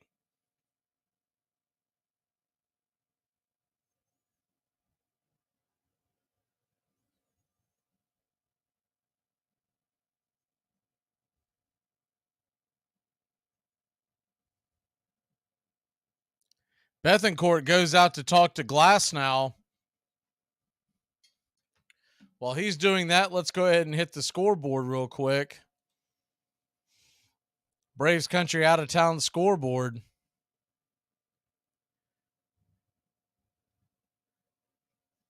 Heading into the sixth inning, Marlins lead the Phillies 3-0. Rangers 2-1 over the Nationals in the fourth. Mets and Padres, both of them 5 games under 500. Two of the biggest payrolls in baseball. That series starts at 9:49, a big series for both of them. Blue Jays and Tigers 7-1. That game's in the fifth. Toronto's up. Cubs 1-0 over the Yankees in the fifth. Red Sox and A's 5-0. Boston leads it. That game is in the third. A lot of late games tonight. You got 3 out west and 4 in the Midwest. So the 4 in the Midwest are just going to get underway here in about 10 minutes. The rest are later on tonight. Looks like the trainer's out there talking to Glass now. He's at 88 pitches. I'm sure if there's any kind of question, they're going to go ahead and pull him, and they are going to pull him.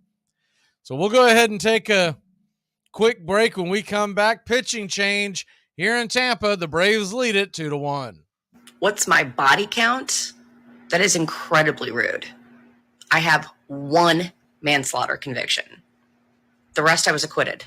Yeah, Rob was kind of a shot in the dark. He came up on his pre-draft visit, had a bad visit. We put him in a room, came back, he was asleep on the floor, didn't make a very good impression. He was what? He was sleeping on the floor? Here are some baseball facts you might not have known. While the Angels now have their own stadium in Anaheim, they used to play their home games at Dodger Stadium. In the early 1960s, the Angels were a brand new team and had to share the stadium with the Dodgers because a dedicated field had not been built for them. Eventually, in 1966, the Angels got their own ballpark. In 1978, the Yankees handed out candy bars with Reggie Jackson on the wrapper called Reggie Bars. When Jackson was playing for the Baltimore Orioles, he said, if I played in New York, they'd name a candy bar after me. Do you see Kaepernick coming back? I mean, he tried out with the Raiders recently. I heard it was a disaster. I heard it was one of the worst workouts ever. I'm wondering how the hell this happened and the tape didn't get out, right? I mean, somebody wasn't over the fence or nothing? Come on, man. We live in a world right now where you put a drone up. Hey, it ain't like they can stop you. They ain't gonna stop the workout. Talking about there's a drone up here. We don't know who this is. I mean, what? Come on, let's run this. Armchair. Who is he anyhow? An actor? No. A dentist? No. He's a gambler. Then added, he's the man who fixed the World Series back in 1919. Fixed the World Series, I repeated. The idea staggered me. It never occurred to me that one man could start to play with the faith of 50 million people with the single-mindedness of a burglar blowing a safe. How did he happen to do that? He just saw the opportunity. Why isn't he in jail? They can't get him, old sport. He's a smart man.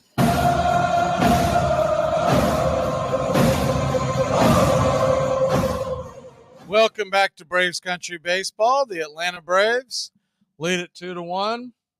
Once again, I'll throw that reminder out there. If we lose y'all, it's because of the power. A lot of lightning here in the armpit of hell. It is lightning and raining and everything else. So hopefully we'll keep the power on through, but it's been off and on all day with the weather around here, but it's been really bad the last, we'll say 15 minutes. I just put up the radar at the break. It was it's not looking promising. Braves lead it 2-1. The pitching change for the Tampa Bay Rays. Rodriguez will come in. Glasnow, we'll have to wait on the word to find out what the deal is with him, but he came out of the game after 88 pitches. Elvin Rodriguez comes on, and the first pitch is 93 up top for a strike. It's 0-1. Rodriguez comes in with 2 outs and a runner on first. The 0-1 pitch. Swing and a miss. Just off the plate, 0-2. Braves Rays game 1 of a 3-game set. Game 2 tomorrow night, 7:15 Eastern. We will have pitch-by-pitch, play-by-play of game 2 as well. Pre-game 6:30. The 0-2 pitch from Rodriguez lets it fly. Swung on and fouled down the line. Out of play. Do it again at 0-2. Elvin Rodriguez.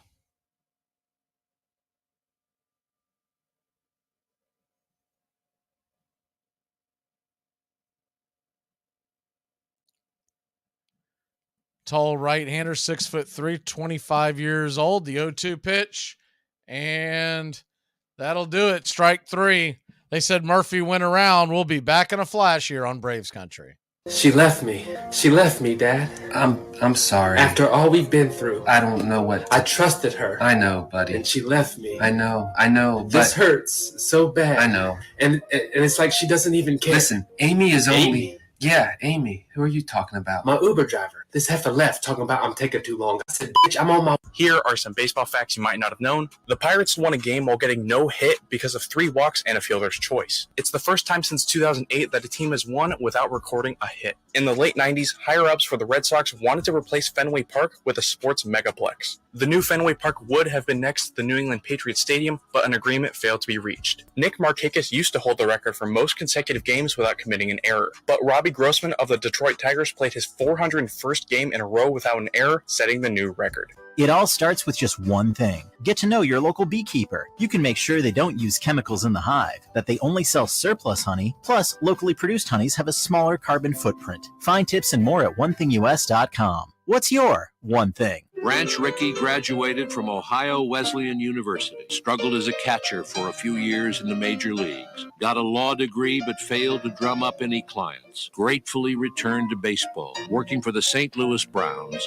one of the poorest teams in the majors. He moved up quickly within the organization, scout, club secretary, and in 1913, manager. Ricky was a genius at making do with less.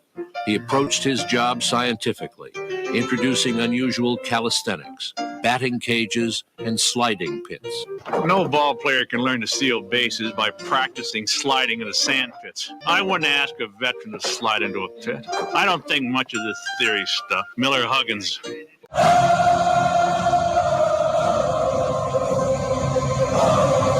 Welcome back to Braves Country Baseball. Atlanta Braves lead it 2-1.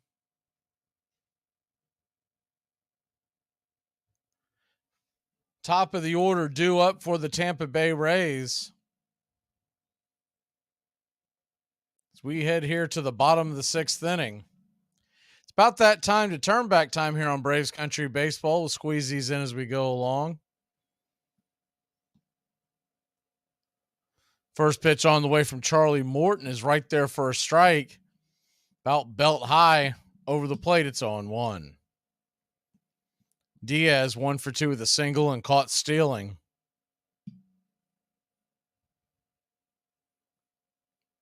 The 0-1 pitch. Just below the knees, 1-1.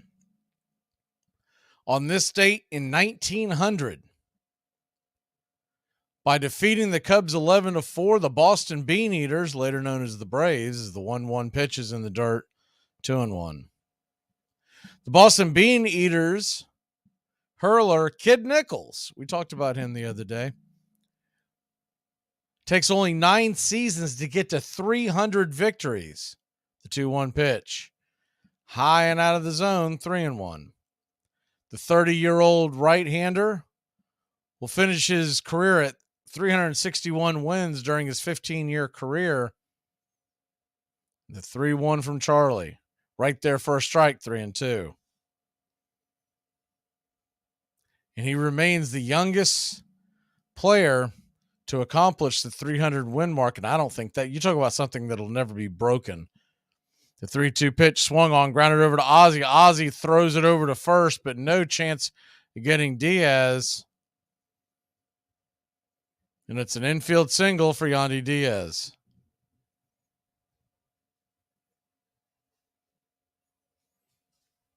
I don't believe Diaz is hurt, but he runs like he's hurt. Just kind of like a weird giddy up in his run.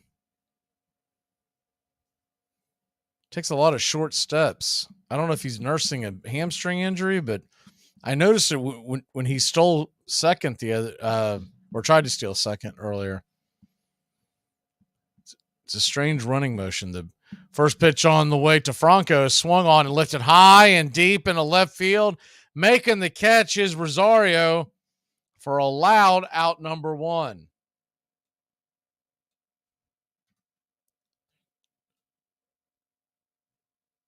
Yeah, talking about that Kid Nichols. Talked about him on the Pioneers Forgotten series, but 300 wins by the time you're 30, that'll never happen again. First pitch on the way to Josh Lowe is high and out of the zone. It's 1-0. So 1 on, 1 out. Lowe.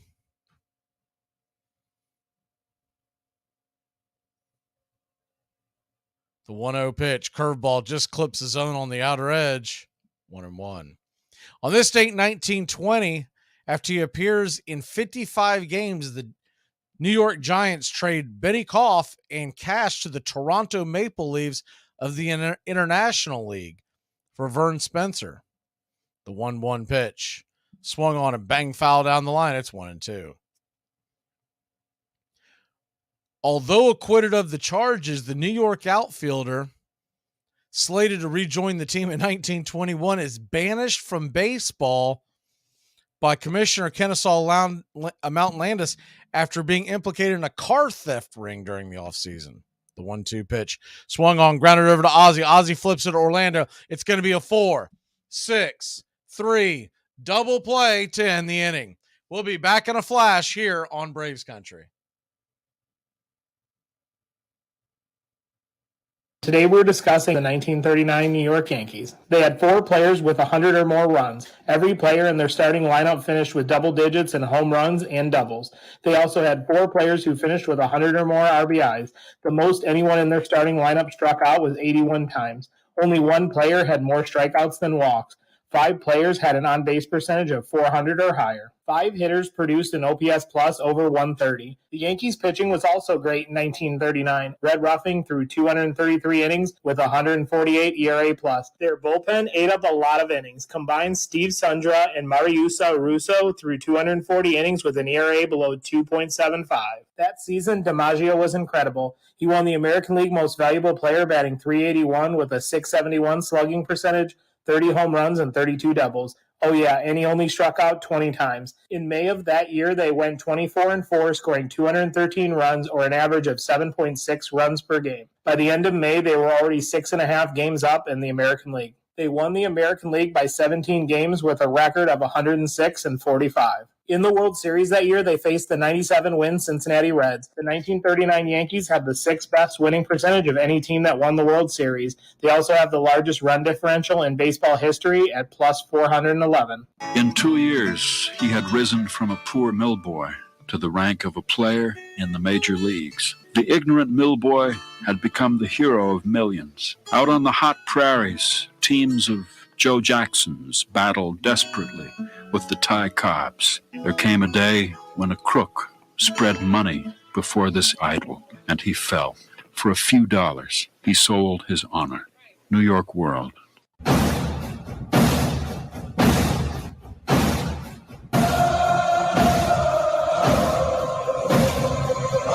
Welcome back to Braves Country Baseball. The Atlanta Braves, Tampa Bay Rays. Give y'all last few minutes. The seventh inning stretch will end the poll, but is this the preview of the World Series?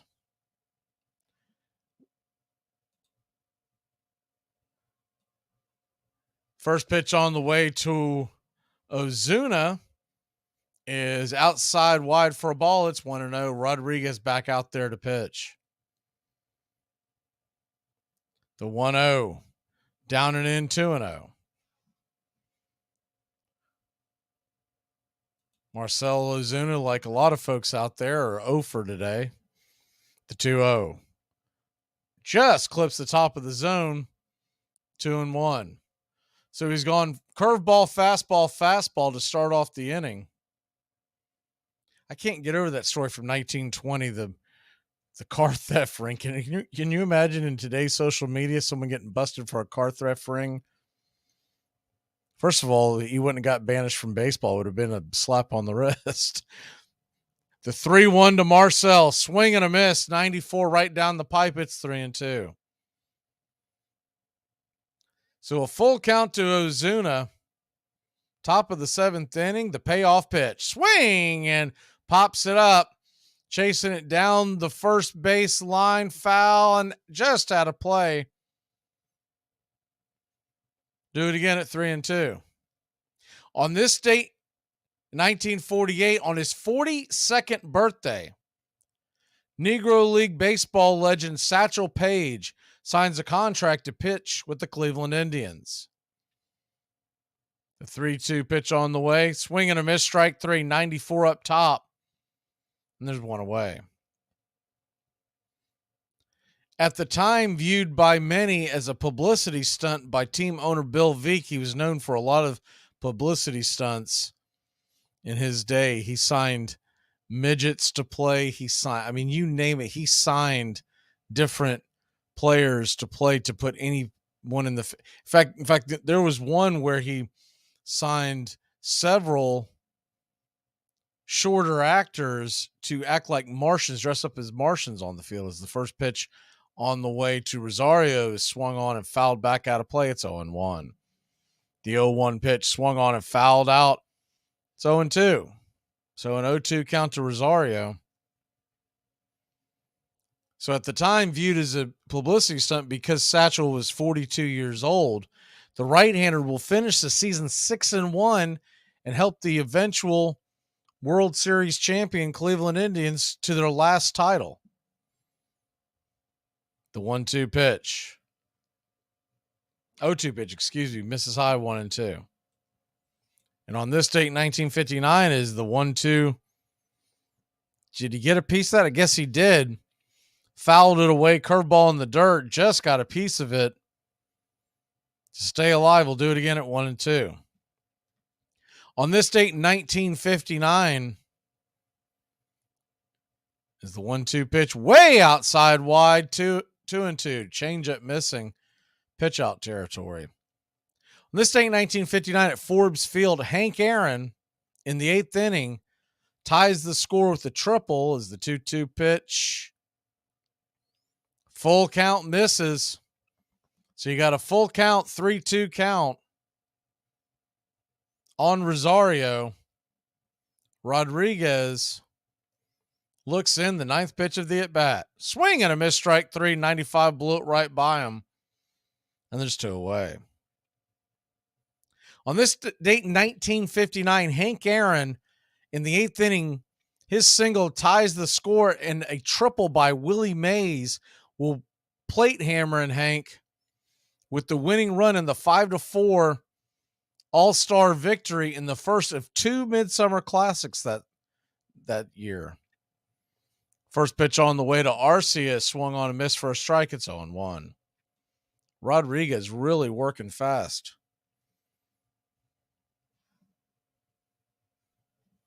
Melvin Rodriguez.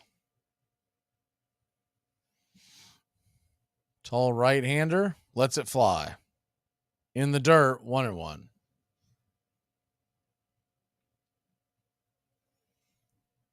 So what's confusing is what I saw of the statistics from Apple do not square up with everybody else. The 1-1 pitch. Bangs it off the plate 1-2. Apple was showing Rodriguez as having a 3-something ERA or whatever, and I go to look it up on MLB and on ESPN.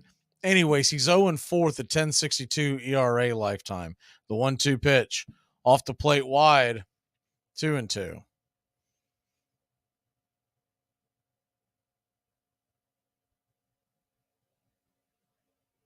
The 2-2 on the way. Down below the knees. 3-2. And it appears this may be his first outing, but it's a little confusing. I've never seen anyone's statistics come up this way. The 3-2 pitch swung on, popped up, can of corn over to first, and that'll end the inning. So we'll be back in a flash. Get up and stretch, y'all. The 7th inning stretch here on Braves Country.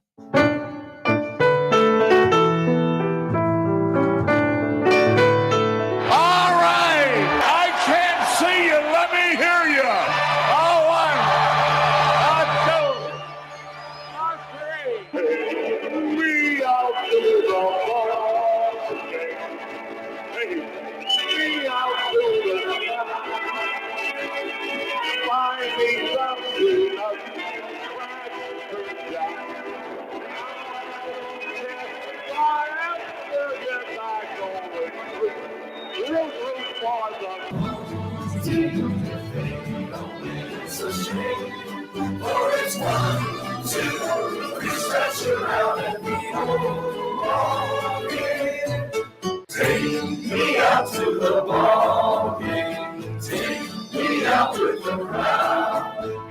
Buy me some peanuts and cracker jacks. I don't care if I ever get back. Let me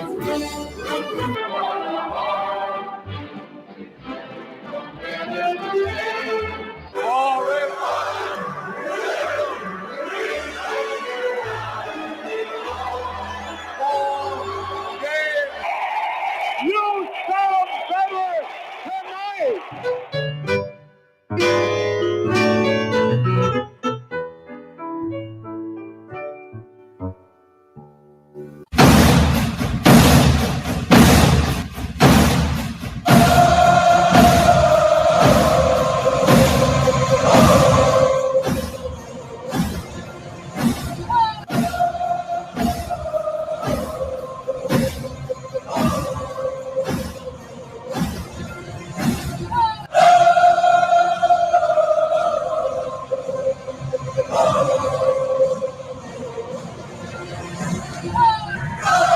Welcome back to Braves Country Baseball.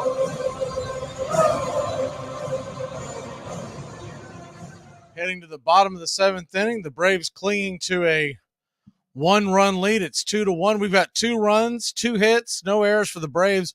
1 run, 3 hits, 1 error for Tampa. And the Rays will send Randy Arozarena to the plate, and Morton goes back out there to work, and the first pitch on the way is right there for a strike. It's 0-1. Arozarena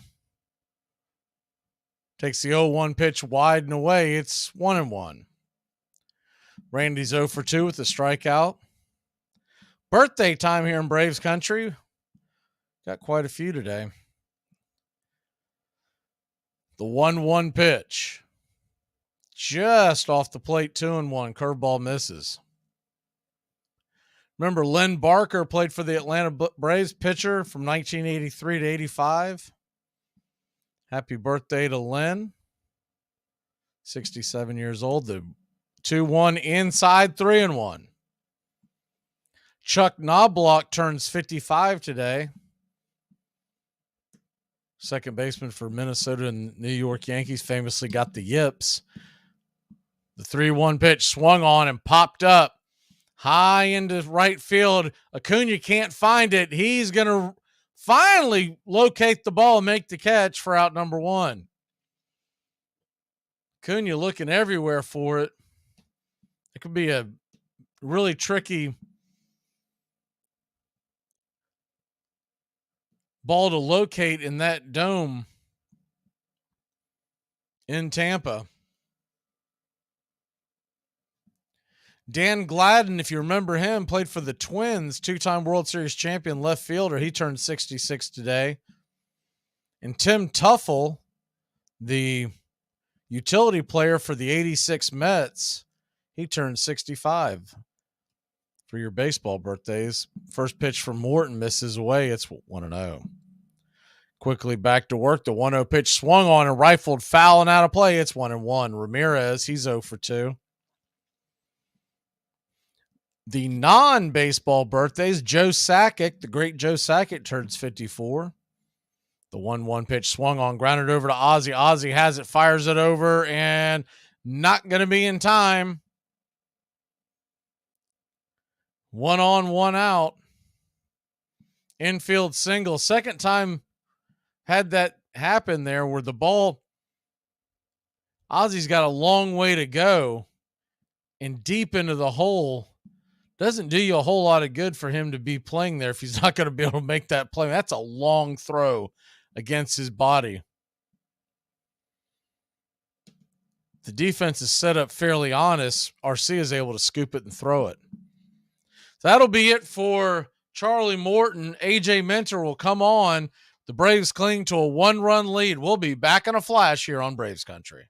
Triple decker burn! It all starts with just one thing. When recycling, rinse out jars and cans, and avoid recycling wax paper or paper soiled with food.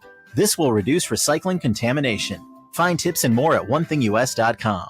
What's your one thing? Now Don Mattingly, an emerging star. Mattingly last year was called up by the Yankees from Columbus the day Bobby Mercer retired. He'd been with them prior to that, but had been sent out. And he's not only won a spot on the roster, he's in the lineup, he's hitting third, and he's leading the league at 338. Randolph at first base. That's drilled to the gap in right center field, and it is off the fence. Randolph was running all the way, so he is being waved in. Whitaker's going to Parrish, is not in time on a double by Mattingly. Dread running to the post office? Stamps.com brings post office and UPS services right to your computer. Send letters, ship packages, and get up to 40% off USPS and up to 62% off UPS rates. Nearly 1 million small businesses use Stamps.com to save time and money. So skip the post office and visit Stamps.com. In 1856, a British-born music teacher and enthusiastic cricketer named Henry Chadwick saw the Knickerbockers play the New York Gothams and became an instant convert to baseball. Chadwick developed the box score, wrote and edited the most popular players' manual, and launched one of the first baseball columns, covering the Knickerbockers and their challengers, the Gothams, Eagles, Empires, Excelsiors, and Atlantics, in the pages of the New York Clipper. And he began keeping comparative statistics so that he could measure one player's performance against another's. Welcome back to Braves Country Baseball. AJ Minter coming in to relieve Charlie Morton. 1 on, 1 out. Finishing up those birthdays, Joe Sakic, 54 years old. Michelle Kwan, she turns 43. Shelley Duvall turns 74. And Ringo Starr is 83. Amy Carlson, you might remember her from Blue Bloods. She turns 55, and that's your birthdays for Braves Country. So Braves lead it by 1.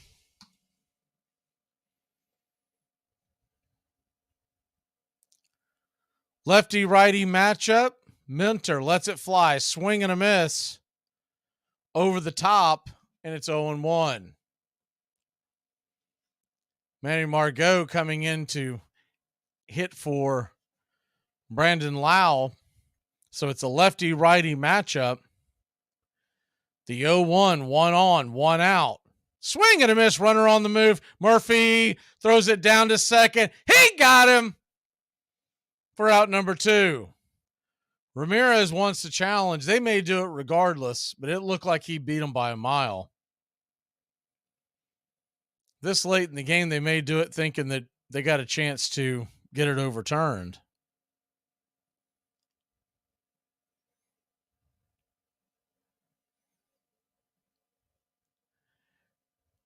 Murphy once again is skipping it off the ground. It looks like it hit his knee just before his foot touched the bag. He also popped up off the ground, or popped up off the bag as the tag was applied.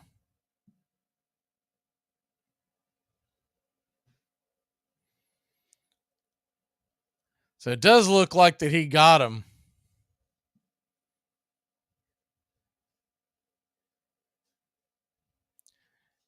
Tampa Bay is challenging it.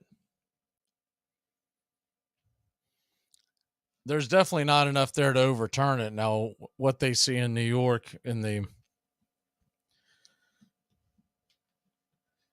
control center is a different story. We've seen some really bad calls, but you can see the glove tag Ozzy's glove tag hitting the leg of Ramirez. About a split second, and he is out, so he'll go take his seat on the pine.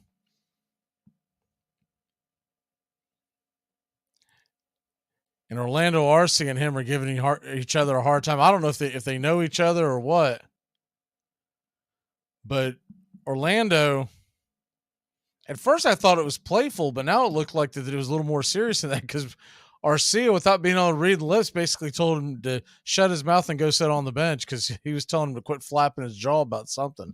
The 0-2 pitch. Swing and a miss, strike 3. So just like that, the fire's put out, and Margot will go sit on the bench and try to find some better hair dye. We'll be back in a flash here on Braves Country. Can you keep a secret? Of course I can. I lost all our money today betting on sports. Damn. I know. I don't know what I'm going to do. Can I tell you a secret? Sure, yeah. I lied. I can't keep secrets. Wait, what? Armchair. Braves Country HD, covering America's pastime from spring training all the way to the Fall Classic. 5-2 Dodgers in the 9th. Got him. They've done it. Like the 1969 Mets, it's the impossible dream revisited. And Myers bringing it. And the pitch is hit in the air. Foul off first. Benzinger backing and calling. And the 1990 World Championship belongs to the Cincinnati Reds. The Twins are going to win the World Series. The Twins have won it. It's a base hit. It's a 1-0 10-inning victory. Left field, way back. Blue Jays win it. The Blue Jays are World Series champions as Joe Carter hits a 3-run home run in the 9th inning. Touch them all, Joe. You'll never hit a bigger home run in your life. Tony Gwynn is regarded by some as the best pure hitter ever. But did you know that he was also a star basketball player? In fact, in 1981, Gwynn was drafted by both the Padres and the Clippers on the same day, but he ended up choosing baseball. Walter Johnson pitched for the Washington Senators for over 20 years in the early 1900s and has the most WAR of any pitcher. Van Johnson never missed an opportunity to make a speech. It was always the same speech, all about how he, single-handed and alone, had made baseball a gentleman's sport, and it must be kept forever clean, because sportsmanship spoke from the heart of America, and he would lay down his life to save our beloved nation, at which he would begin to cry.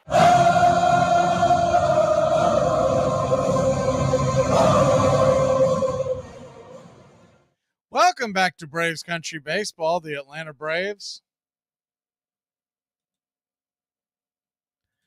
lead it 2-1. We're heading to the top of the 8th, a fast-moving ball game. go ahead and end this poll real quick, and it looks like majority of the folks believe this is going to be the World Series preview.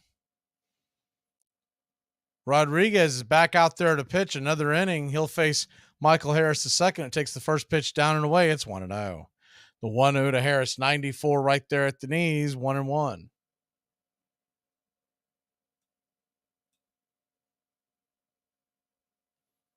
The 1-1 pitch. Swing and a miss. 1-2. It's like 62% said yes. The 1-2 pitch, swing and a miss, strike 3, and Harris down on strikes. 28% believe it's going to be the Braves versus someone else. 4% Tampa versus someone else, and 4% neither gets there. So it's always good to see Phillies and Mets fans chime in.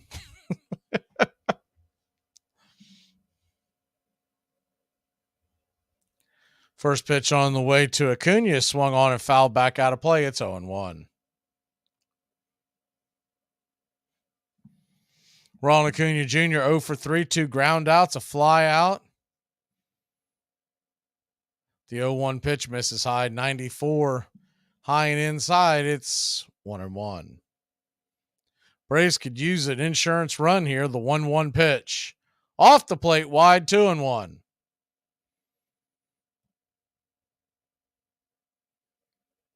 The 2-1 from Acuna to Acuna.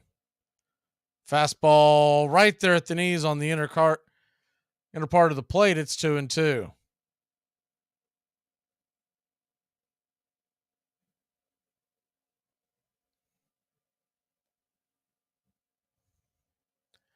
So an even count to Acuna.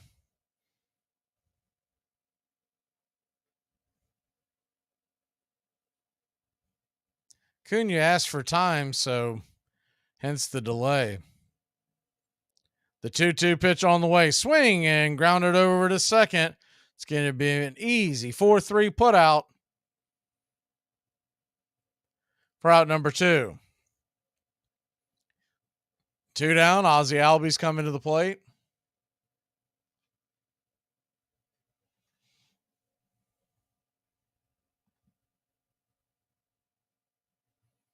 Fast-moving game, low-scoring game.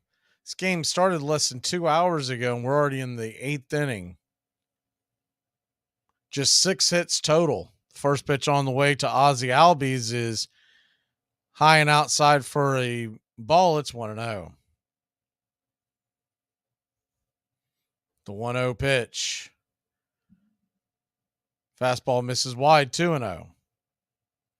Charlie Morton, this night being through, he rang up 6 1/3 innings. The 2-0 pitch swung on, lifted high, but not very deep.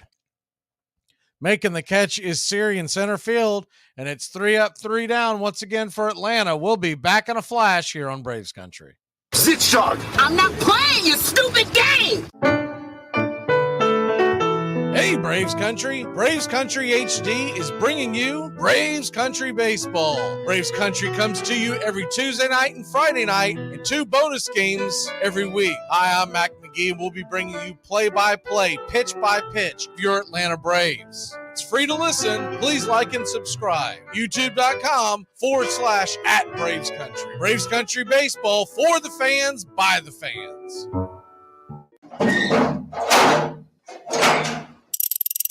We're 1 out away, Braves Country, from a trip to the World Series. Whatever superstition you got, do it. The entire city of Atlanta, the entire South is standing on their feet, trying to will the Braves into the World Series. Here's the 1-0 pitch. And swung on and ripped over to Dansby Swanson. Dansby's got it. He fires over to first. Baby, sound the trumpets. Do the chop through the streets. Your Atlanta Braves are headed to the 2021 World Series. Oh, baby. Enjoy sun-drenched days, epic stays, and plenty of room to roam in Greater Fort Lauderdale. Our hotels, attractions, and restaurants have taken the Visit Lauderdale's Safe and Clean pledge so you can relax and explore with confidence. When you're ready for that well-deserved staycation, our 23 miles of golden beaches await. Find wide-open spaces to hike, bike, kayak, and paddleboard. Visit your favorite attractions, then dine out in style on waterfront patios. Learn more at sunny.org. The batter has only a few thousandths of a second to decide to hit the ball. And yet the men who fail 7 times out of 10 are considered the game's greatest heroes. You're listening to Braves Country Baseball on Braves Country HD. YouTube.com/@Braves Country. Welcome back to Braves Country Baseball.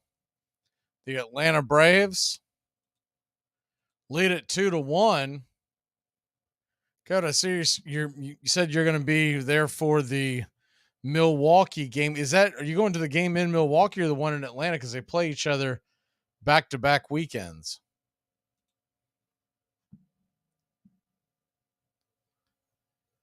Nick Anderson is on here for the bottom of the 8th inning. Anderson, one-time Tampa Bay Ray, comes in to try to keep it at 2-1. The first pitch on the way misses high for a ball. Looked like it clipped the zone, but did not get the benefit of the doubt. 1-0. The 1-0 pitch off the plate wide to Isaac Paredes.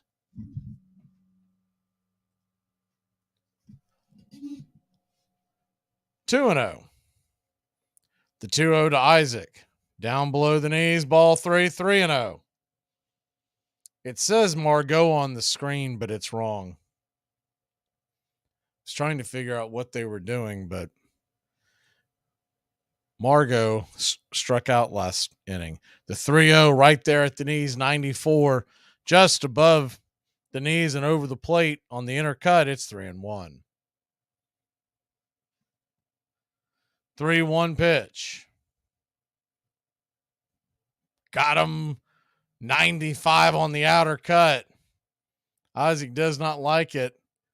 May have just touched the outer part of the plate for a full count. So a 3-2 pitch, way outside wide ball 4, so moot point. Anderson continues to have struggles with his control.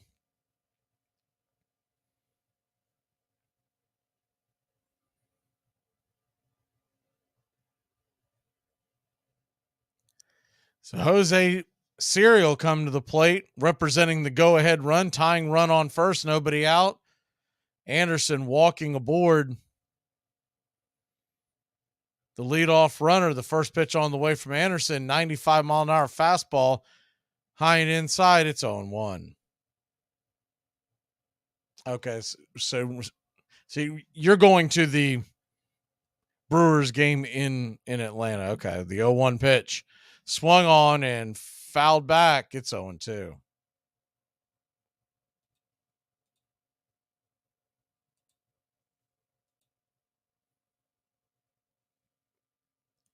That series in Atlanta versus Milwaukee, that's July 28th, 29th, and 30th. The weekend before that, we were in Milwaukee. The 0-2 pitch swung on, pops it up. Will it stay in play? Ben's foul, out of play behind home plate. Do again at 0-2. Looking at the Braves' schedule coming up after the Tampa series as we get out of the All-Star break, they'll start off at home against the White Sox and Arizona, and then go out on the road to Milwaukee and Boston, then come back home against Milwaukee and the Angels as we head towards August and the trading deadline. The 0-2 pitch misses high, curveball high and out of the zone. It's 1-2.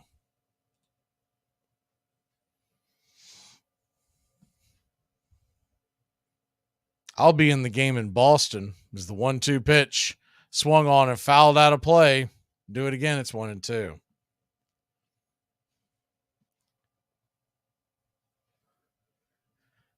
Going to check out Fenway for the first time.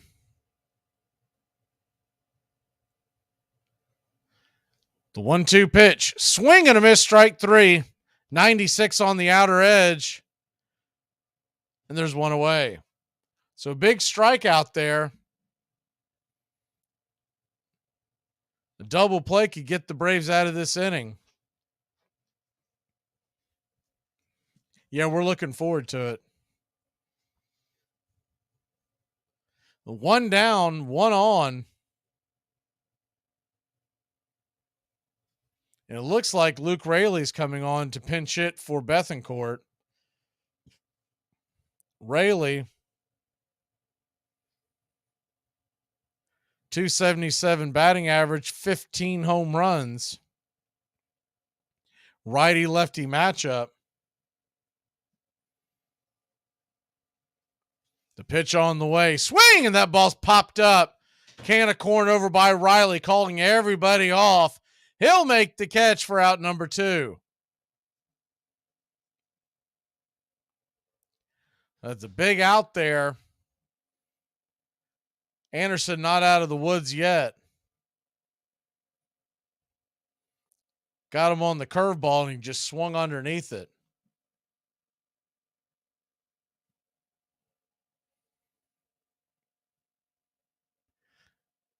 So 2 down, 1 on, and the first pitch on the way. 96 on the outer edge to Yandy Diaz.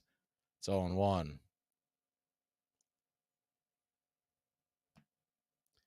Diaz 2 for 3 with 2 singles.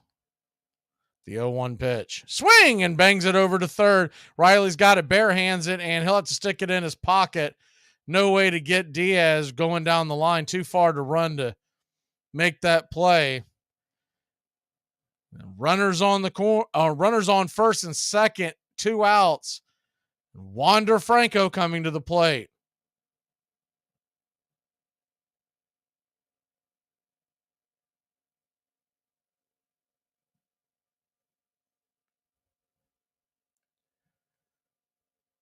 It's a high chopper, and Riley was playing pretty far back. By the time he got to it, just no chance. First pitch on the way to Wander is up top for a strike. It's 0-1. Franco got the scoring started with the solo shot. The 0-1 in the dirt. 1-1.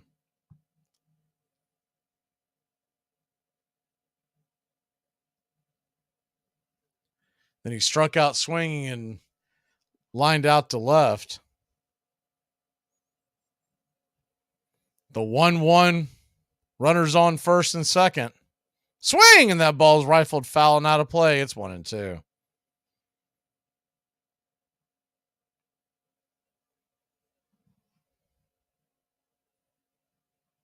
Braves 2. Tampa Bay 1. Runners on first and second, 2 outs. The 1-2 count.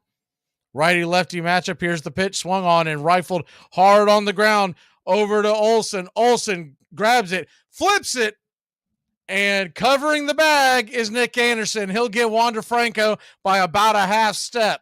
That'll end the inning. Franco slams his bat. We'll be back in a flash here on Braves Country. Hello there. Oh, what fresh hell is this? I'm not audible. How audible? I'll use Omaha! Red Polly! Blue poncho! Do it! Rambo! Give me Kershaw here! Richmond, New York! Richmond, Florida! Sally, Buffalo! Check! Hey, Short Ox! Luda Raiders! Red Lion! Omaha! I'm out! Armchair. I'm Amy Lawrence, and I'm up late, always, after hours, hanging out with you on CBS Sports Radio. Check it out, 2 a.m. Eastern, 11 p.m. Pacific. Oh, wow, I'm pretty sure that's going to be there it is, another flag on the play. Multiple flags on the play. Holding, offense number 97. That penalty was declined. Touchdown. After the play, unsportsmanlike conduct. Offense number 22. Penalty will be applied to the kickoff. This is going to be one of the strangest calls. That son of a... You playing against Dick this week? Yeah. Could be worse, man. When I played against him, he ejected all my players. What? Armchair. Of all baseball's ancestors, town ball was by far the most popular. Under its rules, the infield was square. 8 to 15 men played on a side, sometimes as many as 50. The pitcher or feeder was the least important player. It was his job to lob the ball to the striker, who could wait and wait for the pitch he wanted. The runner was out if the ball was caught on the fly, or if he was soaked, hit with the ball while running between bases. You're listening to Braves Country Baseball. Please like and subscribe today, youtube.com/@BravesCountry.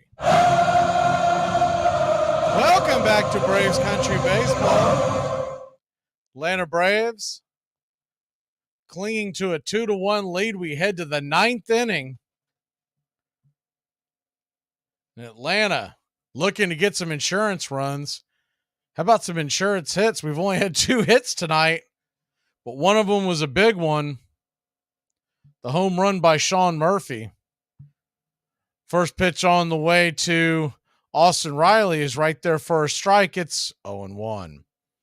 Ramirez back out there to do work. The 0-1 pitch. Curveball misses off the plate wide, 2-1. Rodriguez already gone 2 1/3.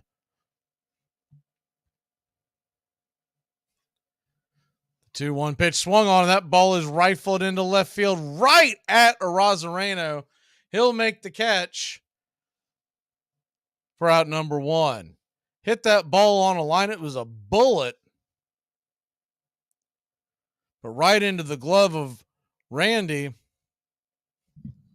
1 down. Matt Olson at the plate. Olson. First pitch on the way. Swing! And that ball's lifted high and not quite deep enough. Dies quickly off the end of the bat. Just got it. It's a good swing, but I think he just missed the end of the bat with it. And it's another fly out to Arozareno for out number 2. So a quick 2 up, 2 down. Eyeglasses, Raziel Iglesias warming up in the bullpen for your Atlanta Braves. You better hurry. Everyone's getting out quickly. First pitch on the way to Sean Murphy is right there at the top of the zone for a strike. It's 0-1. The 0-1 in the dirt. Curveball missing. Good take by Sean. It's 1-1. Sean Murphy, the 2 lone RBIs for your Atlanta Braves, a 2-run home run in the 4th. The 1-1 downstairs misses, 2-1.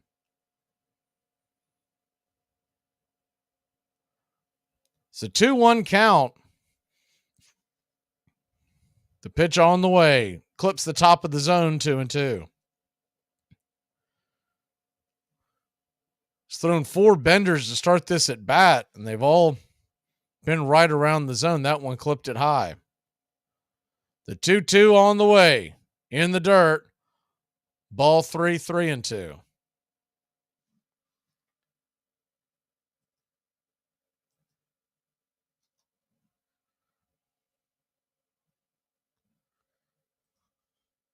The 3-2 pitch on the way to Sean. Swing and fouls it back. Do it again on a full count. Braves 2. Tampa Bay 1. Full count. Lets it fly. Swung on and missed, strike 3. So 3 up, 3 down again. We're cruising fast, heading to the bottom of the 9th. Hopefully it's another quick one. We'll be back in a flash. Work is work. You don't show up late, you don't make excuses, and you don't not work. If it wasn't work, they wouldn't call it work. They call it super wonderful, crazy fun time or skippity-doo. What do we do? This just got way too complicated. I've got it. Here's what's going down. Corey, you talk to your team. You guys are going to decline that holding call. Done. Yo, wait a bit. Hold on. Trey Sean, once we break this huddle, you're going to get out there, do some crazy celebration. I'm talking some humpies. Whatever you got to do, you do it. Okay, I got you. I'm going to call unsportsmanlike conduct on the celebration, giving the whites better field position after the kickoff. Coach, I need you to talk to your team about letting them run that kickoff back. Why would I do that? Think about it. Defense, special team, it's all one. You let them run that kickback, both your defenses get 6 points. Nice. Okay, everyone good here? Yeah. Nope. Once again, my kicker is getting no love. Oh, shut up, Bill. Your team is in first place. Plus, you're about to get an extra point for the PAT. Yeah, don't be greedy, Bill. Stop being greedy, Bill. Bill. Fine. Bill. Yeah, Bill. He said fine. Bill. Bill. Yeah, Bill. You, Bill. All right, let's do this. Get out there. Wait a minute. Trayshawn comes in with a very delayed celebration here. Oh, wow. I'm pretty sure that's going to be yeah, there it is. Another Armchair. I'm not playing your stupid game. When the University of Illinois played Northwestern, Illinois rooters fired blanks into the air. Much more convenient than yelling, the campus paper said, and has a better effect on the visiting team. And when the Princeton Tigers beat Yale, their fans roared right onto the field. You're listening to Braves Country Baseball.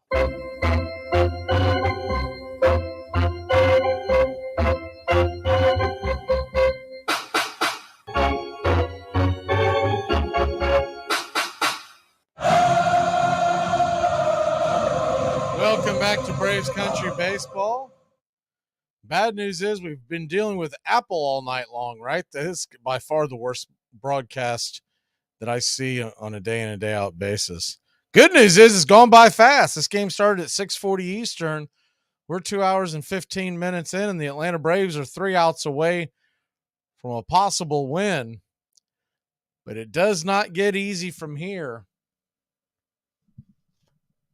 as the heart of the order is due up for the Tampa Bay Rays. Lowe, Arozarena, and Ramirez set to face Raziel Iglesias. Iglesias fires the first pitch in 95 miles an hour right down the pipe. Fouled away, and it's 0-1.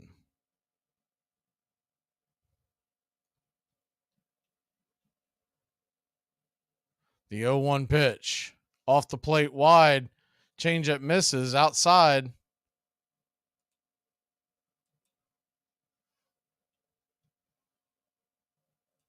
So the 1-1 pitch from Iglesias. Swing, and that ball is grounded up towards the middle. Ozzie backhands it. He'll get it. Fired over to first, and it's a 4-3 putout for out number 1.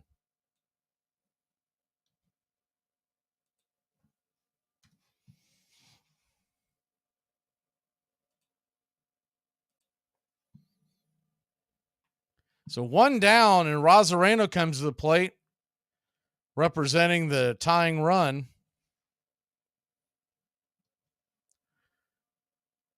The first pitch on the way is swung on, banged over to third. Riley's got it, fires over to first. And just like that, 2 up, 2 down. And the Braves are 1 out away from winning game 1 of this series that everybody's looked forward to. Rays are on a 5-game losing streak, but everybody knows how good they are and how well they've played all year long. Every team goes through their lulls. We just hope to get out of this one before they wake up. First pitch on the way to Ramirez is inside for a ball. It's 1-0. Righty-righty matchup. The 1-0 pitch. Swing, and that ball's hammered over towards the third base side, and it's going to get down for a base hit. Ramirez is going to be on for extra bases. He'll cruise into second. So the Rays still have life. It's 2 outs. Ramirez stands on second, excuse me, representing the tying run.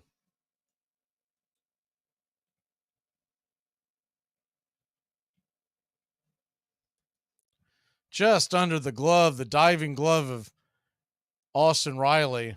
Hard hit ball. That ball was smoked 111 miles an hour off the bat. That'll bring up Walls, and he takes the first pitch outside for a strike. It's 0-1. Taylor Walls, who's on for Margot, came on after the last pinch hit by Margot. The 0-1 misses outside wide, 1-1. Taylor Walls from Cordell, Georgia, 26-year-old, lefty-righty matchup, or righty-lefty, I should say. The 1-1 pitch, swing and a miss over the top of the changeup, and it's 1-2. Braves one strike away from getting out of this jam. Taylor Walls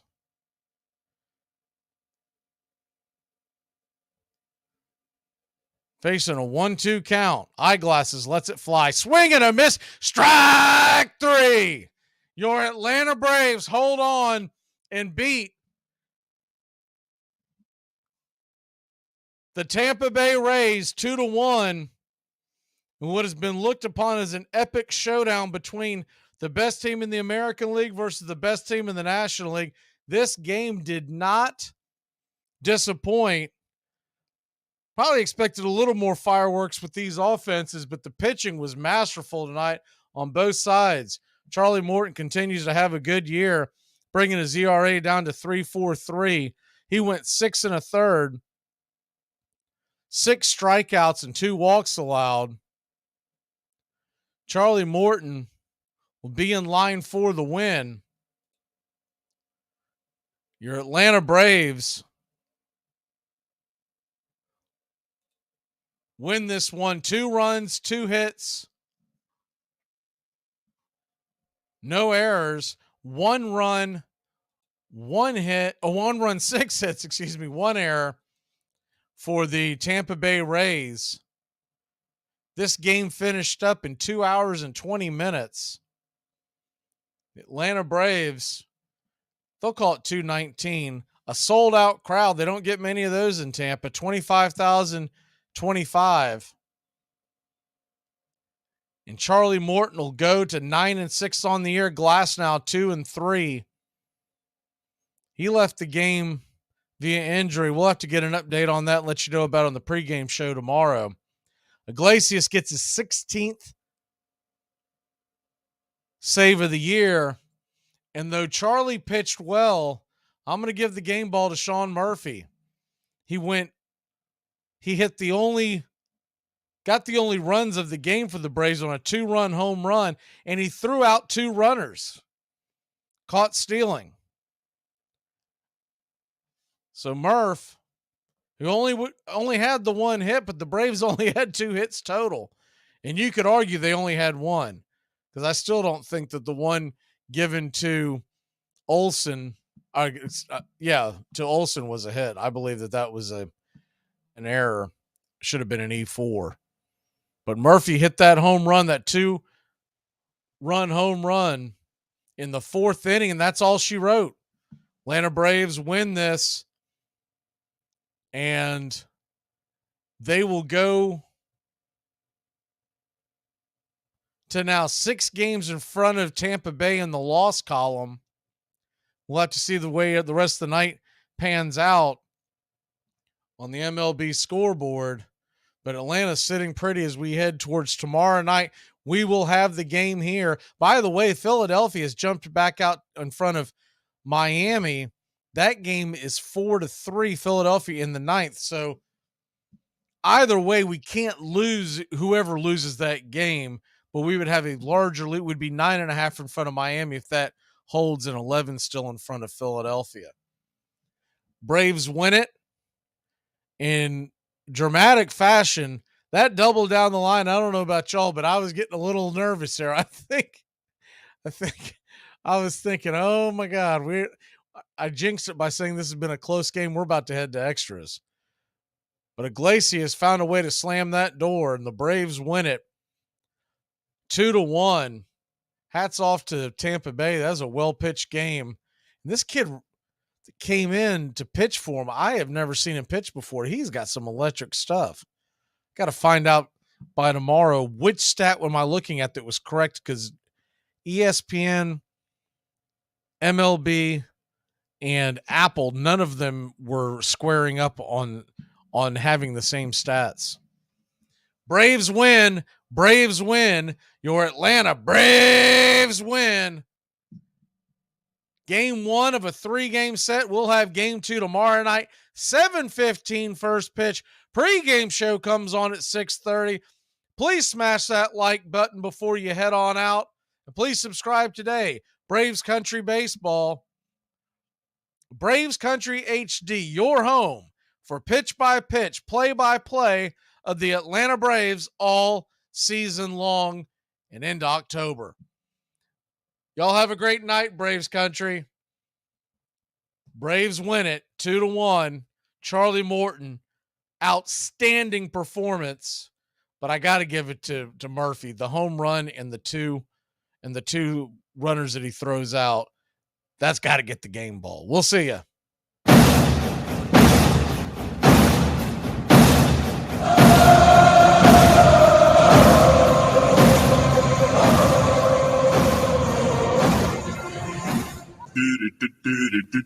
Goodbye, sweetheart. Well, it's time to go.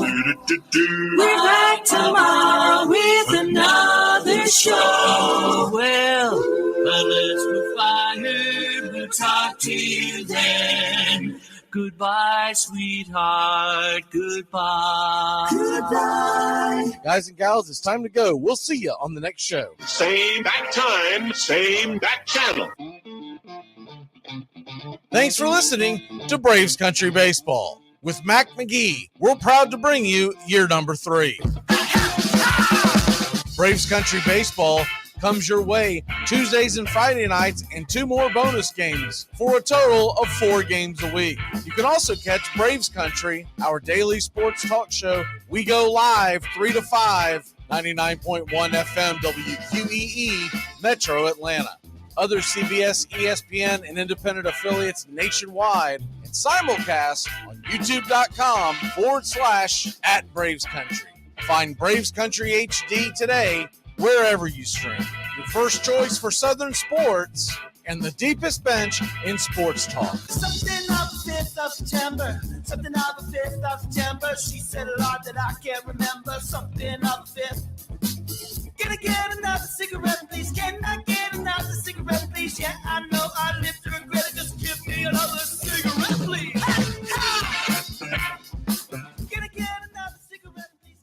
You're listening to WQEE 99.1 FM, The Key in Noonan, Georgia, home of Braves Country with Mac Magee and the Armchair Quarterbacks, weekdays, 3 p.m. Eastern to 5 p.m. Eastern, right here on The Key and youtube.com/Braves Country.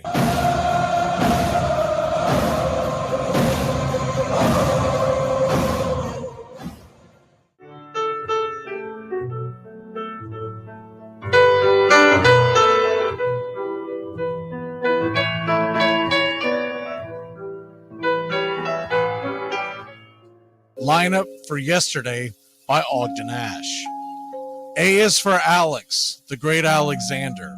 More goose eggs he pitched than a popular gander. B is for Bresnahan, back of the plate. The Cubs were his love and McGraw his hate. C is for Cobb, who grew spikes, not corn, and made all the basemen wish they weren't born. D is for Dean, the grammatical diz. When they asked who's the tops, said correctly I is. E is for Evers, his jaw in advance, never afraid to tinker with chance. F is for Fordham, and Frankie and Fish. I wish he were back with the Giants, I wish. G is for Gehrig, the pride of the stadium, his record pure gold, his courage pure radium. H is for Hornsby. When pitching to Raj, the pitcher would pitch, then the pitcher would dodge. I is for me, not a hard-hitting man, but an outstanding all-time, incurable fan. J is for Johnson, the big train in his prime, was so fast he could throw 3 strikes at a time. K is for Keeler, as fresh as green paint, the fastest and mostest to hit where they ain't. L is for LaHoy, whom Clevelanders love, Napoleon himself with glue in his glove. M is for Matty, who carried a charm, in the form of an extra brain in his arm. N is for Newsom, Bobo's favorite Ken. You ask how he's here, he talked himself in. O is for Ott, of the restless right foot. When he leaned on the pellet stay put. P is for Plank, the arm of the A's. When he tangled with Matty, games lasted for days. Q is for Don Quixote, Cornelius Mac. Neither Yankees nor years can halt his attack. R is for Ruth, to tell you the truth. There's no more to be said, just R is for Ruth. S is for Speaker, swift center field tender. When the ball saw him coming, it yelled, I surrender. T is for Terry, the giant from Memphis, whose 400 average you can't overemphasize. U would be Ubel if Carl wore a Cockney, but we say Hubble in baseball like football in Rockney. V is for Vance, the Dodgers' very own Dazzy. None of his rivals could throw as fast as he. W, Wagner, the bow-legged beauty, short, close to all traffic with Honus on duty. X is the first of two X's in Fox, who was right behind Ruth with his powerful socks. Y is for Young, the magnificent sigh. People battled against him, but I never knew why. Z is for Zenith, the summit of fame. These men are up there. These men are the game. Lineup for yesterday, Ogden Ash, January 1949, Sport Magazine.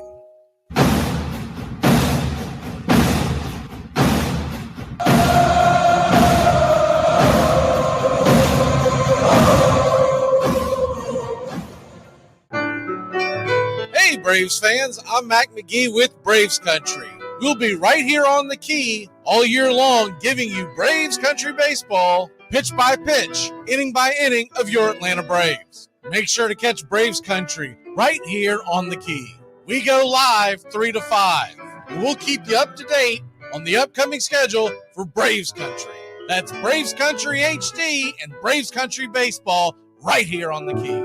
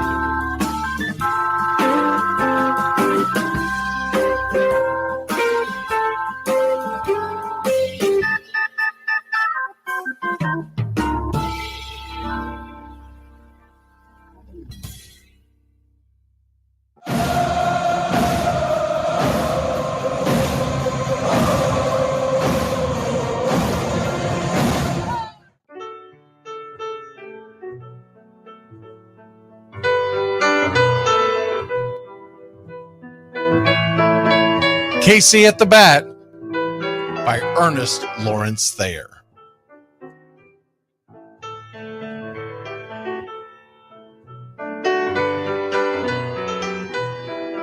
The outlook wasn't brilliant for the Mudville Nine that day. The score stood 4-2, but with one inning more to play. And when Cooney died at first and Barrows did the same, a pall-like silence fell upon the patrons of the game. A straggling few got up to go in deep despair. The rest clung to the hope which springs eternal in the human breast. They thought, if only Casey could but get a whack at that, we'd put up even money now with Casey at the bat. But Flynn preceded Casey, as did Jimmy Blake, and the former was a hoodoo while the latter was a cake. So upon that stricken multitude, grim, melancholy sat, for there seemed but little chance of Casey getting to the bat. But Flynn let drive a single, to the wonderment of all, and Blake, the much despised, tore the cover off the ball. And when the dust had lifted and men saw what had occurred, there was Jimmy safe at second and Flynn a hugging third. Then from 5,000 throats and more rose a lusty yell. It rumbled through the valley, it rattled in the dell. It pounded on the mountain and recoiled upon the flat, for Casey, mighty Casey, was advancing to the bat. There was ease in Casey's manner as he stepped into his place. There was pride in Casey's bearing, and a smile lit Casey's face. And when responding to the cheers, he lightly doffed his hat. No stranger in the crowd could doubt 'twas Casey at the bat. 10,000 eyes were on him as he rubbed his hands with dirt. 5,000 tongues applauded when he wiped them on his shirt. Then while the writhing pitcher ground the ball into his hip, defiance flashed in Casey's eye, a sneer cooled Casey's lip. And now the leather-covered sphere came hurtling through the air, and Casey stood a-watching it in a haughty grandeur there. Closed by the sturdy batsman, the ball unheeded sped. That ain't my style, said Casey. Strike one, the umpire said. From the benches black with people, there went up a muffled roar, like the beating of a storm waves on a stern and distant shore. Kill him! Kill the umpire! Shouted someone on the stand, and it's likely they'd have killed him had not Casey raised his hand. With a smile of Christian charity, great Casey's visage shone. He stilled the rising tumult. He bade the game go on. He signaled to the pitcher, and once more the dun sphere flew. But Casey ignored it, and the umpire said, "Strike two." "Fraud!" cried the maddened thousands, and echoed answered, "Fraud!" But one scornful look from Casey, and the audience was awed. They saw his face grow stern and cold. They saw his muscles strain, and they knew that Casey wouldn't let that ball go by again. The sneer is from Casey's lip. His teeth are clenched in hate. He pounds with cruel violence his bat upon the plate. And now the pitcher holds the ball, and now he lets it go. And now the air is shattered by the force of Casey's blow. Oh, somewhere in the favored land, the sun is shining bright. The band is playing somewhere, and somewhere hearts are light. And somewhere men are laughing, and somewhere children shout. But there is no joy in Mudville. Mighty Casey has struck out. Casey at the Bat, Ernest Lawrence Thayer, published June 3rd, 1888. San Francisco Examiner.